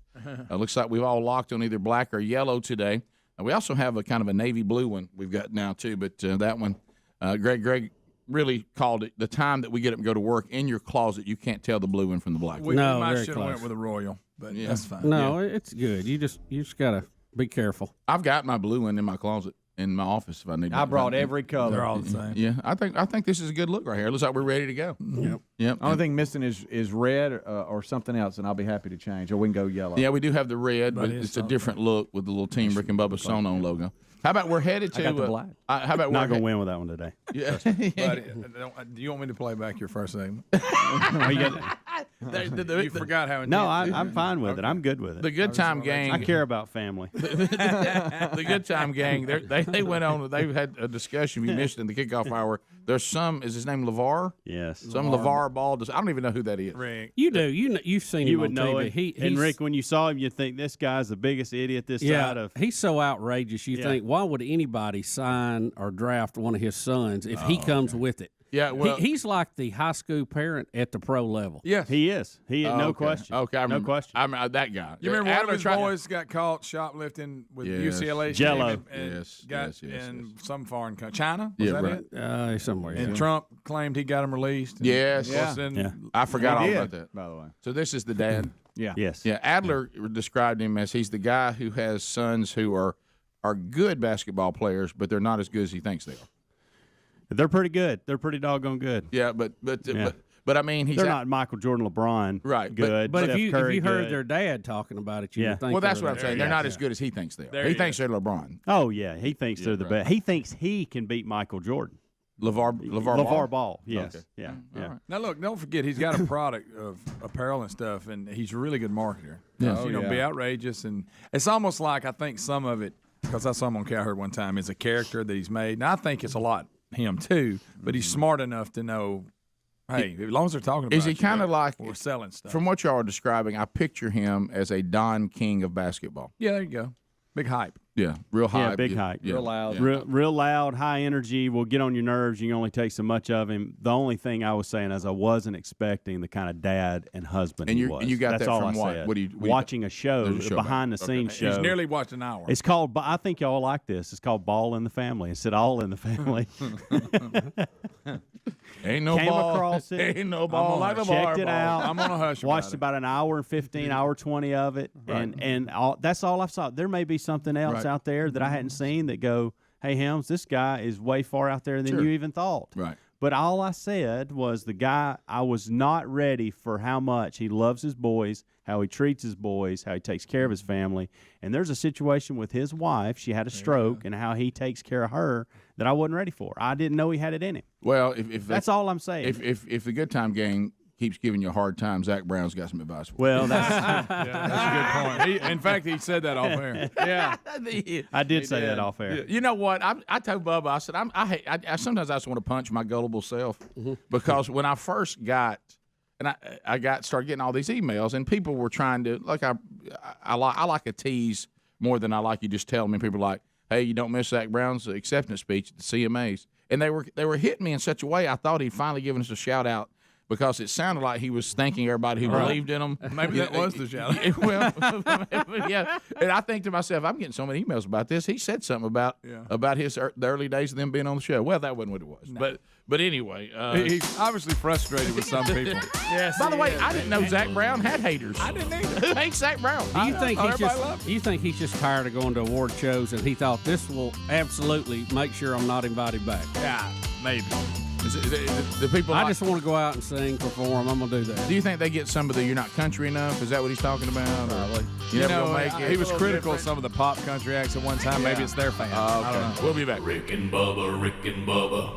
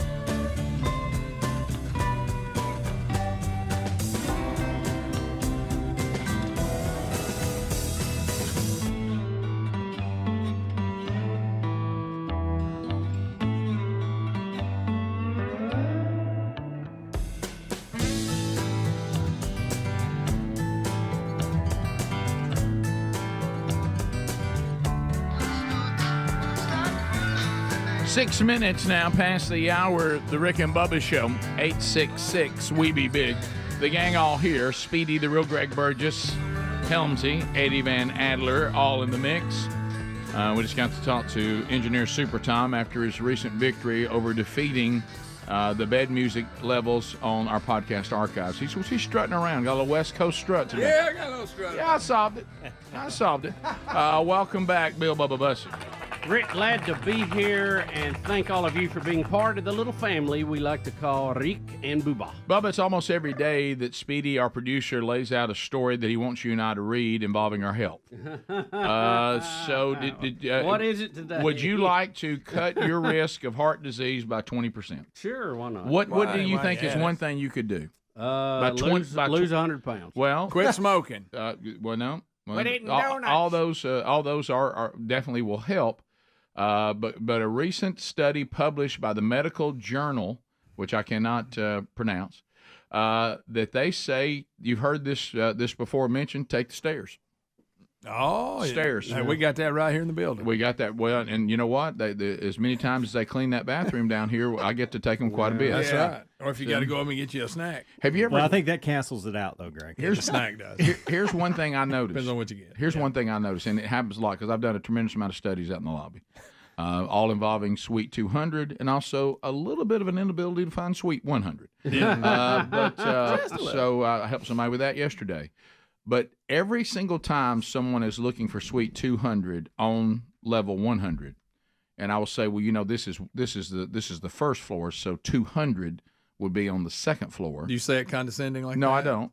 And I try to be very nice and kind because that's your nature. Everybody talks about that. Everybody says that. Yes. They say his kindness is what draws people to him. Oh yeah. And kindness only overshadows humility. Right. Yes. Right. Those two working hand in hand. Yep. And the one thing I like about myself the most is my humility. But anyway, so that's a great line that always works. But anyway, so I've noticed that not many takers, because I will say you could hit those steps right there. It's only one floor, but there is an elevator over there. Yeah. And I will say 8 out of 10 go to the elevator. Yeah. See, that's what's wrong with the world. To go up one floor. Oh, I do. I go to the elevator every chance I get. Bubba, you need to wear them stairs. 20%. Wearing that knee out. It's pretty good haul on them stairs. I like to run it. We could stand there, Rick, together, and I could give you pretty good odds on who's going to take the elevator and who's going to take the steps. Oh, yeah. Based off just looking at it. That would be a fun I had one this morning. Minute she busted through the door, I thought going right to the elevator. Greg, she probably listens. Is that the one that says, hey, I love the show? Greg, I said it a nice way. You didn't have to say that. All right, it's not a small sample. 12. There's plenty to pick from. You can tell when he gets off his meds. You can. It's just plain as day, and the ones around him suffer. He got through the run. Down. There's more than enough to go around. 12 years of data. Over 458,000 people they studied. Take the stairs. And they say if it revealed that climbing 5 flights of stairs per day could decrease the risk of various things that are under the heading of heart disease by 20%. Get that heart to working. Yeah. It also mentions two other things other than cardiovascular disease. There's another one. I guess that's just another cardiovascular disease. I can't pronounce them, but anyway. So I actually run these stairs here when I have to go up. I run them. I have run them before. Are y'all on every other step? It's easier guy to or run them. Every other. Well, if you see me, what mood I'm in. If you see me running them, you realize why I've had to go to the second floor. That's a great point. Yeah. But then you got to be careful running in that situation. Isn't it true? You need to hurry, but you also, it may not be the greatest thing to do. There's a tremendous amount of truth in that. I feel like I need to hurry, but hurrying could cause this to go poorly. The jostling is not good. Yeah, yeah.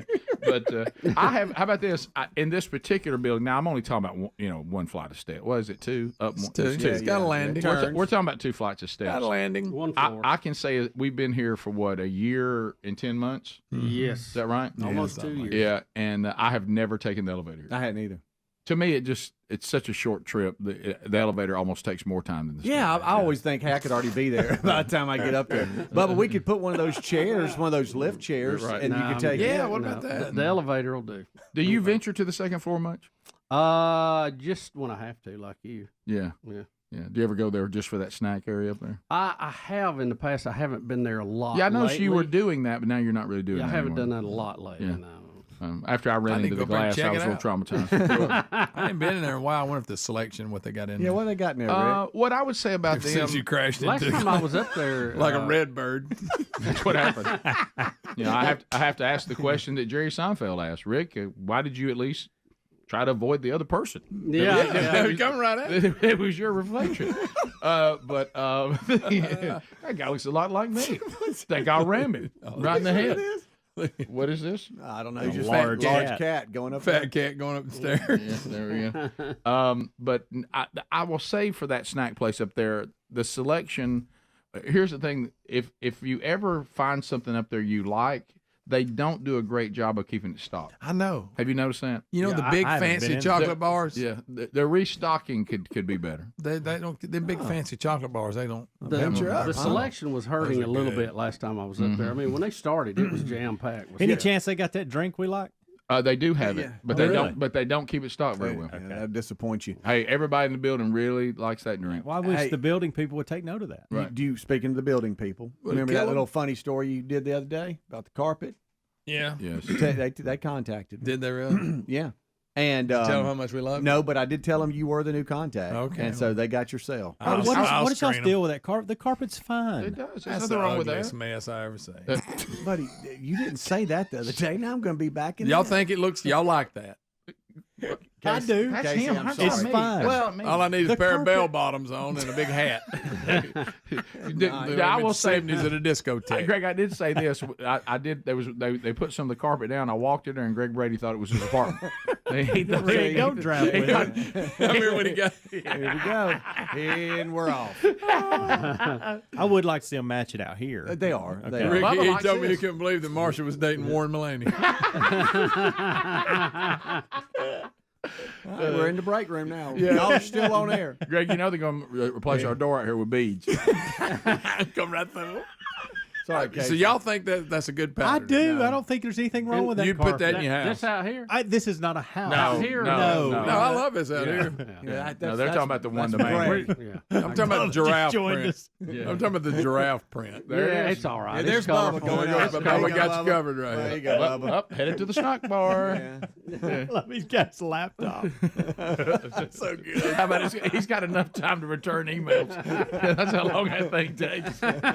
But the I kind of like to ride on it just for fun. so did you get? No, They no, just they, would they rather us not discuss They thought it was pretty that funny. They said that they memo have- didn't get to Greg. I'll tell Well, I you that. mean, It looks like paint's going on the walls next, and, I'd like and to of see course them y'all finish make fun of that that. too. Uh-huh. well, There are people out there right now. I bet they're about to start they working need on to it. pick it up. I think it was one of the days that you were gone to the fall tournament. Yeah. Oh yeah, you missed it. So they're 'Cause you'd have been a nervous they're wreck. referencing it would have been a bad day for you. Yeah. They're really? referencing what happened. You know how we tend to pop off and make a few jokes. Oh, and sometimes we don't know everybody's connection. Right. I was Can double back. I was doing one-liners about the carpet, talking to the person who picked it out. Didn't know. Didn't realize. Yeah. Rick, are you serious? Yeah, and they were trying to tell Rick. Yeah, they were trying to wave him off, and he didn't see it. I wonder what when they made the final choice, what it was down to. I'd like to see what that particular print was up against. Zebra. Yeah, I mean, it had to be Alright. something really gaudy. I'm sorry, We're Speedy. doing it again, doing the whole thing again. Rick called it the jungle room. Has everybody seen Elvis? I like it. I like it. It's lively. Yeah, it it gives is. a good Yeah, feel okay, to guys. it. That explains that TV over there with the shotgun blast. Greg, when they reach out, it's Well- going to be a 205 number. Yeah, I'll be sure to screen it. And Look, I'll give it. I can't look if you're gonna put it down there. People gonna have their own No, opinion. of it. Casey, you just he would not say to the person. Casey who picked it did reach out. He said, I actually went and pulled up the show and watched it. I couldn't this morning. out. Right. He thought it was pretty It's- funny. it's all in good I fun. did think that they had found some old carpet and put it out till they got what they had ordered back in. It's all So in that's- good fun. You know, they had that flood out there. Yeah, they said the paint they're about to do psychedelic. And I'm going to give him your contact. Rick, they got a couple of lava lamps they're gonna put out. It's gonna really set it off. Well, they said when we go up the second floor, it's going to say keep trucking. Rick and Bubba, Rick and Bubba. Well, I think technically June the 6th. Is it? But we had ceremonies going on. They're a little ahead of us over there, so it's kind of a 2-day event here today. Right. So what was going on with the president in England yesterday is it's all, and you said some of it had to do with time zones and what time things. Well, landed it's and you know, whatever. there's several ceremonies. They can't do them all at one time, Right. so it's over a 2-day. And I guess it's already. Let's see, they're 6 hours ahead of us over there, so their day's pretty much done today. So you Right. had. What we receive, it's various days, Rick. Let me put it that way. But I think the actual day is today, the 6th. There you go. Yeah. So 75 years, even though I think we said throughout the day yesterday, it was yesterday, it's actually today. Well, again, they probably, for some folks, it had already started by then. Right, right. It was a several day event. Right. A lot of prayer and preparation. You can't just run out there when the sun comes up, get in the boat, and start shooting. Yes. Right. And plus, part of the 75th anniversary is that he is stopping off. He was in England, and then now he's over in France. He's kind of making different stops. But today he's at Normandy. Yeah, and they're saying today is the 75th anniversary of the actual we're hitting the beach. That's right. And 5,000 ships, 11,000 airplanes, 150,000 soldiers from U.S., Britain, and Canada, all taking part. I loved yesterday. I saw the tandem jump of the 97-year-old who came in, and I know. And he said it went great, and he'd do it again.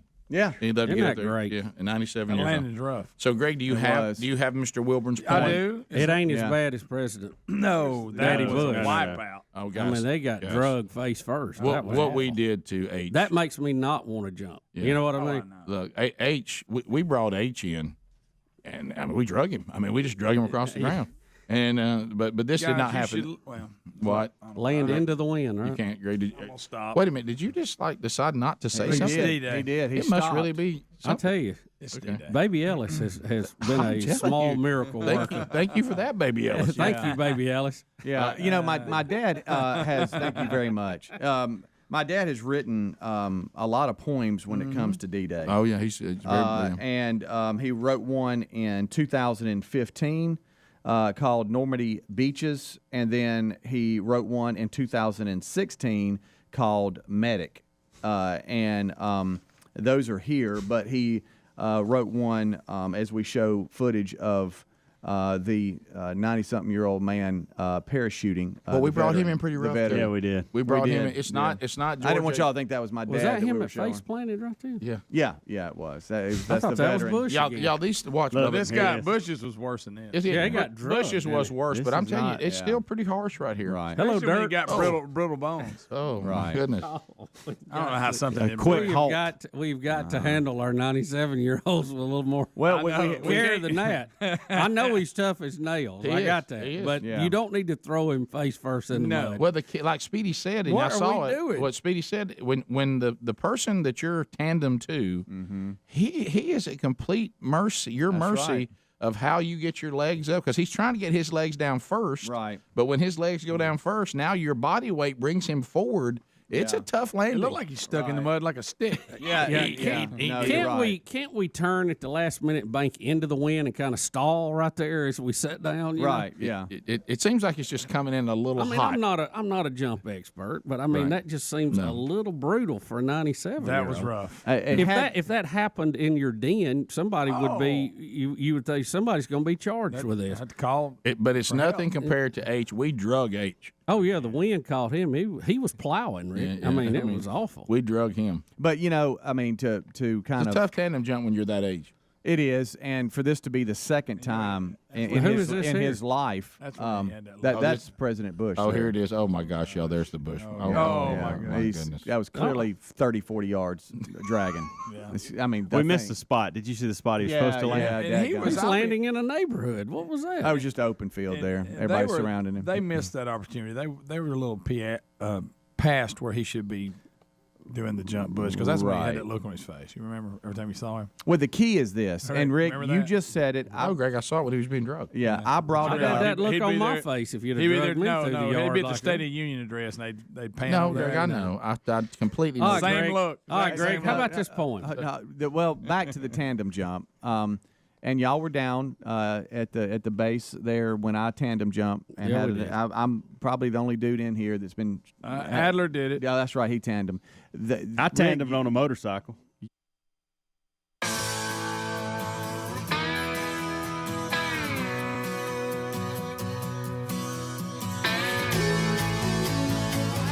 21 minutes past the hour. The Rick and Bubba Show, 866 We Be Big is the number as we work our way back. All right, so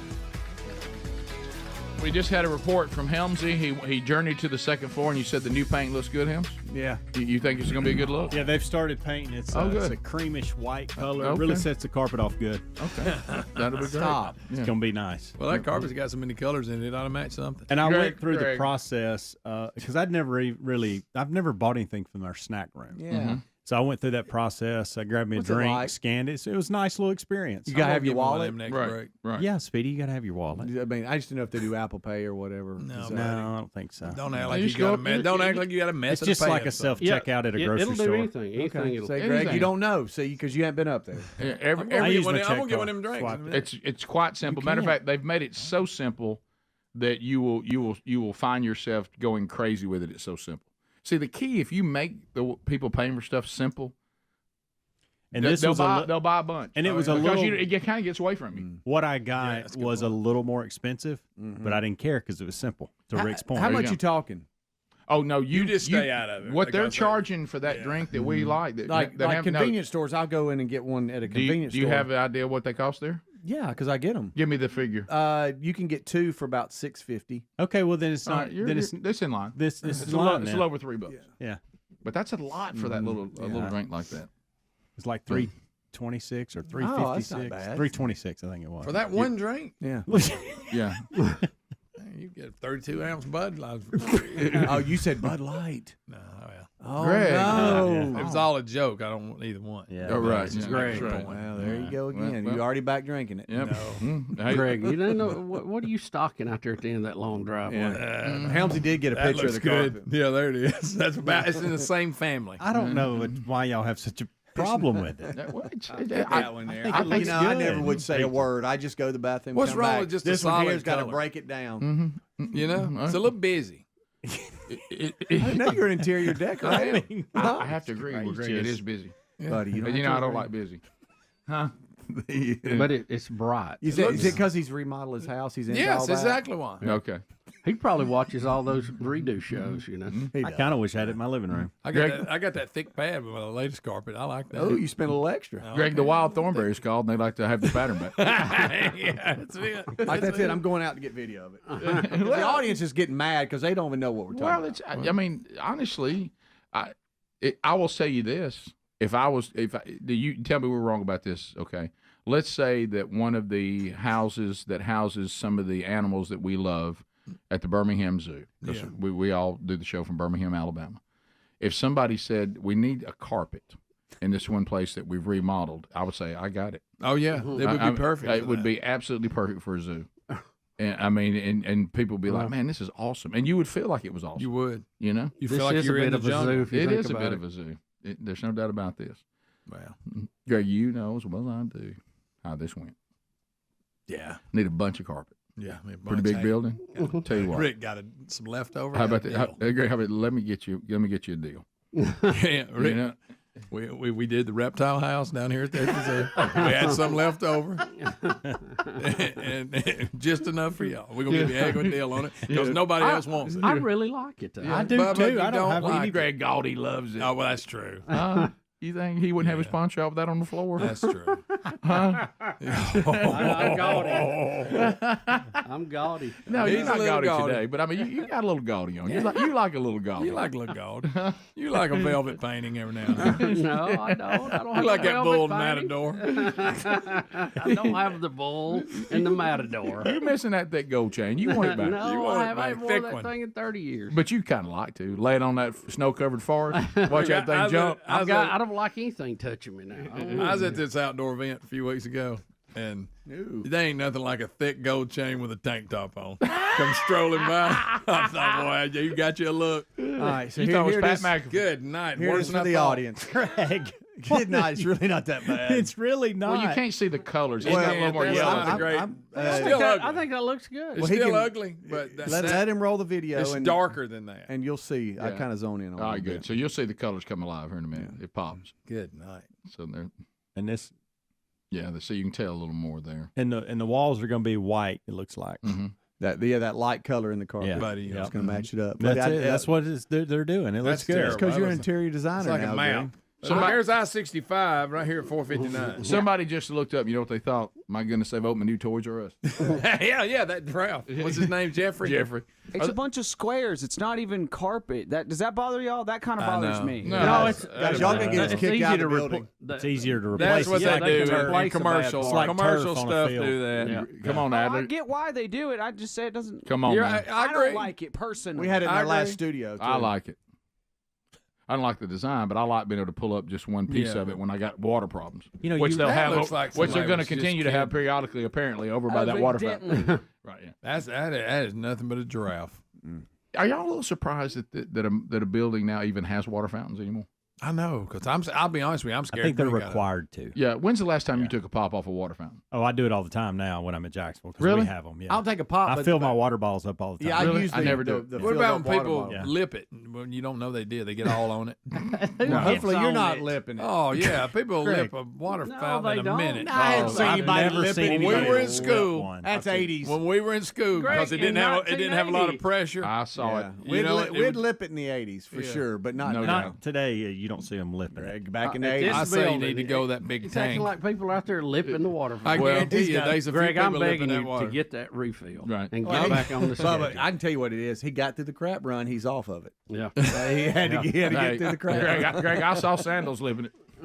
Oh, there ain't no doubt. You think he wouldn't live it? Yeah. No. Rick, you remember when we used to sneak and Nobody's hide? And lipping they'd it. make us practice in the summer in the wrestling room. And there was no air. Bubba, get him, Bubba. And that water fountain barely. We were all lipping it. Oh yeah, oh yeah. No, there comes a time when you just have to say, if it's all the only way I can get it, I'll do it. I don't know what the pressure problem was back in them days, but you never. Or you had one that had too much and it would shoot it up your nose. Yeah. Yeah. To set the scene, they are going to have this playing in the lobby. This song here. So. Okay. Oh, okay. Yeah. I don't want to grow up fun, Toys Rugged. It's so funny y'all are bringing up Toys R Us. I was listening to a podcast Are they this even morning open on the now? way in, Ooh. and that's the thing. They're about to open up more stores. They're about Really? to. Did They're about somebody to come jump in and back rescue in the. them? Oh, that was well, KB Toy. no, to your point, one of the big department stores that are in malls, they're going to actually put a section in. I don't know if it's J.C. Penney or Macy's or whoever it is, but they're going to do it, and they're going to start opening up some more brick and mortar. Yeah, because they got Which in is trouble. strange because I don't know They how got in that trouble, worked. didn't they? And then they They even they're mentioned back. the giraffe and everything. Did Yeah. they? Is it Yeah. the same company or did they sell They it were off? bought off. They sold. They I think somebody did the same thing to KB Toys. They brought it back. Really? They said they plan to open 24 stores in I like the 2024. toy Can I store. ask y'all something? Oh, I This do will too. be just really for Rick and Greg. Are they bringing Masons back? Do you know? Oh man, Yeah, you had Masons, gracious. you had old Masons. Oh. Remember, there were two of them. Oh. Old Masons, you loved to go there when a kid because they had all the toys ripped out of the pack. Yeah. Because people would be in there playing with them. Yeah. Boy, if your mama and daddy or your grandparents were taking you to Masons, Well, that was my reward when everybody went to town. If I acted good, we could go buy Masons on the way home. did you pull that off? Oh yeah. They're But then I get 2 blocked over which toy I wanted. Right. Then- Bubba, did you ever venture down and come to Sky City? Oh yeah. Yeah. Absolutely. That was a big store. Yeah. We loved Sky City. Had a deli in it. You They're could get opening a one at the barbecue airport. Plate. Dallas, Fort Worth, they're opening a Toys R Us. Really? Yeah. Bottom of the hour. Rick and Bubba, Rick and Bubba.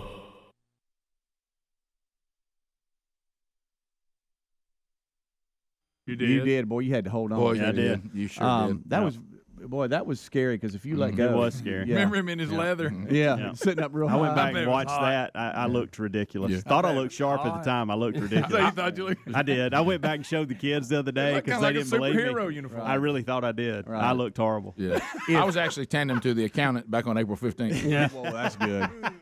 If you don't do high knees and bring your knees up to your midsection, Are you asking me to do high knees in here? No, I'm Oh, just saying if you you're don't, the yeah, guy okay. up front, Yeah. okay. If you don't, because they say bring your knees up so their legs can hit first and brace the impact. Which he tried to do. I can tell he tried to do it. And if you can't do that, then now you're dragging. Now 'cause their H feet couldn't. can't- H they- couldn't do it. And that's why the drag was so bad. Right. But this guy, if you'll watch, he tries to do exactly what you said. But But then he's stuck. Yeah, but his legs just can't. It's like he's stuck. His name is Tom Rice. At 97, you can only raise your Do legs. you think so high. he's injured? He just didn't want to say nothing. Yeah. Well, There may be minor. But how about he's this? seen the doctor privately. He's today. real sore. Yeah. Today he's seen the doctor Sure privately. is. Well, here's back here's to- the good news. It's not near as rough as he'll be handled by the airline going back home. Oh, that's so good. no. He'll wish for a 10. Oh Yeah. my gosh. Back yes. to the sweet side of this, and you know the emotional side is for the second time in his life he lands there, and the first time That is pretty was 1944 when they were coming in, and this had to be quite the moment I for guarantee him. you this was a lot less stressful, Yes. even though he was 97. Look at that son of a gun at 97. He doesn't Yeah. look He 97. looks like No, a he hog. doesn't. Good night. 97 guys, that's I tell you what, he's not that far off of looking like Sully. Yeah, you're right. So he didn't even wear a crash helmet. nah, he don't care. Um, Greggy's 97. Who needs a crash helmet That's now? a good point. This part of the event, he parachuted along with about 200 other participants, That's awesome. and they man. all came down to mark the 75th anniversary.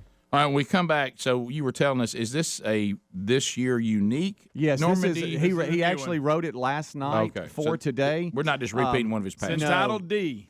It is because a lot of people don't know what the D stood for. That's right. In D-Day, and here are his 16 and 15. That hurts your hips, right? Rick points. is entitled D, a.k.a. LeVar Ball. Greg. That's all he's got today, guys. Get ready. Emailers are saying, unfortunate for the new intern. If she's named today, it's going to have ball in it. Something ball. Part of that family. I think we'll pass on that.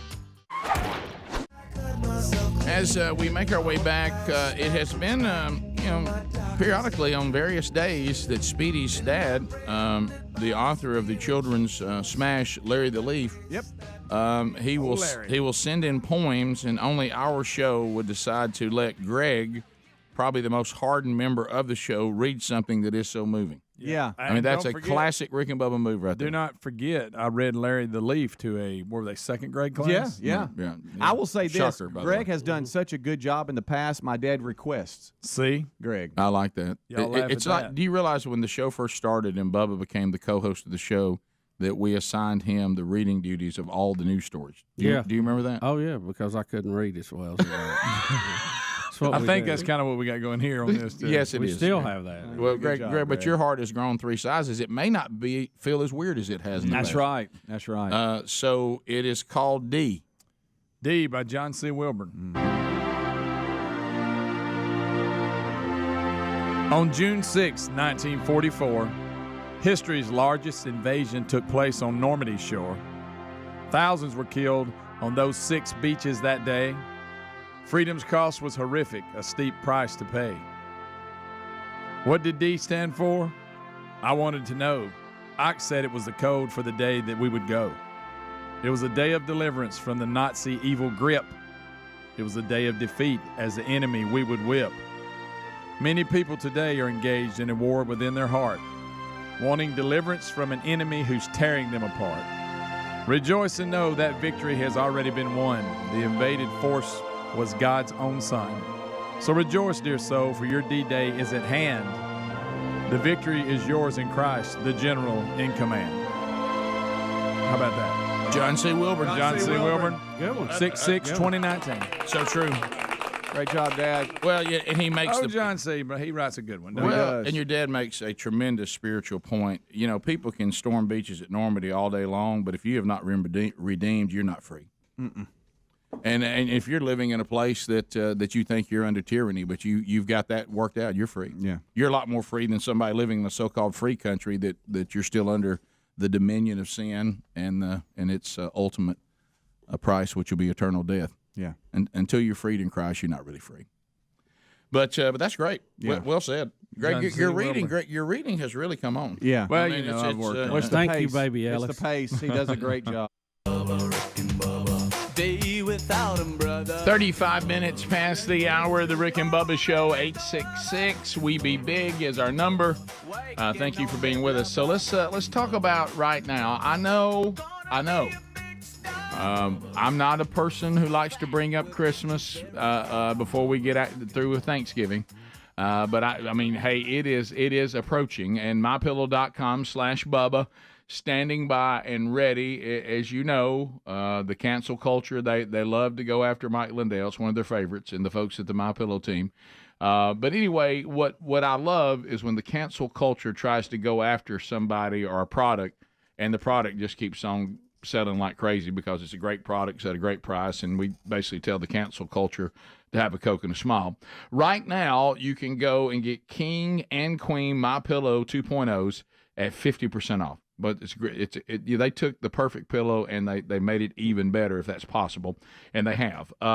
My slippers are $39.98. That'll save you $100. Now, Christmas products, I did mention it.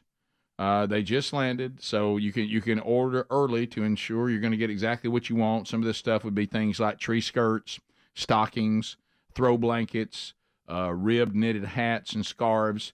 They all feature buy early savings of 25-35% off, somewhere in there. There's kitchen towels at 25% off. My sandals are $19.50. If you need things for your pets, dog beds and pet blankets are $19.99. Men's and women's sleepwear, 80% off. So you work hard for your money, and it goes a lot further when you're shopping for these incredible products at mypillow.com/Bubba.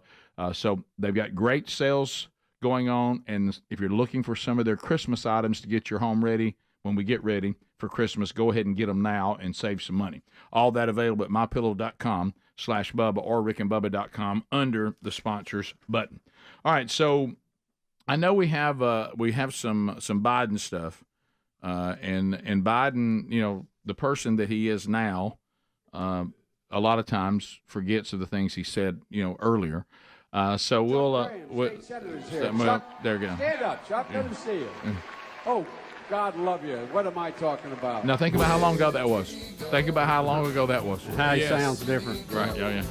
Oh my goodness. Does anybody know Basement Joe? All right, so let's Bubba TV4. Yeah, I know. I saw that. Somebody needs to yell mercy at some point. Yeah. Calm down. There we go. So, Rick, this is a flashback to 2008, and Biden is going to be talking about leaving billions of dollars of weapons behind that will eventually be used against our grandchildren someday. The big difference to tell the American people the truth about what our options are in ending this war. If tomorrow the order goes out from I'm President of the United States, I issue an order, end the war today, begin to withdraw all American troops. It will take a year to get the American troops out. Do you hear me now? That's the truth. It will take a year to get them physically out. Now, if you leave all the equipment behind, you might be able to do it in 7 months. And you leave those billions of dollars of weapons behind, I promise they're going to be used against your grandchild and mine someday. Well, look at him getting all dramatic. Wow. Getting That's so really Delaware. He didn't listen to his own advice when he came to Afghanistan, did he? Nope. So he's terrifying these people that these same weapons you leave behind will be used against your grandchild and mine someday. And the only way you can get out of a place quickly is to leave a bunch of dangerous stuff behind. Yeah. And then he does that in Afghanistan, and we're supposed to applaud him and talk about what a great job he did. So check this next one out. He's going to be talking about, it's a little longer clip, but it's him talking about slamming President Bush on weak border policies and building a wall. It makes sense that no great nation can be in a position where they can't control their borders. Oh, my. It matters how you control your borders, not just for immigration, but it matters for drugs, terror, a whole range of other things. Here's the conclusion I come up with, and it's sort of in equal parts. We have to, and I had been arguing for, when I'm back in my days as chairman of the Judiciary Committee and straight through as the leader of the Foreign Relations Committee, I've been arguing for the need to put more protection at our borders, meaning that you have more border guards. This president, refusing to add the number of border guards, now said he has to send the National Guard down. He vetoed. He was against adding the number of border guards. I only can suggest the reason he was is because he needed that money for his tax cuts that were unnecessary. I'm not being facetious. I'm being serious. Again, show me what you value. Same line. He had put a higher value on tax cuts for the wealthy than he did on protecting the border. And all of a sudden, the public responds, and now he says, now we got to send the National Guard down there that's already overstretched by God knows how much. You know the units going in and out of your own state, going to Iraq and to Afghanistan. So I think what you have to do is you have to have a significant increase in the security at the border, including limited elements where you actually have a fence. There we go. Not a fence 3,000 miles like these folks are talking about, but you've got to, there are certain places people can go over and under a fence, but you can't take 100 kilos of cocaine over and under a fence. And what you do when you have limited places where fences are in populated areas, you force these drug dealers and others around, making it easier to apprehend because there's fewer places to come through. So I think the combination of virtual fencing, some fencing, additional border patrol is important. Good night. Okay, sounds like a good plan. I kind of agree. I'd vote for that guy. Yeah, I agree with that, Biden, right See, there. that's the way the wind was blowing then. Yeah. He changes, whatever way it's blowing. Yeah. That's Wow. right, Joey. Wow. We love each other, Joey. I'm serious. So this is the he's still thing. serious then, too. Yeah, this is the thing where we find the current president in an argument with himself. Right. For many reasons. For many reasons. And listen to how he was talking then compared to now, too. Oh, wow. Oh, my God. And he was asked just this, I guess, last week, do walls work? Yeah. And he said no. Tell that to every single civilization in the history of the entire world. Right. Tell that to the Vatican right now. Tell that to every country. Yeah. Tell it to heaven. Tell it to heaven. Tell it to heaven. I love it. Yeah, the wall thing has been pretty effective. Yeah. Over time, if you want to try to vet people and decide who can come in and who can't. It certainly slows down the masses, that's for sure. The Great Wall of China. That's they a built wall. that just for fun, I guess. Right. For no reasons. Well, and the bigger point is he too knows it's a good strategy when it was, as Greg said, when it was politically expedient to say that, he did. Yeah, that's what he does. So which one does he believe? We don't really know because he's just going with whatever the current environment would demand from him based on the letter by his name. That's it. It's crazy. Yeah, and It's crazy. There he is. There he now. sits right there. And there's Purple Suit. Mm-hmm. And nobody believes he can run again. Tell me that. I know y'all. I keep bringing this up. Nobody really believes that. Politics, take politics and throw them out. Right. I'm just talking about. He is running again, Rick, how. and he is going to be the Democratic nominee because RFK just dropped out. That's right. I did. I'm an independent. It's getting good. Yeah, Greg. it's More working wavery. You mean on it. like You got to get the quiver in there. No, sit on Helmsy's knee and let him bounce you. Yeah. Oh, okay. Yeah, let you Adler got it. bounce you like he did Ezra. Yeah. You know, You got it. By the way, have you already finished that drink? Yeah, I knocked Yeah, that he's baby not a out. sipper. He's a Goodness gulper. Well, no, he's not.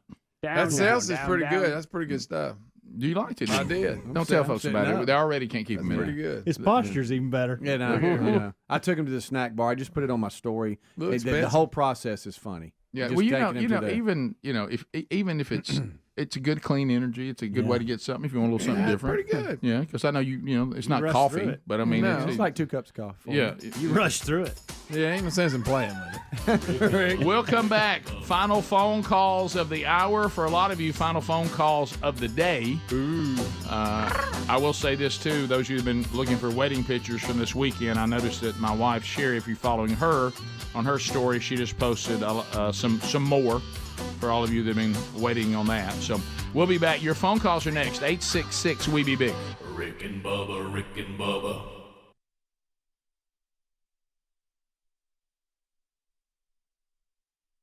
So you trying to go get a drink? Huh? That's right. I won't try. Y'all been drinking this weird Just drink. go. Just go. Hey, Hey, how are you? we're just up to no good. Here's where Rick walked into the garden. Right here. Right here. Thought it was an opening. Thought it was open and crashed right. I could see that. You almost did. I bet more than one's done it. All right. Get your little drink. It's right up there. Which one's better? Mango? Just either one of those are good. I kind of like mango. And then here's the little deal here. Is mango's any good? Mango's fine. You can go ahead and get me one if you want. You want one? What flavor? I don't have to. You don't have to. No, I'll get you one. No, you don't have to. I don't have Do my you wallet. want one or I not? don't have my wallet. But do you want one? What flavor? You want watermelon? Watermelon's fine, but you don't have to give me one. Greg, you really don't. Oh, God. I want Here we you to go. enjoy it with me. I figure. Oh. Here we I'm go. not a big fan of the self-checker. You're not? You know, there's no doubt about it. This is the results of Baby Ellis all the way. By the way, I got a picture yesterday that he loved the tuba dance. Yeah. Okay, good. Did you see that? Yeah, He was watching on YouTube. I saw that. All right, so the email of if the Chandler day. comes around, I mean, we may not even recognize Greg. I know. And how about Well, I don't know what'll happen. I have to get another job, I guess. and besides, I won't be able to pull it off because this is all I got. yeah, You know, the rump. yeah, I know. That's it. I know. Oh my God! Besides my dad being on Twitter, which is a great follow, he's now on Facebook, which is kind Watch of interesting. And yesterday he put out the poem Normandy's Beaches and Medic. Those are on there, and then this one will soon be Medic added. was from 2016. Yeah. And Normandy's Beaches was 15. Yeah. Did we read these before or one of them? I think we've read one of them. Yeah, not sure, but those are on there, Facebook. All right, so Medic is a tearjerker. yeah, it is. Yeah. Some other things to cover today, and I'm thinking the transition here may be too severe to transition to the Zach Brown story. But what we were seeing, He's got a little shout out there. he does, but Can't play it. I did see, because I know the NBA finals going on, and you know the Warriors, who are modern day's most dominant team. They got a lot of injuries and they're struggling and all of that. And then I look down, and Speedy also has out here today the story that men's college basketball, they're going to take the 3-point line and extend it to international distance. Yeah. Now, how much further will that be back? Was it about a step or something? Yeah, What yeah, is it's in the story. And I that's can't, still not I can't NBA remember the level, exact though. distance, but it is back a little bit. I think it's more at the arch than anything. But at it's the not top. NBA level? It's not as far back as I theirs? don't think so. Or are they at the I'll have to international look. level? Let me look it up here. They moved the 3-point line to the international basketball distance of 22 feet. That is 22 feet 1 3/4 inches. Good night. Mm-hmm. And they're considering. Now what is it before that though? What's? Give me the measurements here. What's the distance? I don't see. I haven't looked at this yet. Yeah. They said that this was all the coaches felt like, and I agree that in college it wasn't far enough back, and they're moving it back. But I don't know that international and NBA are the same. It still may be shorter than the NBA. This is like when they took the kicking tee from PATs and field goals. Remember Right, that? yeah, When yeah. They used to Yeah, have yeah. Well, this is the second time they've moved it back, right? Let's see. They went from. Well, this font tough here. I know. Let's see. It's kind of small. Well, they went back further. Let's just say that. They moved it back. Okay, the line was moved before the 08-09 season. The distance went from 19 foot 9 inches to 20 foot 9 inches.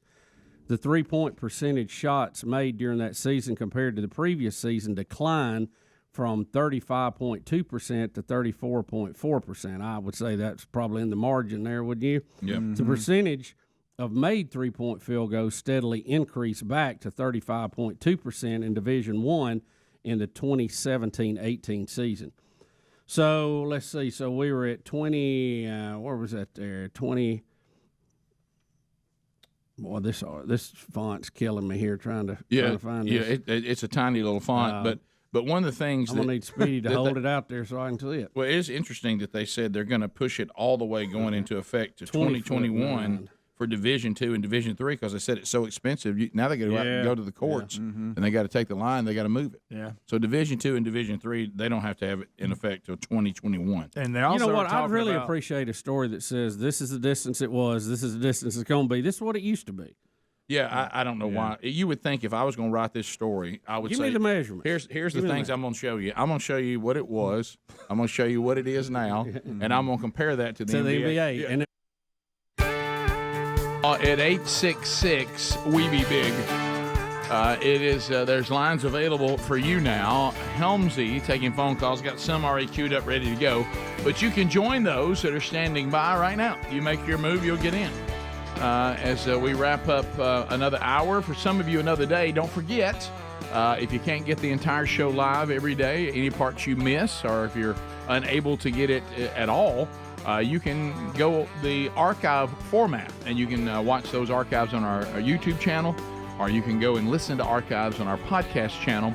Also, there's an hour best of a video version each day that is kind of the best moments of the given day on Blaze TV, if you're a subscriber to Blaze TV as well. All right, Chester is standing by out of Huntsville, Alabama. You can join us too. Chester's got us on 100.3 The River. Chester, go ahead. Hey, I started watching Leave It to Beaver again, and I promise Eddie Haskell, I think, is Justin Timberlake's dad.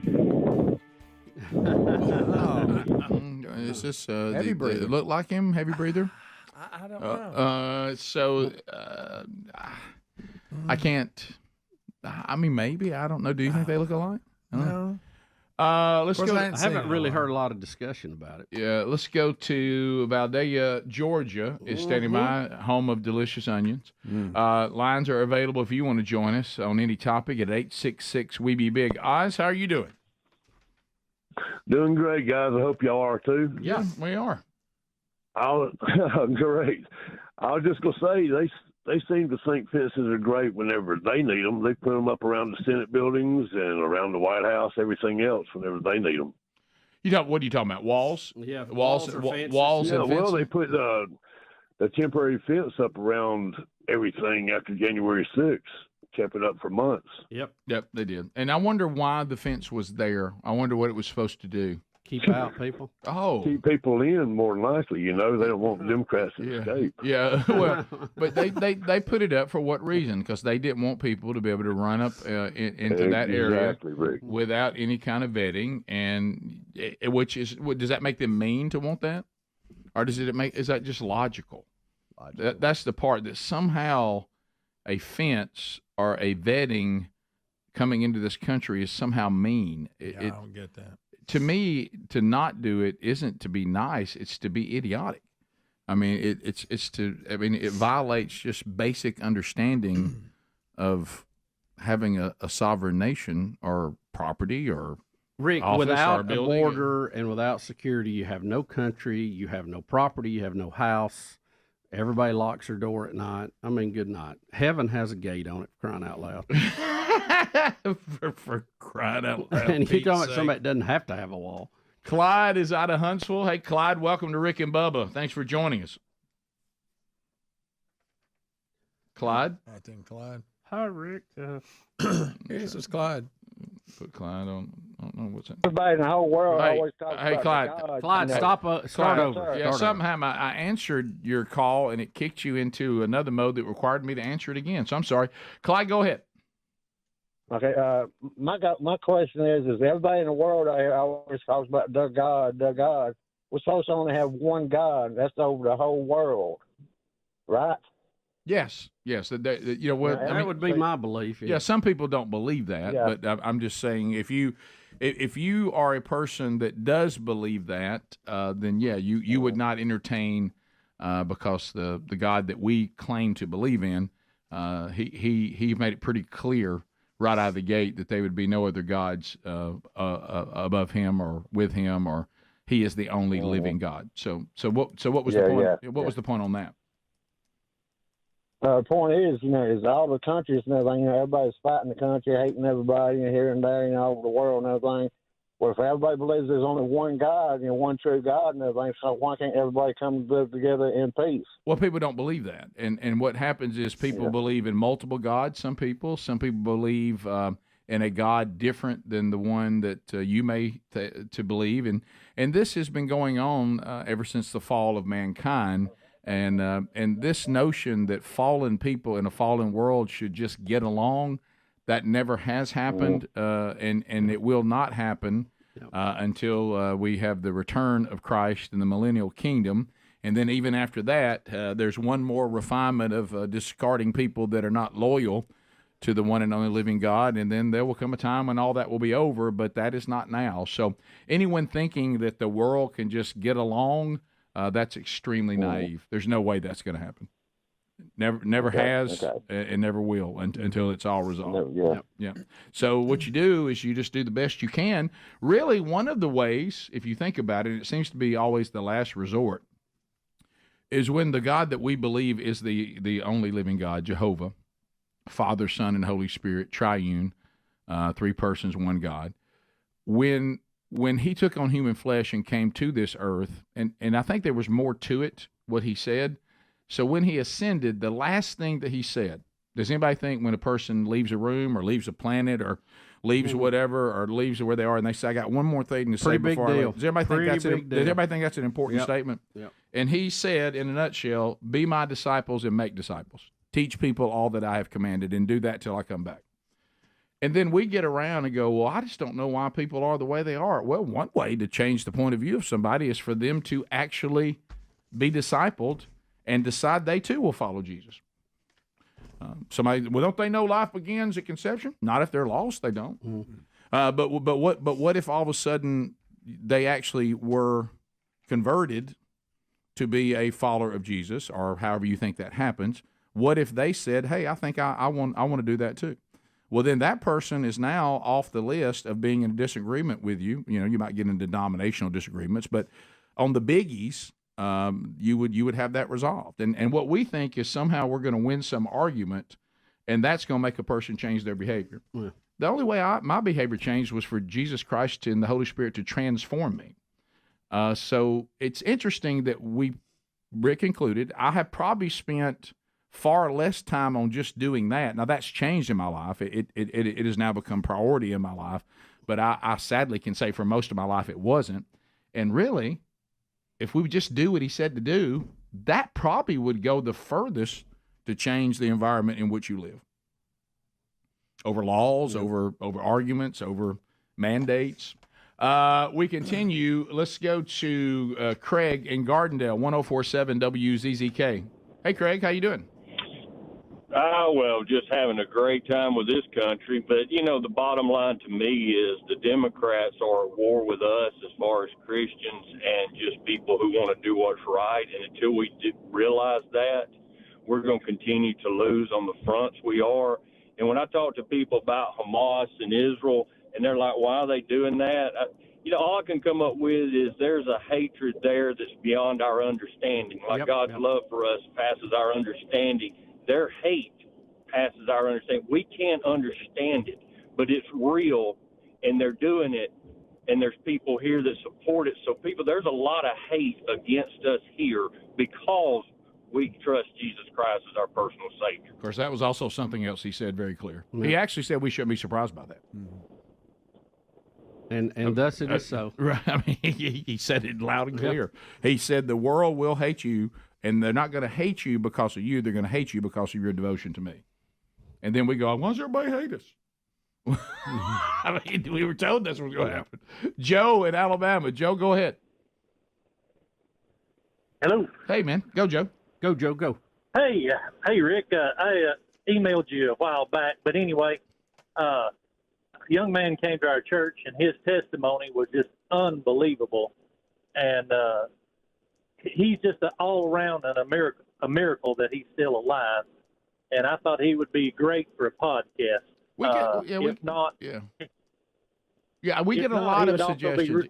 We get a lot of suggestions on podcast ideas and emails. So I'm sure yours is in there and in the hopper. But we'll take a look at it. Okay. And I appreciate that. Thank you very much. Yes, sir.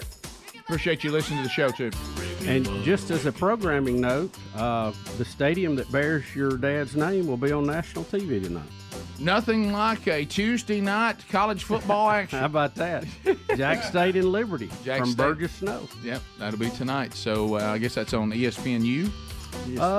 Probably. It's on one of the national ones. We'll check it. Yeah. Thanks a lot for being with us. Rick and Bubba, Rick and Bubba.